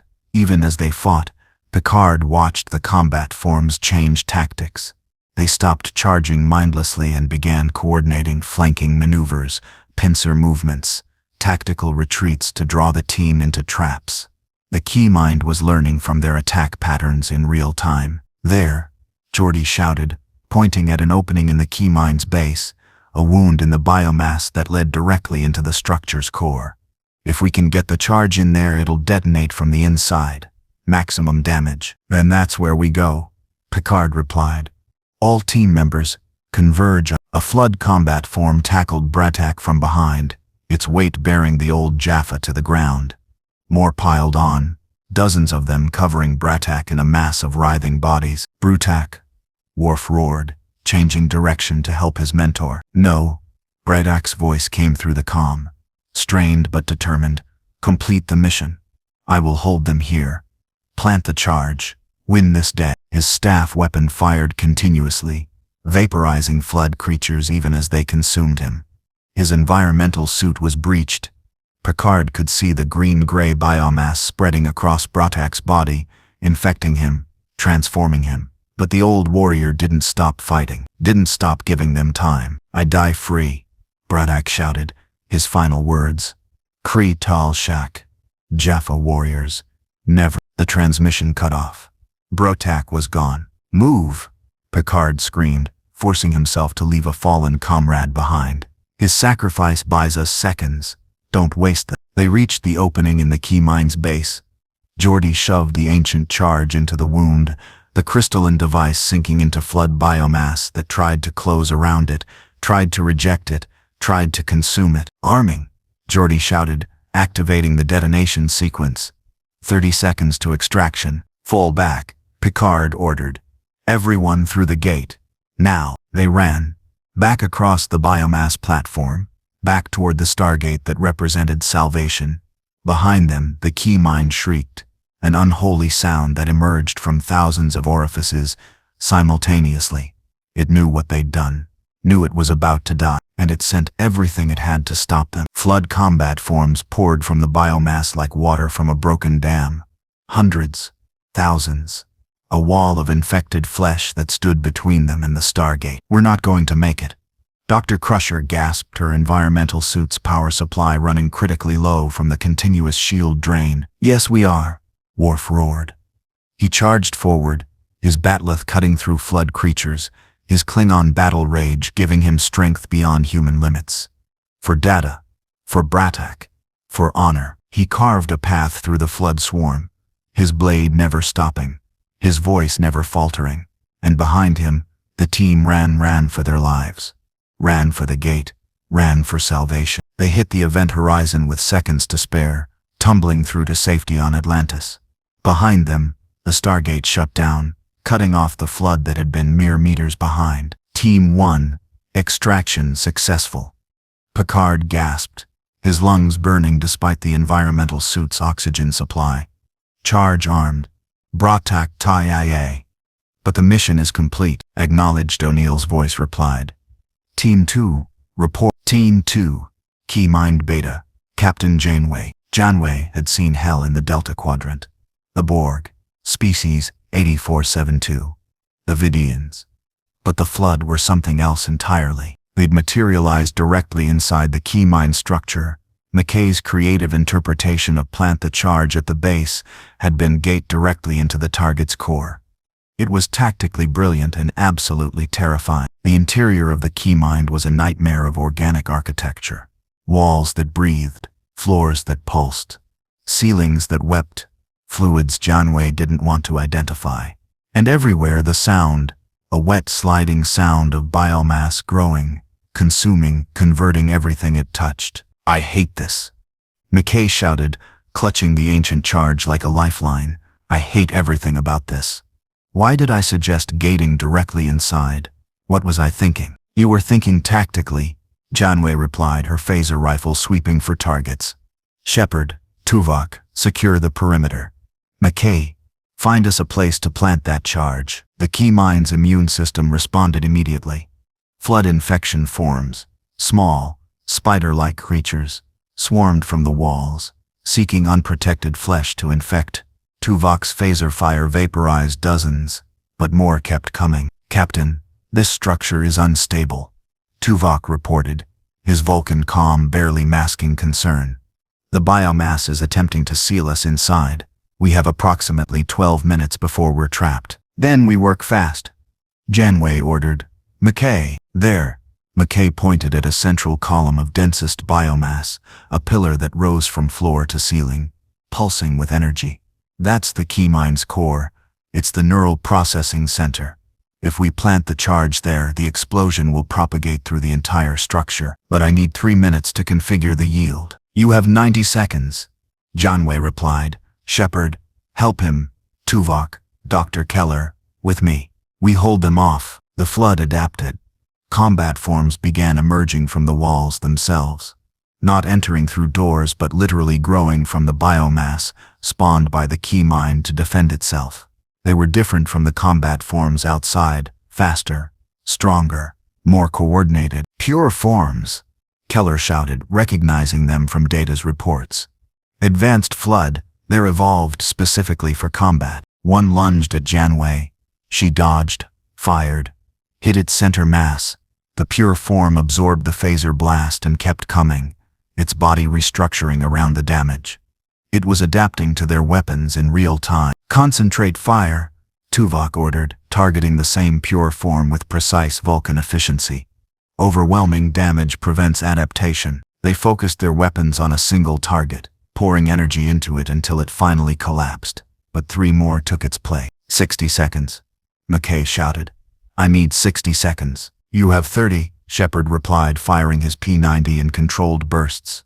Because in 31 seconds we're leaving whether you're ready or not. McKay's fingers flew across the ancient charges interface, reconfiguring yield parameters, adjusting detonation sequences, praying to gods he didn't believe in that he wouldn't make a mistake. Done, he finally shouted. Charge armed. Extraction now. They ran for the gate, but the Keymind had sealed the path. Biomass had grown across the Stargate, covering it, blocking it, preventing escape. We're trapped, Keller gasped. No, we're not, Shepard replied. He pulled out an ancient device, a small disk that Picard had given each team as emergency backup. Localized gate override. Stand back. He activated the device. The Stargate beneath the biomass powered up despite being covered, and the event horizon formation burned through the organic matter like it was paper. The wormhole opened. Go, Janeway ordered. They dove through the event horizon as pure forms closed in from all sides. Tuvok came last, firing backward as he jumped through, and the gate shut down behind him. Team 2. Extraction successful. Janeway reported. Charge armed. All team members accounted for. Mission complete. Team 3. Keymind Gamma. Major Carter. Carter had fought the Goa'uld, the replicators. The Ori. She'd faced death more times than she could count and never backed down. But this was different. The Keymind they'd been assigned to assault had assimilated ancient technology. The flood biomass here wasn't just organic, it was technological. Circuits grew alongside organs, wires intertwined with veins. It was a horrifying fusion of biology and machinery that shouldn't exist but did. They're using ancient drones, Zelenka shouted, pointing at weapons platforms that had grown from the biomass. Platforms that looked disturbingly similar to the ones in Atlantis, but corrupted, perverted, turned into extensions of the Flood Collective. The drones fired, not the precise, targeted shots of ancient weapons, but wild spray pattern attacks that cared nothing for collateral damage. Carter's team scattered, taking cover behind biomass structures that might have been buildings once, but were now flood fortifications. Tilak, Carter shouted, we need those drones down. Indeed, Tilak replied. He raised his staff weapon upgraded with ancient power cells and fired at the nearest drone platform. The plasma bolt struck true, and the platform exploded in a shower of burning biomass and sparking circuits. But 5 more platforms emerged to replace it. They're growing them faster than we can destroy them, Mitchell shouted, his P-90 firing at combat forms that had assimilated Goa'uld technology. One flood creature wore what looked like a makeshift Jaffa armor, wielding a staff weapon with disturbing proficiency. Then we don't destroy them, Carter replied. We outthink them. Zelenka, can you hack those platforms? Turn them against the Keymind? You want me to hack flood-corrupted ancient technology? Zelenka asked incredulously. Major Carter, that is possibly the worst idea I have ever. Yes, I am already working on it. Give me 2 minutes. You have 1? Carter replied, providing covering fire as Zelenka worked frantically on his portable terminal, trying to penetrate the hybrid flood ancient systems. The Keymind responded by adapting its defenses. The drone platform stopped firing randomly and began targeting with ancient precision. One shot grazed Mitchell's shoulder, burning through his armor and drawing blood. I'm hit, Mitchell gasped, but I'm okay. Suit still sealed. Stay sealed, Dr. Lamb ordered, rushing to his side with a medical kit. Any breach and you're infected. Hold still. Got it, Zelenka suddenly shouted. I am in their system. Uploading virus now. This will not work for long, but the drone platforms suddenly turned their weapons on the Keymind itself, firing at the central structure with full ancient power. The key mine shrieked, that same unholy sound that seemed to be universal to all flood key mines, and writhed as its own weapons tore into it. "Plant the charge," Carter ordered. "We've got maybe 30 seconds before they purge the virus." Talak ran forward with the ancient charge, moving with speed that belied his massive frame. He reached the key mine's base, found a structural weak point, a place where the ancient technology integrated most heavily with the biomass, and shoved the charge deep into the wound. "Arming," he shouted, activating the detonation sequence. "Extraction recommended immediately." "Fall back to the gate," Carter ordered. "Everyone move." They ran. Behind them, the key mine purged Zelenka's virus and regained control of its drone platforms. But it was too late. The charge was armed. The team was moving, and nothing the flood did could stop what was coming. They hit the Stargate at full sprint, diving through the event horizon with the sound of ancient drones firing behind them. Team 3, extraction successful, Carter reported, gasping for breath. Mitchell wounded but stable. Charge armed. Mission complete. Teams 4-7, various locations. Team 4 fought through pure flood horror infection forms by the thousands, combat forms that demonstrated tactics absorbed from Starfleet officers, pure forms that adapted to their weapons with each passing second. They lost 3 team members.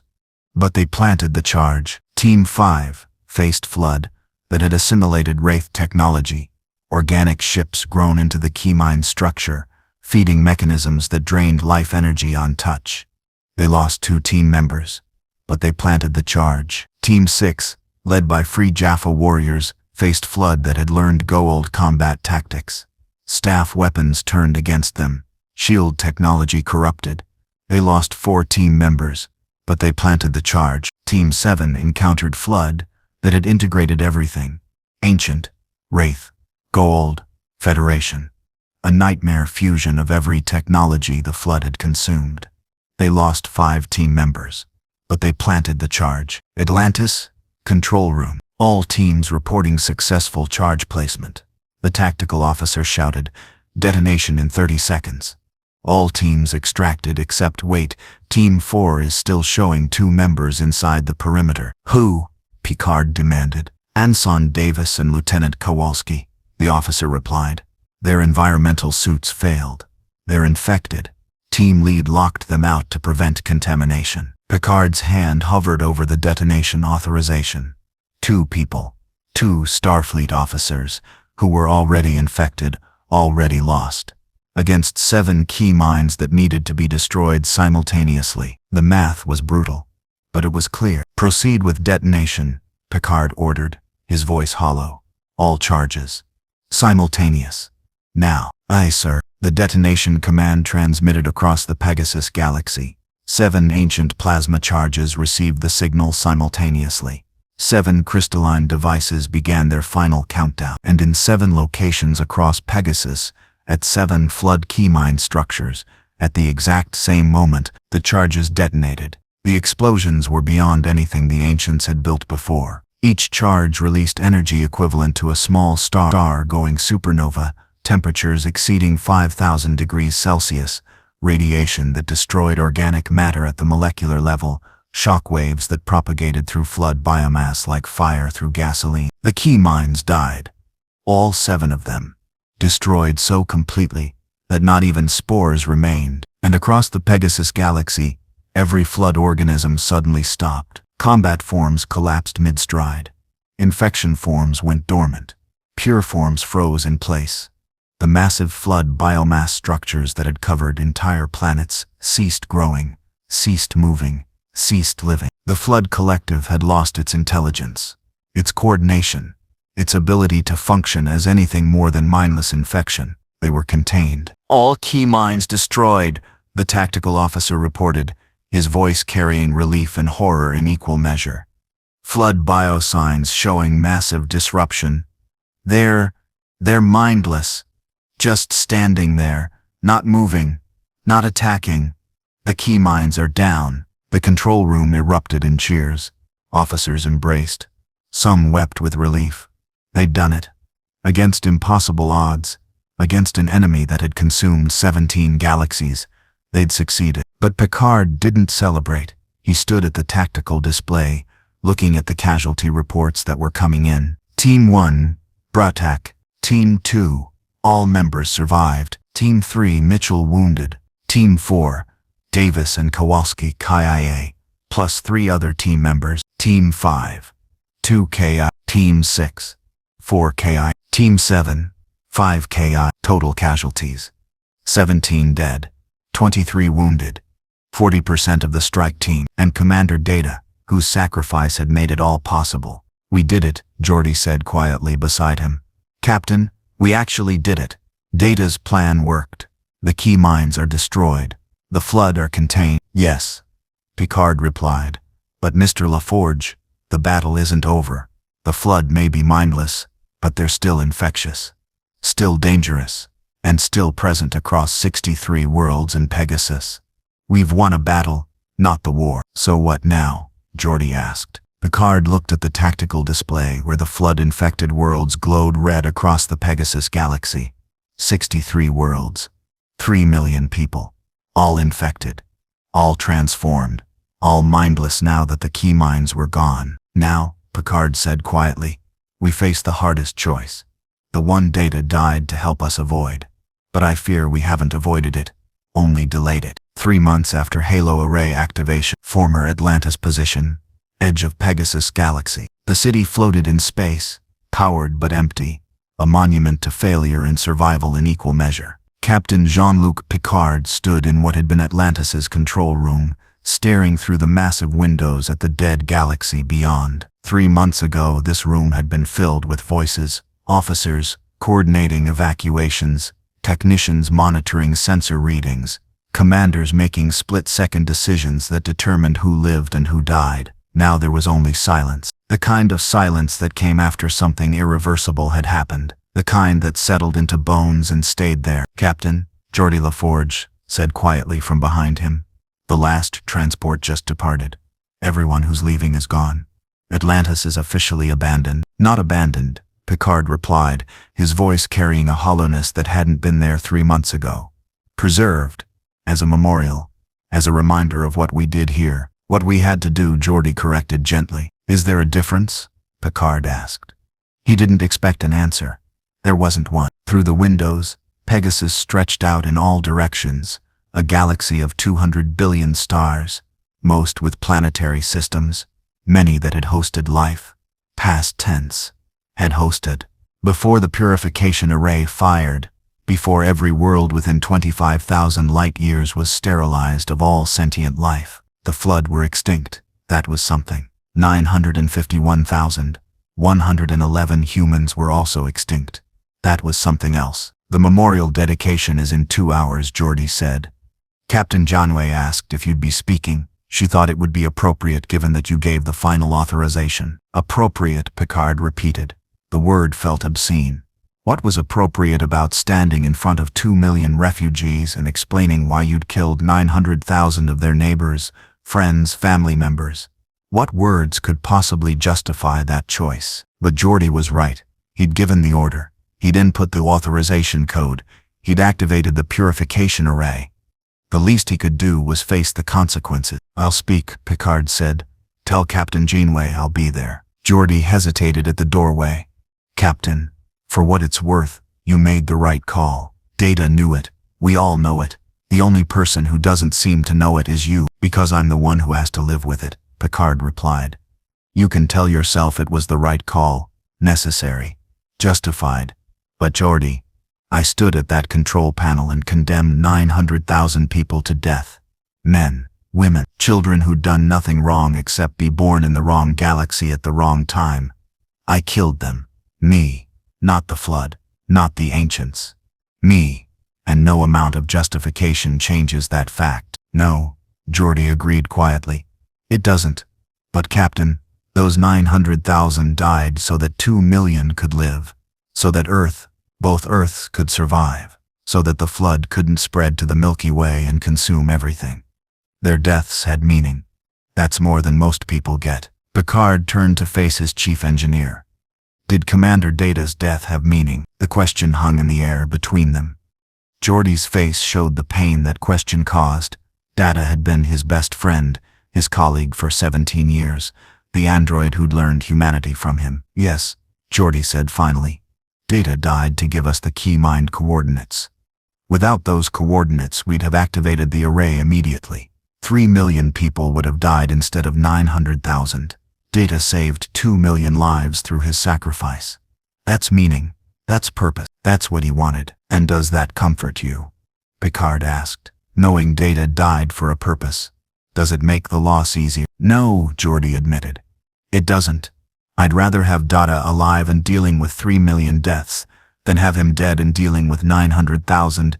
But, Captain, we don't get to choose our burdens. We only get to choose how we carry them. Data chose to sacrifice himself. You chose to activate the array. We chose to honor their choices by living, by protecting what remains, by ensuring their sacrifices weren't for nothing. Picard nodded slowly. Then I suppose we'd better get to that memorial dedication. Can't have Commander Data's sacrifice be for nothing. They walked through Atlantis's empty corridors, past laboratories where scientists had once worked, past quarters where families had lived, past the mess hall where officers had shared meals and stories and hope for the future. All empty now. All abandoned. The city had been moved back to the Milky Way via conventional propulsion, but no one wanted to live here anymore. Too many ghosts. The memorial had been built in Atlantis's central plaza, a massive wall of polished black stone inscribed with names. 951,111 names. It had taken the computer 3 days just to engrave them all. 2 million people had gathered, refugees from Pegasus, resettled across both timelines in the Milky Way. Some had traveled for weeks to be here, to see the names, to remember the dead, to witness the man who'd killed them, explain why. Picard took the podium. The crowd fell silent. 2 million faces, all looking at him, waiting, judging. 3 months ago, Picard began, his voice amplified across the plaza. I gave an order that killed 951,111 people. I activated the purification array, a weapon built by the ancients to sterilize entire galaxies, and I used it to exterminate the flood, along with everyone who couldn't evacuate in time. He paused, looking at the memorial wall. So many names, so much loss. I could tell you it was necessary, that the flood would have consumed both galaxies if I hadn't acted, that the needs of the many outweighed the needs of the few. All of that is true. But it doesn't change what I did. Doesn't erase the fact that I condemned 900,000 people to death. People who deserved to live, who deserved to be saved, who trusted that Starfleet would protect them. The crowd remained silent. Some faces showed anger, others showed grief, a few showed understanding. Commander Data, an officer who served with me for 17 years, sacrificed himself to give us an alternative. Picard continued. He infiltrated the flood collective consciousness, found their key minds, transmitted coordinates that allowed us to destroy the flood's coordination. He died believing we could save 3 million people without genocide, and we saved 2 million. That's not the victory Data died for, but it's the victory we achieved. He gestured to the memorial wall. These names represent our failure, the people we couldn't reach, the people we couldn't save, the people who died because we ran out of time. They deserve to be remembered, not as statistics, not as acceptable casualties, but as individuals, as people who mattered, whose lives had value, whose deaths diminish us all. Picard's voice hardened. But these names also represent our resolve. We will not allow their deaths to be meaningless. We will ensure the flood never threaten another galaxy. We will maintain eternal vigilance over the quarantine zones. We will protect what remains of humanity across both timelines. And we will honor these 900,000 people by living, by building, by refusing to let the flood's legacy be extinction. He paused, looking out at the assembled crowd. I am Captain Jean-Luc Picard. I gave the order that killed 900,000 people. I will carry that burden for the rest of my life. But I will not let that burden stop me from protecting the billions who survive. That is my promise to the dead. That is my obligation to the living. And that is what command means. The speech ended. For a long moment, no one moved. Then, slowly, someone in the crowd began to applaud. Then another. Then hundreds. Then thousands. Not because they forgave him, some never would, but because he'd told the truth, because he'd acknowledged the weight, because he hadn't hidden behind justifications or excuses. After the ceremony, as the crowd dispersed, a woman approached Picard. She was young, mid-20s, carrying a child who couldn't have been more than 2 years old. "Captain Picard," she said quietly. "My name is Sarah Chen. My grandmother was the gate technician on P3X7-74, the first person infected when the flood reached the Milky Way. She died in the initial outbreak." Picard felt his chest tighten. "I'm sorry for your loss." "Don't be," Sarah replied. "She died fighting, trying to warn others, trying to stop the flood. That's how she'd have wanted to go. But Captain, I also want you to know something. My husband was on one of the worlds that didn't evacuate in time. He refused to leave, thought the flood threat was exaggerated, that Starfleet was lying. When the array fired, he died." "I'm sorry," Picard said again, the words feeling inadequate. "I'm not asking for an apology," Sarah said.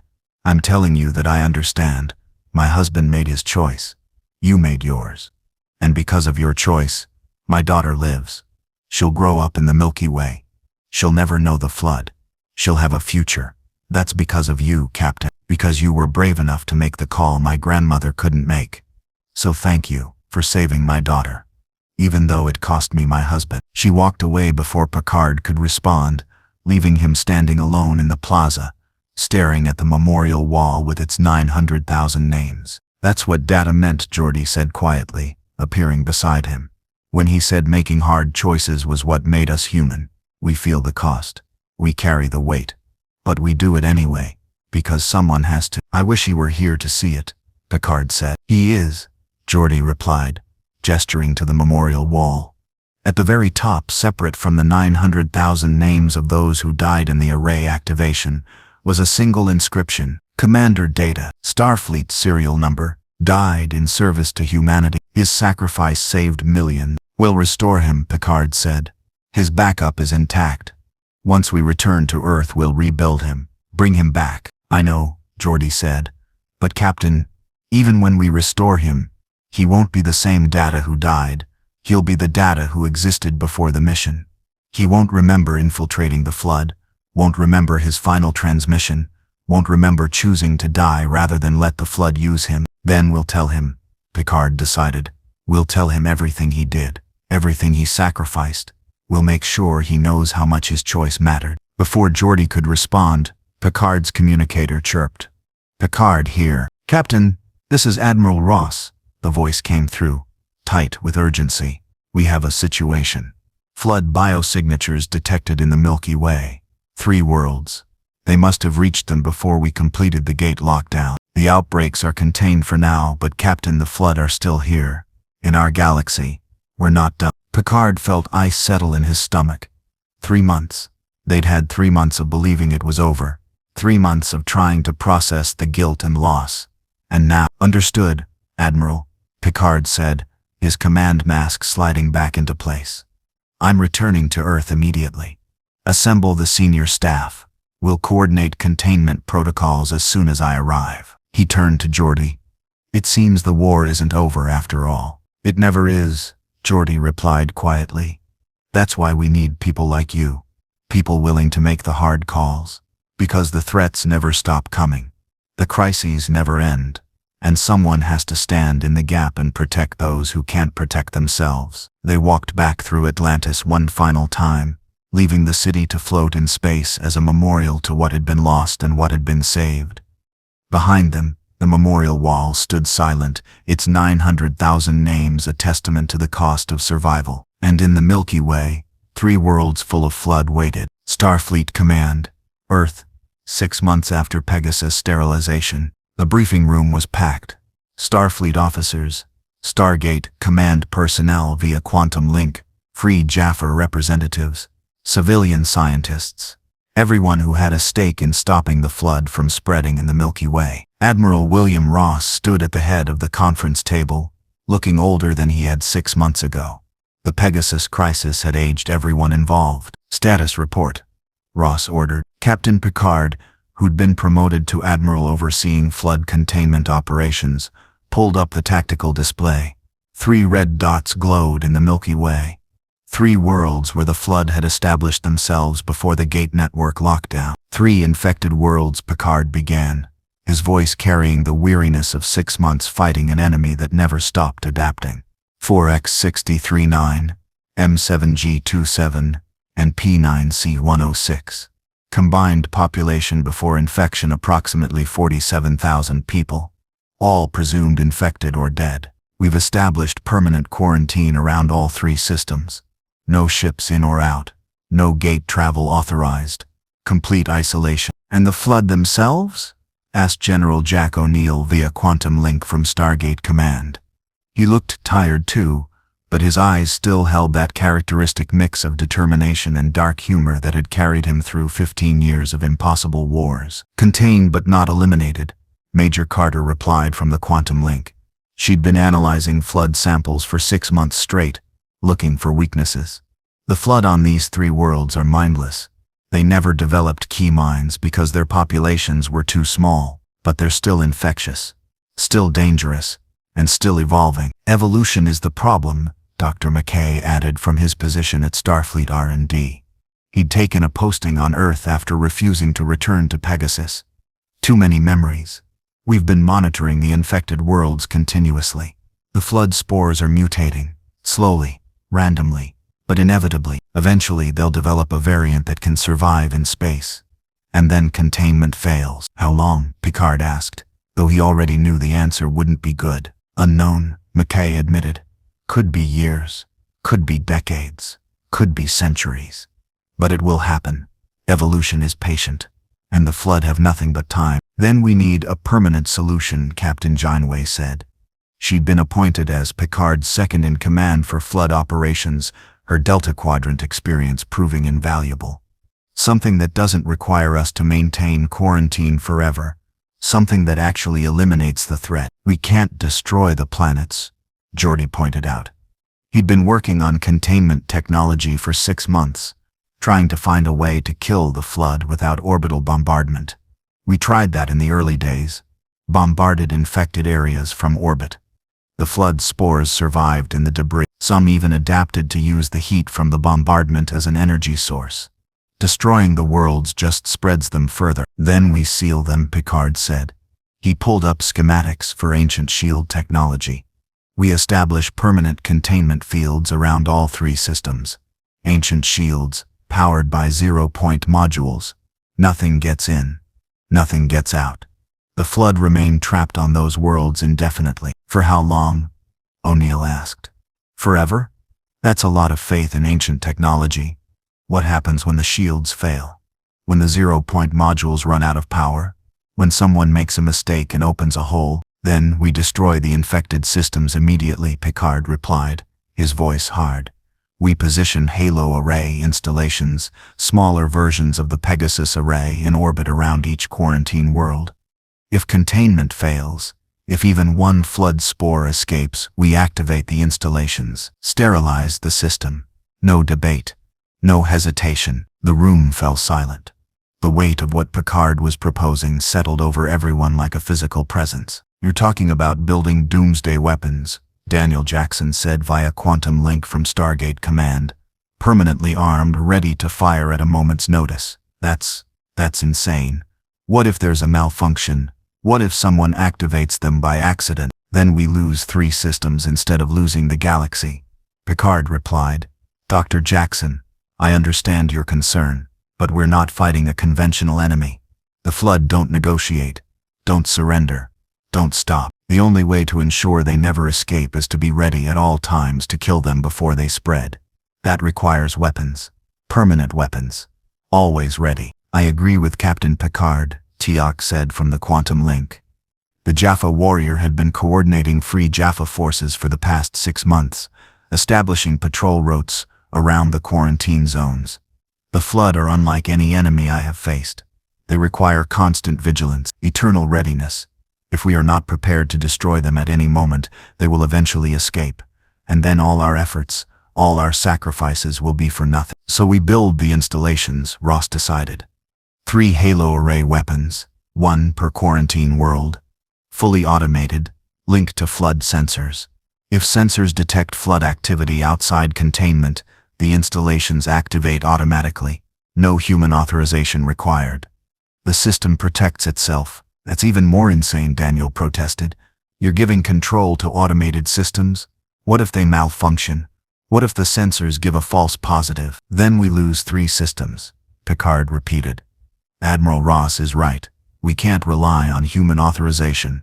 By the time someone notices a containment breach, analyzes the data, makes a decision, and authorizes activation, the flood could have spread to dozens of systems. The response must be immediate, automated, inevitable. I hate this, O'Neill said bluntly. I hate everything about it, but I also can't think of a better option. Captain Picard, you have my support. Build your doomsday weapons. Establish your eternal quarantine, and pray to whatever gods you believe in that the systems never activate. The systems will activate, Picard said quietly.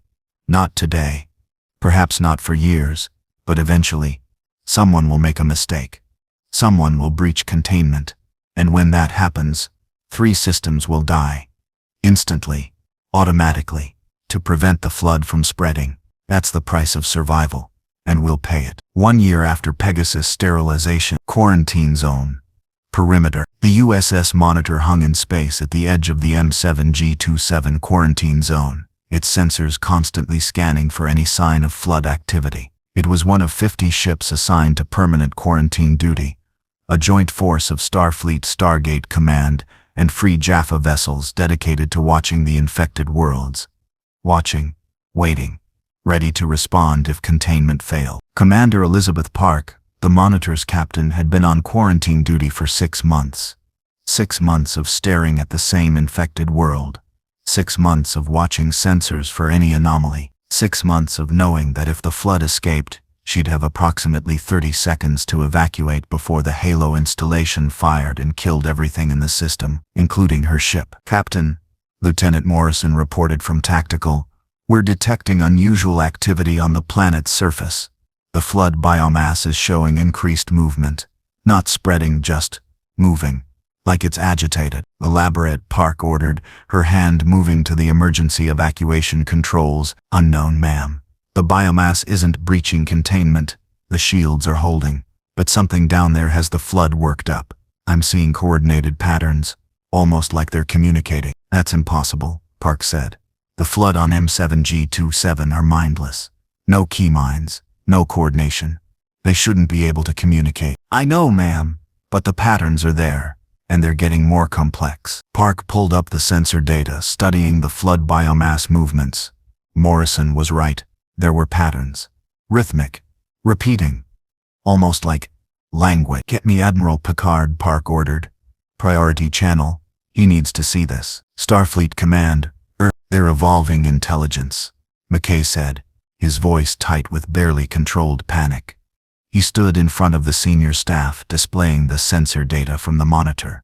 Not key-mind level intelligence. Something simpler. Hive communication. Chemical signaling. Pheromone-based coordination. The flood are developing primitive collective consciousness without key minds. It's slower. Less efficient. But it's working. How long until they're smart enough to breach containment? Picard asked. Unknown, McKay admitted. But Captain, once they develop coordination, they'll start probing the shields, looking for weaknesses, testing our defenses. And eventually, maybe in years, maybe in decades, they'll find a vulnerability, and they'll exploit it. Then we eliminate them now, O'Neill said via quantum link. Before they get smart, before they breach containment. We activate the Halo installations, sterilize all 3 quarantine worlds, kill the flood while they're still stupid. That's 3 systems, Janeway said. 15 worlds total. Yes, they're already infected, already lost. But General, you're talking about permanently destroying 3 solar systems, making them uninhabitable forever. That's not containment. That's scorched earth. Sometimes scorched earth is the right strategy, O'Neill countered. Captain Janeway, I've been fighting the Goa'uld for 15 years. I know when to negotiate, when to contain, and when to burn everything to ash and salt the ground. The flood are a burn everything situation. We don't contain them. We don't study them. We don't give them time to evolve. We kill them. Now. While we still can. I agree with General O'Neill, Teal'c said. The Flood have demonstrated remarkable adaptability. Giving them time to evolve is allowing them to develop countermeasures to our defenses. We must act decisively. Strike while they remain vulnerable. Picard looked around the room at the assembled officers. Some showed agreement, others showed reluctance, but all of them showed the same underlying emotion: fear. Fear of the Flood. Fear of what would happen if containment failed. Fear of making another impossible choice. We don't activate, Picard said finally. Not yet. The Flood are showing primitive coordination, but they're still contained. The shields are holding. We maintain surveillance. We monitor their evolution. And if they breach containment, if they show any sign of escaping, we activate immediately. But we don't destroy 3 systems preemptively just because we're afraid of what might happen. Captain, O'Neill began. That's my decision, General, Picard interrupted. We maintain the quarantine. We watch. We prepare. But we don't fire unless absolutely necessary. Because once we activate those installations, 3 systems are permanently lost. And I won't make that call unless there's no other option remaining. O'Neill was silent for a moment. Then, understood, Captain. But when, not if. When the Flood breach containment, don't hesitate.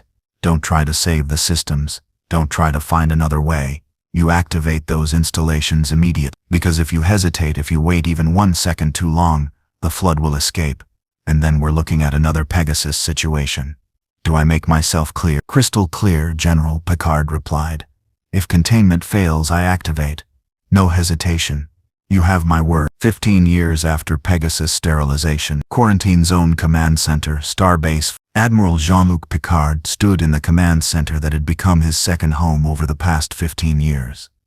The walls were covered in displays showing the 3 quarantine zones, M7G2N27, P4X639 and P9CC106. 50 ships patrolled the perimeters, 100,000 personnel dedicated to watching 3 infected worlds. 15 years of eternal vigilance. The Flood had never breached containment, but they'd never stopped trying. Admiral Commander Worf reported from the tactical station, "We're detecting a ship approaching the M7G227 quarantine zone. Unknown configuration, not responding to hails. Trajectory suggests they're planning to breach the containment field. Intercept," Picard ordered immediately. "All available ships. Stop that vessel before it reaches the shield perimeter." "Aye, sir." 6 ships broke formation and accelerated toward the unknown vessel. As they closed, the ship's configuration became clear. It was civilian, a small transport, probably refugees or colonists who didn't know about the quarantine zone. "Unidentified vessel," Picard transmitted directly. "You are approaching a Class 1 quarantine zone, Flood-infected world. Alter your course immediately or you will be destroyed. This is your only warning." The ship continued on course, not accelerating, not evading, just flying straight toward the quarantine world as if the shields weren't there. "They're not responding," Worf reported. "Either their communications are damaged or they're ignoring us." "Fire a warning shot across their bow," Picard ordered. "Make it clear we're serious." A phaser beam lanced across space, passing within meters of the unknown ship.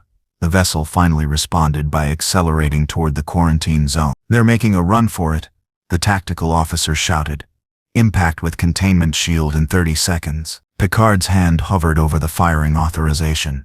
1 civilian ship, probably 5 to 10 people aboard. Against the possibility that they'd breach containment and release the Flood, the mathematics were brutal, but they were clear. "Destroy them," Picard ordered. "All ships, open fire. Eliminate that vessel before it reaches the shield." 6 ships fired simultaneously. Phaser beams and quantum torpedoes converged on the small transport. The ship's shields, civilian-grade, barely functional, collapsed immediately. The hull breached, atmosphere vented, and within seconds, the vessel was debris. "Target destroyed," Worf reported. "No survivors." Picard slumped in his command chair. 15 years. 15 years of commanding the quarantine zone, and this was the first time he'd had to kill someone to maintain containment. 5 to 10 people. Dead because they'd flown too close to a quarantine world. "Scan the debris," Picard ordered. "I want to know who they were, where they came from, Why they ignored our warnings. The scans came back quickly. Captain, the ship's computer core is partially intact. Preliminary analysis suggests it was a refugee transport from one of the outer colonies. They were fleeing some kind of local conflict. Probably didn't even know about the quarantine zone. Their navigation system was damaged. They were flying blind. 5 to 10 people, refugees, fleeing war, flying blind, and Picard had ordered them destroyed because they'd come too close to an infected world. Log it, Picard said quietly. Add their names to the memorial when we identify them, and strengthen the perimeter. I don't want any more ships getting this close. Increase patrol density. Establish automated warning beacons. Make it impossible for anyone to accidentally enter a quarantine zone. Aye, sir. Alone in his office later that night, Picard stared at the casualty report. 7 people, a family, parents, 3 children, and 2 elderly grandparents.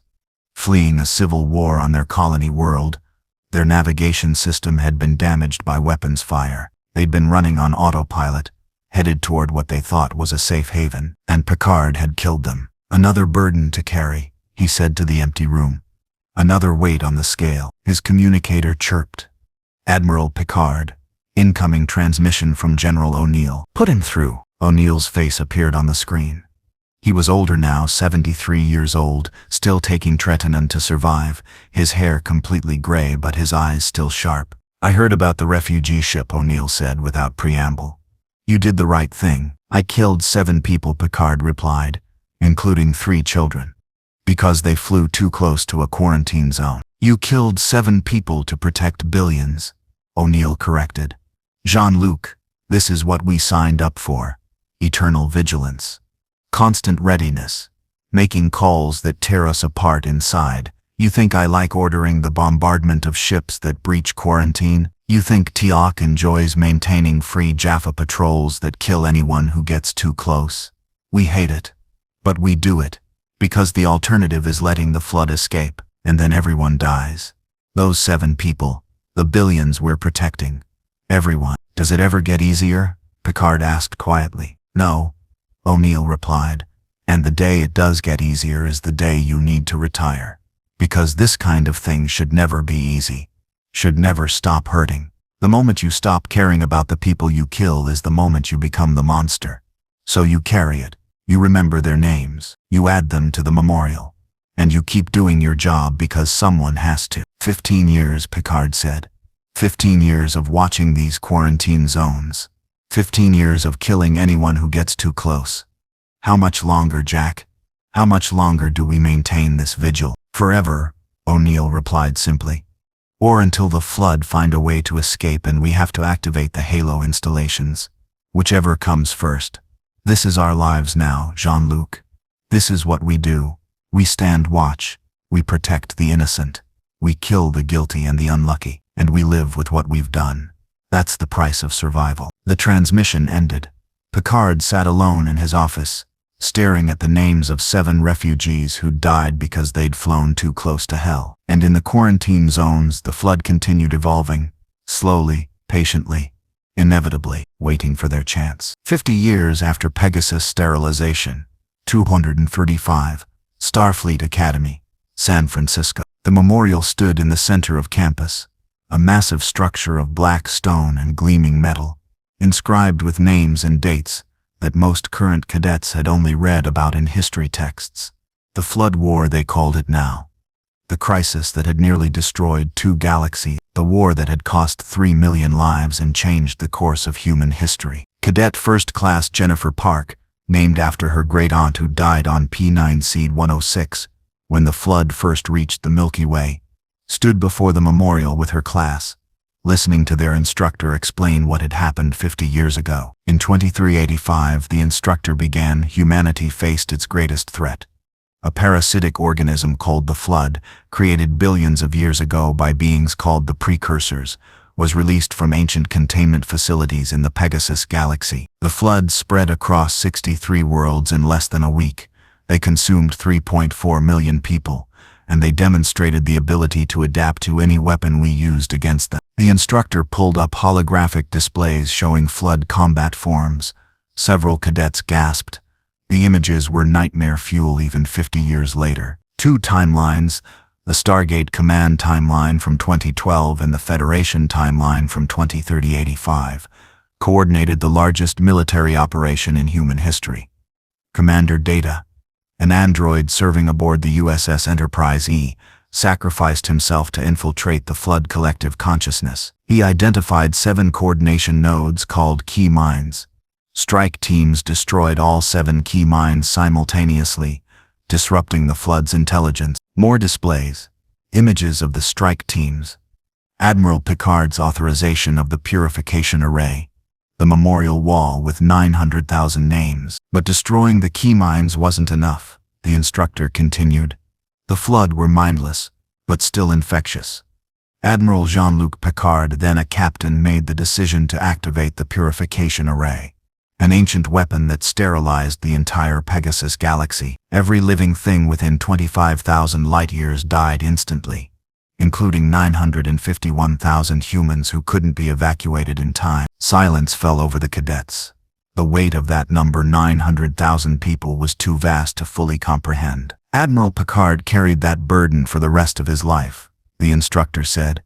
He spent 50 years overseeing the Flood quarantine zone in the Milky Way, ensuring that the remaining Flood trapped on 3 infected worlds never escaped containment. He died last year at the age of 26, still serving, still watching, still protecting us from a threat most people have forgotten exists. Jennifer raised her hand. Instructor, the Flood are still out there, after 50 years. Yes, Cadet Park. The Flood exist on 3 quarantine worlds in the Milky Way, M7G207, P4X639, and P9C106. They remain contained behind ancient shields and automated halo installations. If they ever breach containment, the installations will activate automatically and sterilize those systems. No human authorization required. No hesitation. Just extinction. And the Pegasus galaxy? Another cadet asked. Still sterile. No life. Won't be for millions of years. The purification array's radiation was thorough, but Atlantis still floats there. A museum now, accessible via quantum slipstream drive. You can visit if you want. Walk through empty corridors. See the memorial wall with 900,000 names. Stand where Admiral Picard stood when he gave the order that killed them. The instructor paused, looking at the assembled cadets. This memorial exists to remind you of what Starfleet is really about. Not exploration, not diplomacy, not boldly going where no one has gone before. Those things are important, yeah, but the core of Starfleet, the reason we exist, is to make the hard choices, to stand between civilians and threats they don't even know exist, to carry burdens no one else can carry. Admiral Picard, Commander Data, the 900,000 who died in Pegasus, the 17 who died in the strike teams. They all understood that, and now you do too. The class ended. Most cadets dispersed to their next assignments. But Jennifer lingered at the memorial, reading names. There were so many, too many to process individually. But one name caught her eye. Commander Data, United Starship Enterprise E, sacrificed himself to save millions. I finally understand what it means to be human. Jennifer had read about Data in her history texts. The android who'd spent 17 years trying to become more human, who'd died proving he understood humanity better than most humans, who'd been restored from backup after the war but never regained the memories of his sacrifice. He's still serving, you know. Jennifer turned to find an elderly man standing beside her. He walked with a cane, his hair completely white, but his eyes were sharp and carried the weight of someone who'd seen too much. Sir? She asked. Commander Data, the old man clarified. Well, Captain Data now. He's commanding a research vessel studying the quarantine zones, looking for a permanent solution to the Flood problem. Been doing it for 45 years since they restored him from backup. You knew him? Jennifer asked. The original Data, before he died, knew him? The old man smiled sadly. I was his best friend. Lieutenant Commander Geordi LaForge. Retired now, obviously. Too old for active duty. But I couldn't stay away from the memorial. Not today. It's the anniversary of the purification array activation, Jennifer realized. 50 years ago today, Geordi confirmed. Admiral Picard stood in Atlantis's control room and input the authorization code that killed 900,000 people. I was there, watched him do it, watched what it did to him. He was never the same after. Carried that weight until the day he died. Was it worth it? Jennifer asked. The sacrifice, the cost. Was saving the rest of humanity worth killing 900,000 people?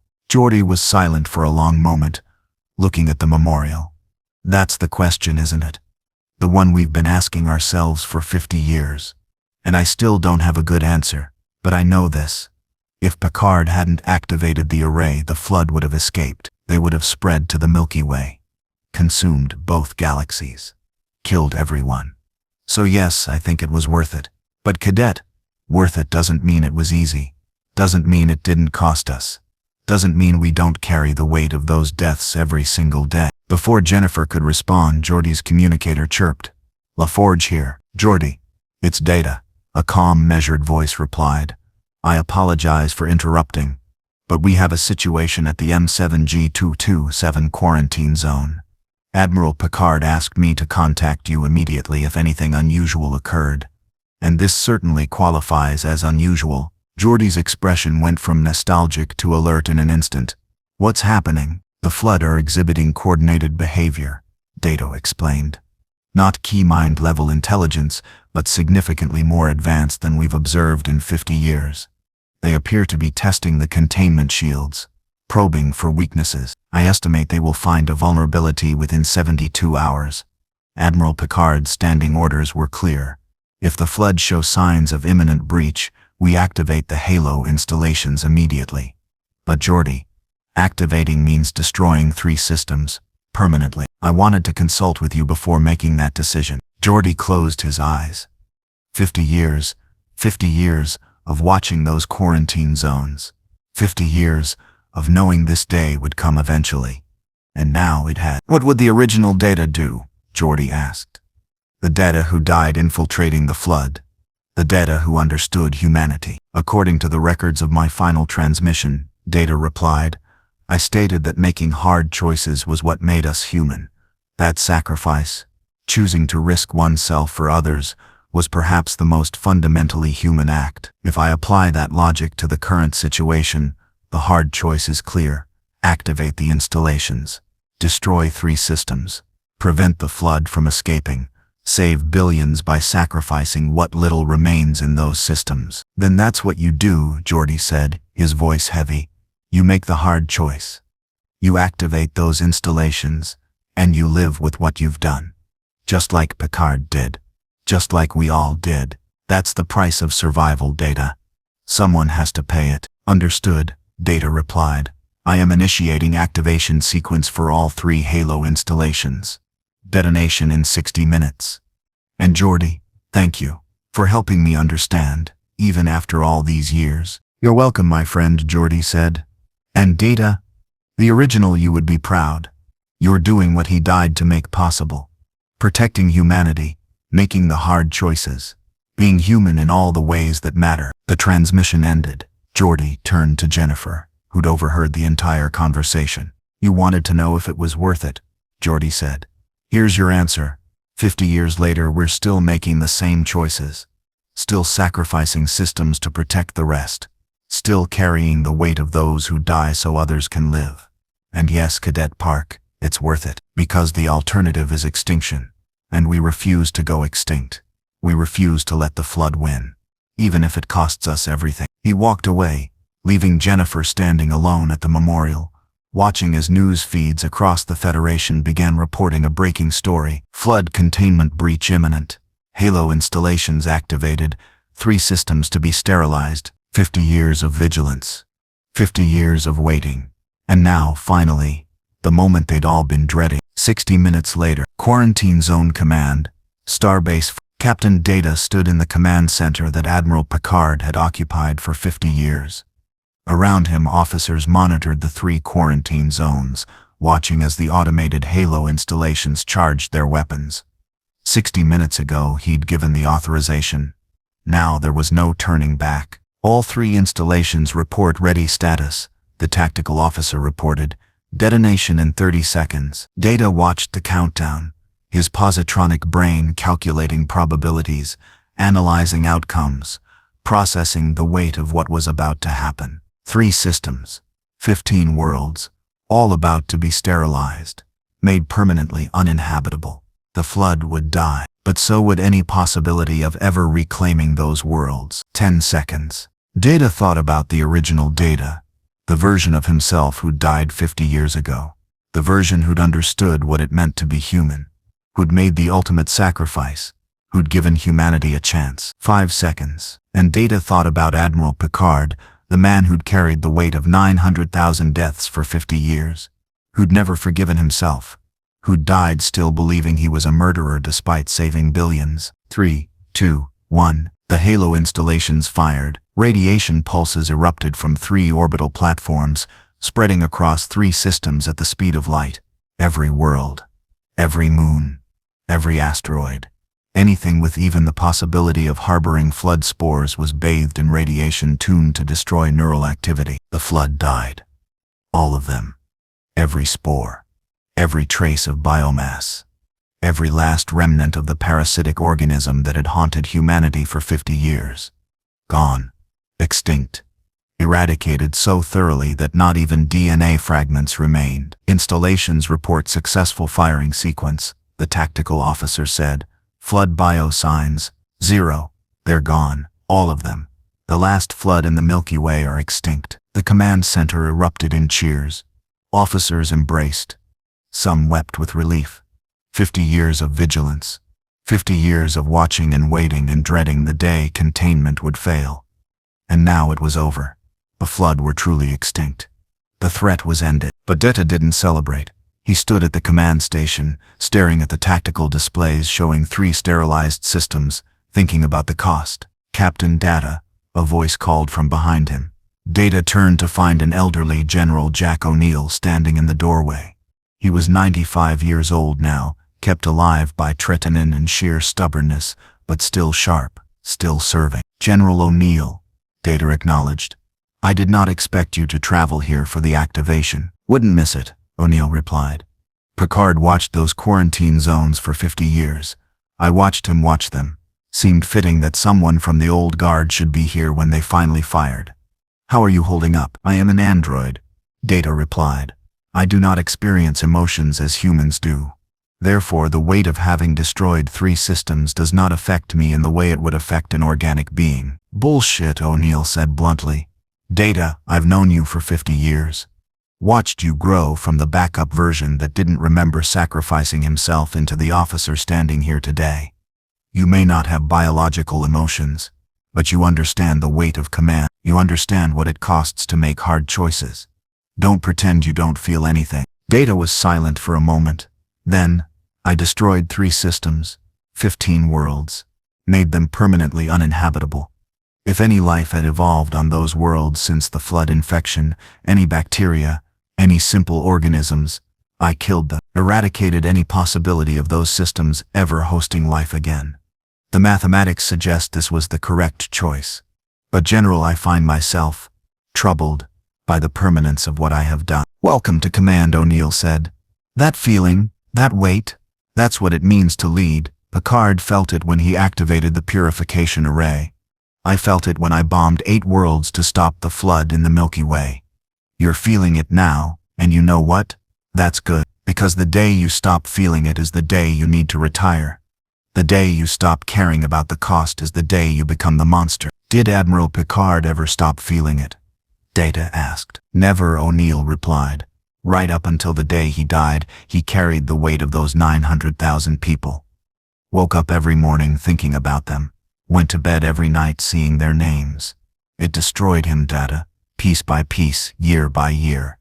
But he kept serving anyway, kept watching the quarantine zones, kept making the hard calls. Because someone had to, and he'd already proven he was strong enough to carry the weight. O'Neill moved to stand beside Data, looking at the tactical displays. The flood are extinct now. Both galaxies are safe. The vigil is over. But Data, the legacy remains. Those 900,000 in Pegasus. The 17 who died in the strike teams. The hundreds who died maintaining quarantine over 50 years. The 3 systems we just sterilized. All of it adds up to one truth. Survival has a cost, and someone has to pay it. Today, that someone was you. Tomorrow, it'll be someone else. That's what it means to serve. That's what it means to protect. And that's what makes us human, even those of us who aren't technically human. Before Data could respond, an alarm blared through the command center. "What now?" O'Neill demanded. The tactical officer's face went pale.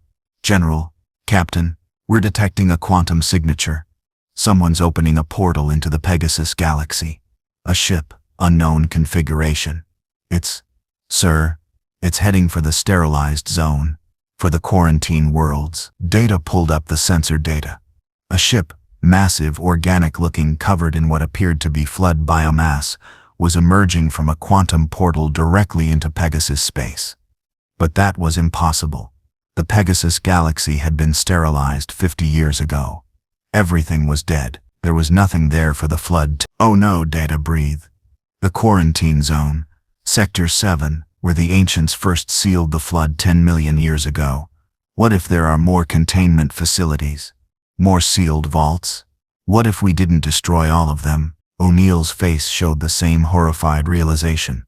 "You're saying there might be more flood, sealed away, waiting. And this ship, whatever it is going there to release them." "We need to warn Starfleet," Data said, his fingers flying across the console. "We need to." The alarm intensified. More quantum signatures, more ships emerging from portals. Dozens of them, all heading for Pegasus. All covered in flood biomass. "They're not going to release the flood," the tactical officer said, his voice shaking. "They already have the flood. These are flood ships. From somewhere else. Somewhere we didn't sterilize. And they're going to Pegasus to what? Rebuild? Reconquer?" Data accessed the communication systems, broadcasting on all frequencies. "This is Captain Data, to all Starfleet vessels. Priority 1 alert. Flood activity detected in Pegasus galaxy. Multiple hostile vessels emerging from quantum portals. All ships, battle stations. Activate purification array installations. Prepare." One of the flood ships opened fire, not at the Starfleet vessels, at Pegasus itself. At the sterilized worlds. And as the weapons struck, something horrifying happened. The dead worlds began to grow. Flood biomass erupted from the radiation-scorched surfaces, spreading with impossible speed, fed by something in those weapons, enhanced by some technology the flood had developed in 50 years of evolution. The sterile worlds were being reinfected, reseeded, brought back to flood life. "It's starting again," O'Neill whispered. "After 50 years. After everything we sacrificed. It's starting again." Data and O'Neill shared a look across the command center, 2 warriors who'd fought the flood for 50 years, who'd thought it was over, who'd believed they'd won. "Well," O'Neill said, a grim smile crossing his weathered face, "I always knew retirement was overrated. Data, you ready to do this again?" Data thought about the original Data, about Admiral Picard, about the 17 who'd died in the strike teams, about the 900,000 in Pegasus, about 50 years of sacrifice and service, and impossible choices. "Yes, General," Data replied. "I am ready, because this is what we do. We stand watch. We protect those who cannot protect themselves. And we never ever give up, no matter how many times we must make the hard choice." "Then here we go again," O'Neill said. And across 2 galaxies in 2 timelines separated by 33 years of divergent history, humanity prepared for war. Again, the end. But the vigil continues.